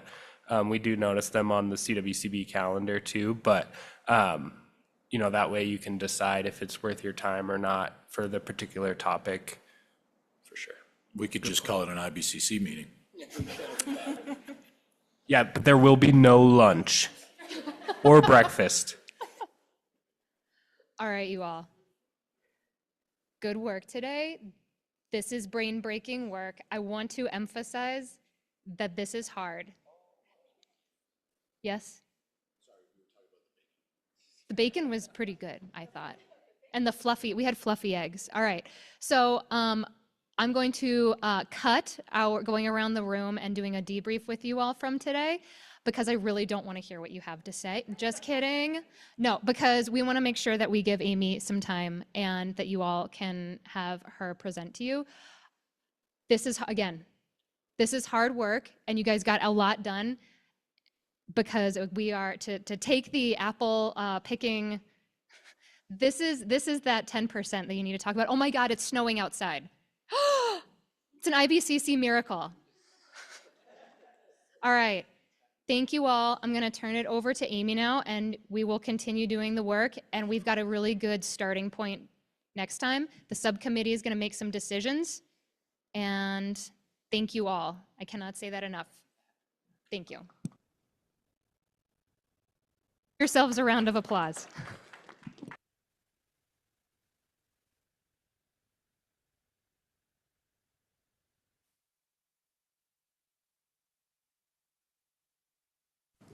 Hi, everyone. It's a really tough act to follow, but I'm going to try. Speaking of lower, stop. All right. Well, thank you for having me today to give a Colorado River update. Oh, thank you, Jeff. In case anyone is keeping track, it is after February 14th, and that matters because that is the date that Reclamation gave us the 7 basin states to come to a consensus agreement on the Colorado River. And in case anyone hasn't read all of the news, we failed to do so. So I'm going to talk a little bit about what had happened there and what the upper division states put on the table leading up to February 14th and our perspectives on where we go from here. And I also wanted to talk a little bit about the draft EIS that has been released, though I've been making the rounds to basin roundtables, so I don't want to bore those of you who have already seen that presentation to death, so I'll try to cover that pretty quickly. But first, again, just to orient ourselves, we've been at this for a while now, all leading up to the expiration of the 07 guidelines. Technically, they expired at the end of last year, but they govern operations through October 1st of this year. So, if you're kind of keeping track of what absolutely has to be done and by when, we need a new operational framework by October 1st. That's kind of the drop dead date. And remember, this is all still a NEPA process, right? So Reclamation has to do their NEPA analysis, do all the things they need to do to have a record of decision in place that will take effect on October 1st. So let's talk about what happened over the last few weeks.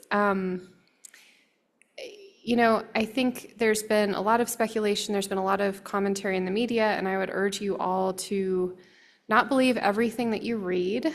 I will also tell you all, and you're just getting kind of an unvarnished version today, so I apologize for that, but the upper division states were still actively, in our view, engaged in negotiations when we heard that they had stopped via a press release on Friday from the 3 lower basin governors.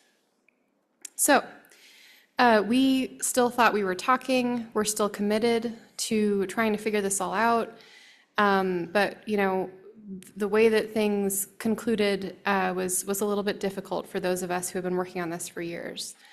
So what were the discussions up to that point? What were the upper division states putting on the table? You all are pretty familiar with the topics, the things we were discussing. We had a lot of conversations about the Powell release. How is the Powell release determined? What target are we trying to hit? What are the kind of triggers for the Powell release? And what I will tell you all, without getting into the gory technical details, is that I think what we ended up discussing was a very generous release from Lake Powell. In other words, we really did try to do everything we could to provide what we could out of Lake Powell and to provide a release that we thought was fair, that we thought would work within certain constraints.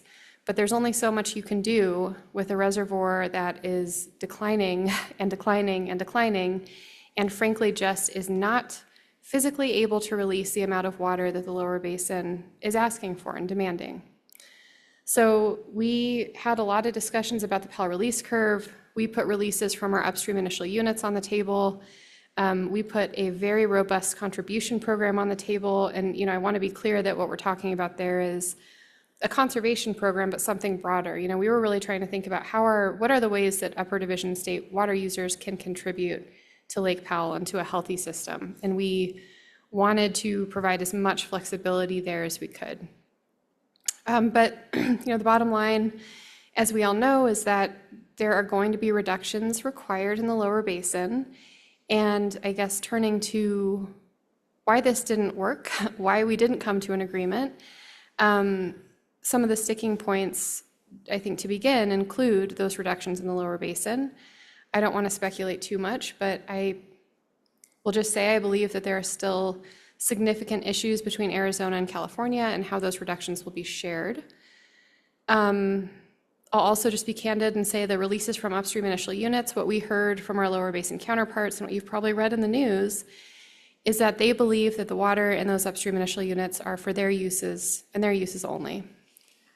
So it was difficult to negotiate on that point for the state of Colorado and for all the upper division states.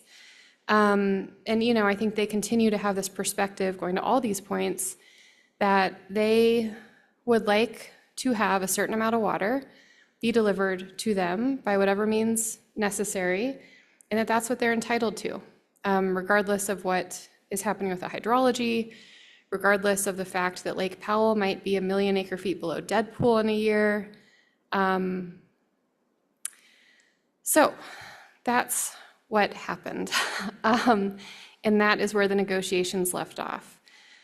We are, trying to maintain some hope that we can still come to some kind of consensus agreement, that the physical realities of the system and the legal realities will have some impact on some of us that have not seemed to have seen those realities to date.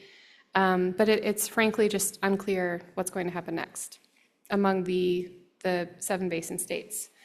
But again, just a reminder that we are still in a NEPA process, right? So reclamation is going to have to choose a preferred alternative, and we now have a draft EIS to analyze that shows us a little bit of what they're thinking in terms of what that might be.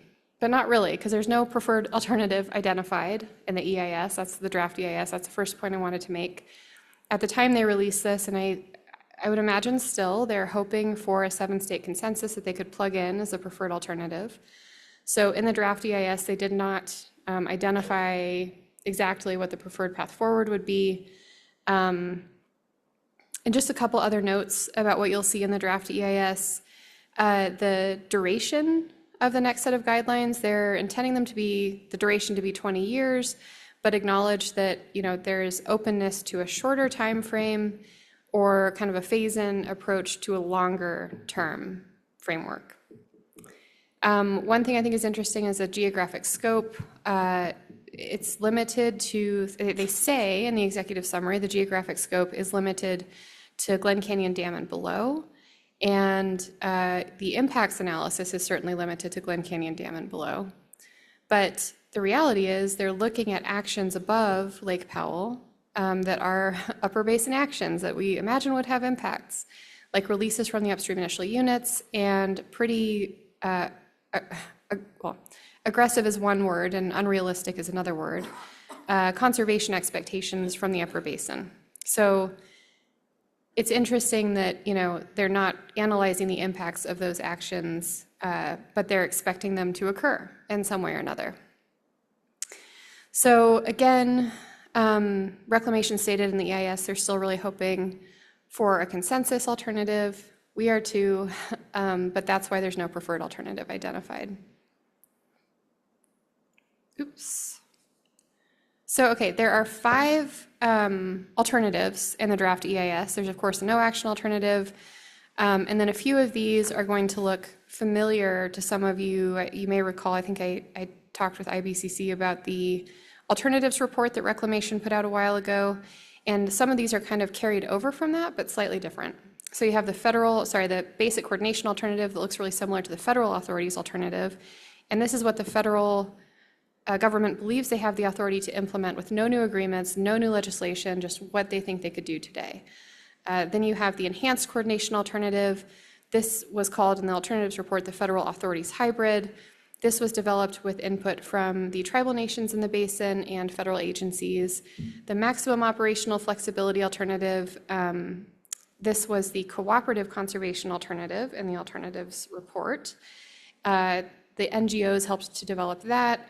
And then finally, you have a supply-driven alternative. You didn't see this in the alternatives report because it was adapted from, well, the draft EIS states it was adapted from previous basin state discussions. And what I will offer is that it is one very specific view that was presented in the basin state discussions, and I can talk a little bit more about that. So common to all of these alternatives, you're going to see four components. The first one is the guidelines to reduce or increase deliveries from Meade. That is essentially lower basin reductions. Second, Lake Powell operations. How is the Lake Powell release determined? What is it? Storage and delivery of conserved water. That includes the intentionally created surplus program in the lower basin, essentially the water banking program, where lower basin contractors can store water in Lake Meade and get it out at a later date. In the upper basin, that covers, what kind of conservation pool would the upper basin states have in Lake Powell. And then additional activities above Lake Powell, and that's where those things where the impacts weren't analyzed come in. So what are assumptions about how much water the upper basin might conserve and how the upstream initial units might participate? So there's a lot of stuff here. I also, for anyone who's interested, I have slides breaking down each individual alternative. But for me anyway, it's actually kind of helpful to see all of them compared in one place. So I don't need to walk through all of these elements, but I do just want to point out a few important components. The first is, in the no action alternative, this is required by NEPA, and I just want to flag that there are different interpretations of what a true no action alternative is. What we know is that it's not continuation of the 07 guidelines because those by their terms expire. So we revert to what we call the long range operating criteria. It is complicated, I won't get into it, but the way Reclamation has presented their view of it is that there would be a Powell release of 8.23 million acre feet under most scenarios. And the exceptions for that would be to protect critical infrastructure below 3490 at Powell, or for equalization releases out of Powell when a certain threshold is crossed that is determined by what we call 602A storage. And again, a lot there I won't get into. But in terms of conservation pools and activities above Powell, there's nothing new contemplated here. Essentially, the lower basin would be able to retrieve the over 3 million acre feet of water that they currently have stored in Lake Meade that they banked for later use. They have access to that under the existing agreements, the 07 guidelines and the drought contingency plan. So they can get that out, but no new conservation pools contemplated in the lower or upper basins. And then you have lower basin reductions based on priority up to 600,000 acre feet a year, which I'll just say everyone knows is not enough. The basic coordination alternative, I do just want to draw everyone's attention here because, again, this is what the federal government is saying they believe they have the authority to implement in the absence of new agreements, in the absence of new legislation. So they have lower basin reductions up to 1.48 million acre feet distributed based on priority. This is a shift from what you saw in the federal contingency or federal authorities, alternative in the alternatives report. They had up to, I believe, 3.5 million acre feet in reductions in the lower basin per year. So it's a pretty significant reduction there. And I will note, and on the note of lower basin reductions, under the no action and the basic coordination, it's priority. So in those instances, Arizona is taking 77% of the reductions in the lower basin. The Lake Powell release ranges between 7 and 9.5 million acre feet based on Powell elevation. And similar to the no action, you don't have any new ICS creation in the lower basin, but they can still get the water out of Lake Meade that they've banked under previous agreements. And then a couple of things I want to point out here about the activities above Powell. I think I pulled out the exact language from the draft EIS in terms of conservation expectations. No conservation is assumed in the upper basin because those would require agreements outside of Reclamation's control. So I think what you see there is their acknowledgement that they don't have a mechanism to force us to voluntarily conserve water in the upper basin, which I think I would agree with. So that's the basic coordination. I don't think I'm going to go through all the elements of the enhanced and maximum operational flexibility options. What I will say is those involve novel, unique, interesting ideas about water conservation in Lake Powell and Lake Mead, and in some cases moving water between Lake Powell and Lake Mead. You also see for lower basin shortages, different approaches, pro rata, and kind of using more complex triggers to determine how lower basin reductions are determined and how the Lake Powell release is determined. So those two are, again, kind of creative ideas, I would say, about how all these components could work. And finally, supply driven. I do want to spend some time here because, as the DEIS states, this was adapted from or based on some discussions that were occurring among the basin states. Feels like forever ago now, to be honest. But you all might remember that I actually think that we gave a presentation to IBCC. I don't know if it was at your last meeting or when it was at all. But we had talked to you all about this concept of supply-driven operations at Lake Powell. And the idea was that Lake Powell would release a certain amount of water that would be based on the last few years of natural flow. So it'd be a percentage of the last few years of natural flow. And we liked this in theory. I think all of the basin states thought this might be a path forward because, it is really about what is the hydrology looking like and what type of release can Lake Powell sustain based on those hydrologic conditions. But I think as we told you then, and I'll tell you now, it really, the performance of a supply-driven approach really depends on what is the percentage of water that Lake Powell is going to release. And just to be very clear, we're talking about the natural flow is determined at Lee's Ferry. So the natural flow does not include the tributaries. It doesn't take that into account. It's really just, above Lee's Ferry. So what was put in the draft EIS for the supply-driven alternative is a Powell release that is based on 65% of the preceding 3 years average of natural flow at Lee's Ferry. And I don't know if you all remember what we had said at the last IBCC meeting when we were talking about this, but essentially it was pretty clear then, I think it was pretty clear based on Reclamation's own modeling, that 65% is not sustainable. It doesn't work, it crashes Lake Powell, and if you skip ahead to the last words on this slide, the activities above Lake Powell, you have not only an assumption of up to 500,000 acre-feet of water every year from the upstream initial units, 200,000 acre-feet of conservation from the upper basin states a year, but you also have gap water. And gap water is an interesting concept. It is previously referred to as magic water, and the idea is it's a modeling exercise where Reclamation essentially injects water into Lake Powell to make whatever release they have set from Powell work.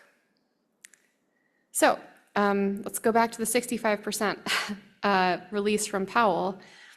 Even with upstream initial unit releases of 500,000 acre-feet a year, even with assumptions of up to 200,000 acre-feet of conservation a year in the upper basin, Lake Powell cannot release 65% of natural flow. So what do? You just throw some water in Lake Powell in the model and make it be able to make that release, and that's what gap water is. So that is the supply-driven alternative laid out in the draft EIS. You also have, your conservation pools, 8 million acre-feet in Mead, 3 million acre-feet in Powell.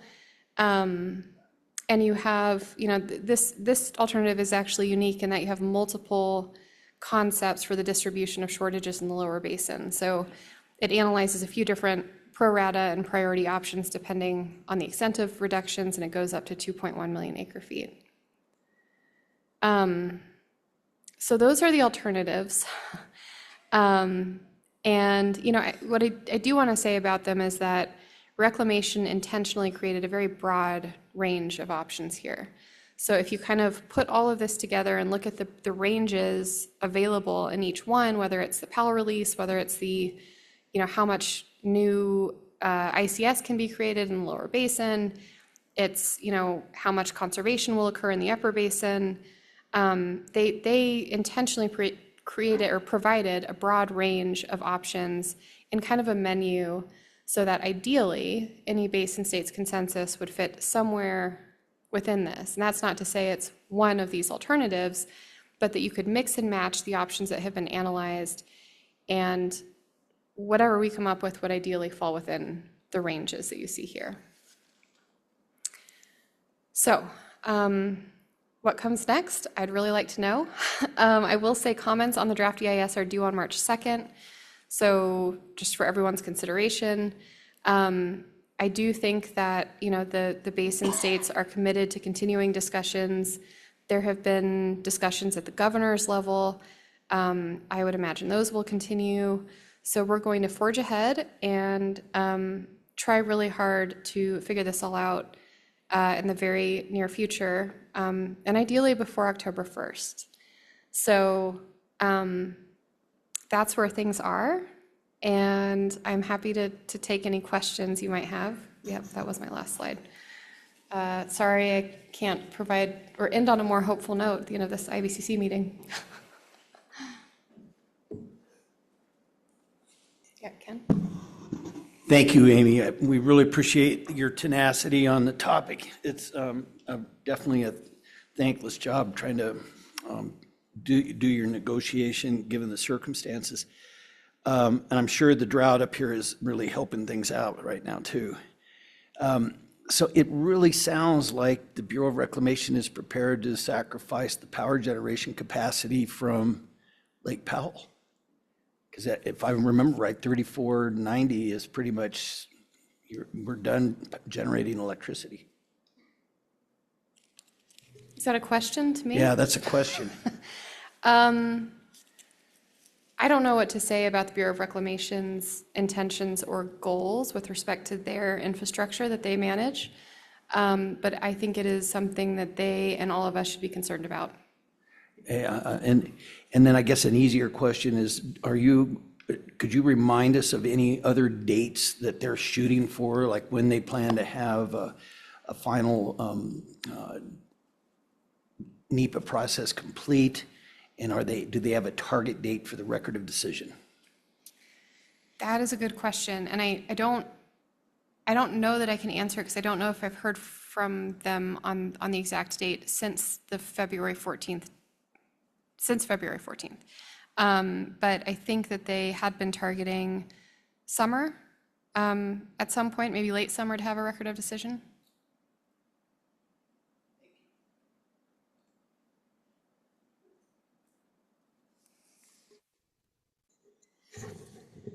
Thank you, Amy. I'll echo Ken's appreciation for what you guys are doing, you and Becky and the team.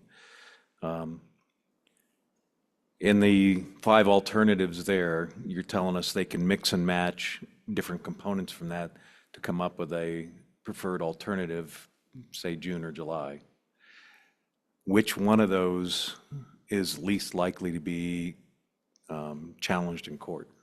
Is it the basic alternative?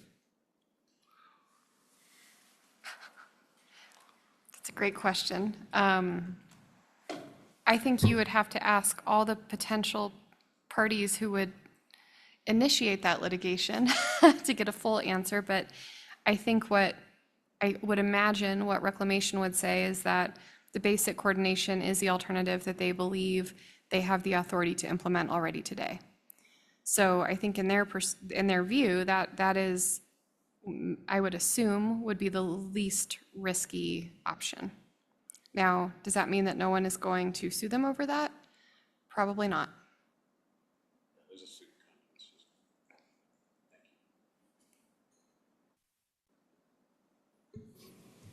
That was a really great summary, thank you. Early on, you mentioned that, albeit low probability, that it's realistic theory that we could be below dead pool in Lake Powell. And it just made me wonder, has it ever come up that, could there be a determination that a compact call is futile and unable to be met?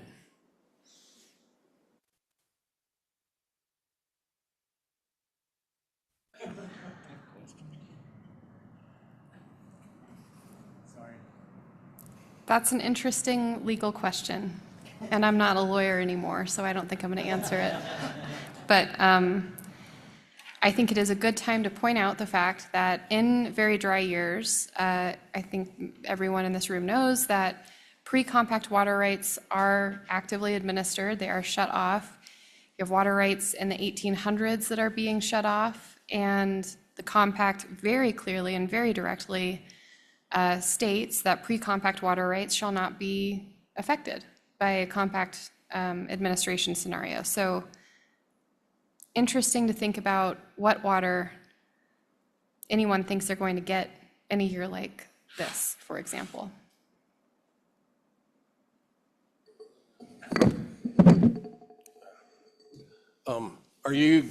Will the state share any comments before they send in their final with other water agencies? If you would like to discuss potential comments, please, anyone, feel free to give me a call. We're happy to talk about it.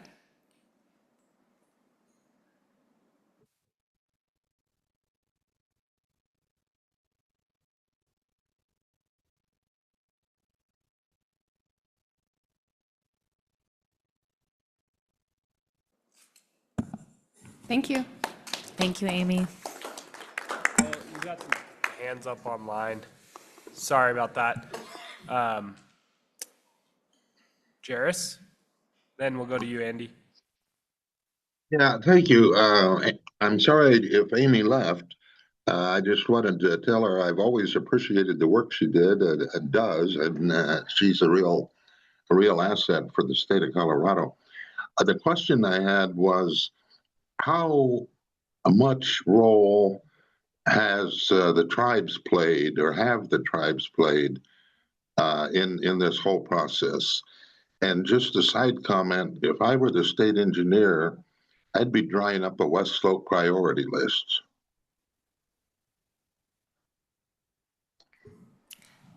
Thanks, Jairus. Appreciate the kind words. So to your question about the tribal nations, they have been directly engaged at a lot of levels, including engaging directly with Bureau of Reclamation. As you see in the draft EIS, they had significant input on one of those alternatives in particular. And what I can say, I think, from the state's perspective is that it has been and continues to be a top priority to provide opportunities for the tribes to directly participate in any conservation program. So, if we do move forward with some kind of, conservation pool, contribution program, we have been very direct about needing to have a path for the tribal nations to participate in that. The other, point I want to make is that, there are many in the lower basin who continue to pursue some kind of a cap on upper basin uses. In other words, no more development, no more water use. And our position has been and continues to be that that would be completely untenable, particularly for the tribal nations in Colorado who have not been able to fully use their water rights. So for that and other reasons, we continue to oppose that concept. Right, I appreciate that. Correct me if I'm wrong, but under Winter's doctrine, don't the tribes have an 1868 priority date? Yes, it gets a little bit complicated for reasons I won't go into, but I'm sure you know. But yes, the tribes have very, very senior rights. Yeah, thank you very much. Hey, Amy, thanks for being here. Just a quick question.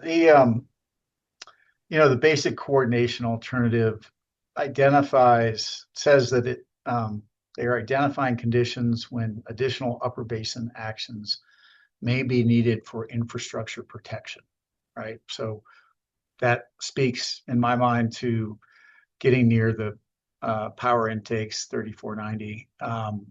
Have you had any conversations that you can share with us? Have you had those conversations with Reclamation or Interior about what actions they're talking about taking in the upper basin? Because there are specifically actions above Lake Powell that they're identifying, or they're not actually identifying, they're alluding to. And it's one of the issues we have with this draft EIS is its lack of actual identification of those actions.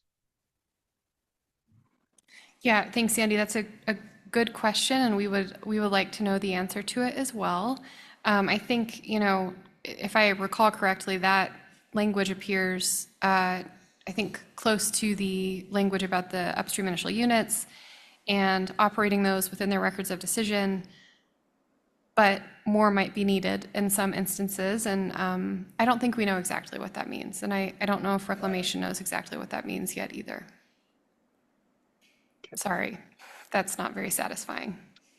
But what I will say is I think they have a very clear understanding of our perspective on the limitations of their authorities in the Upper Basin. Yeah, I guess I worry primarily, at least initially, about our federal projects that span the divide. So provide water to almost everybody at this meeting today, and what the implications may be there. We've been thinking about that a lot and are prepared for what may come.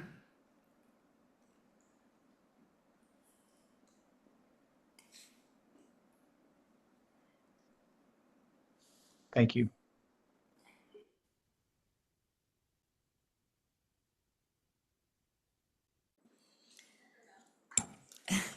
Good job, Amy.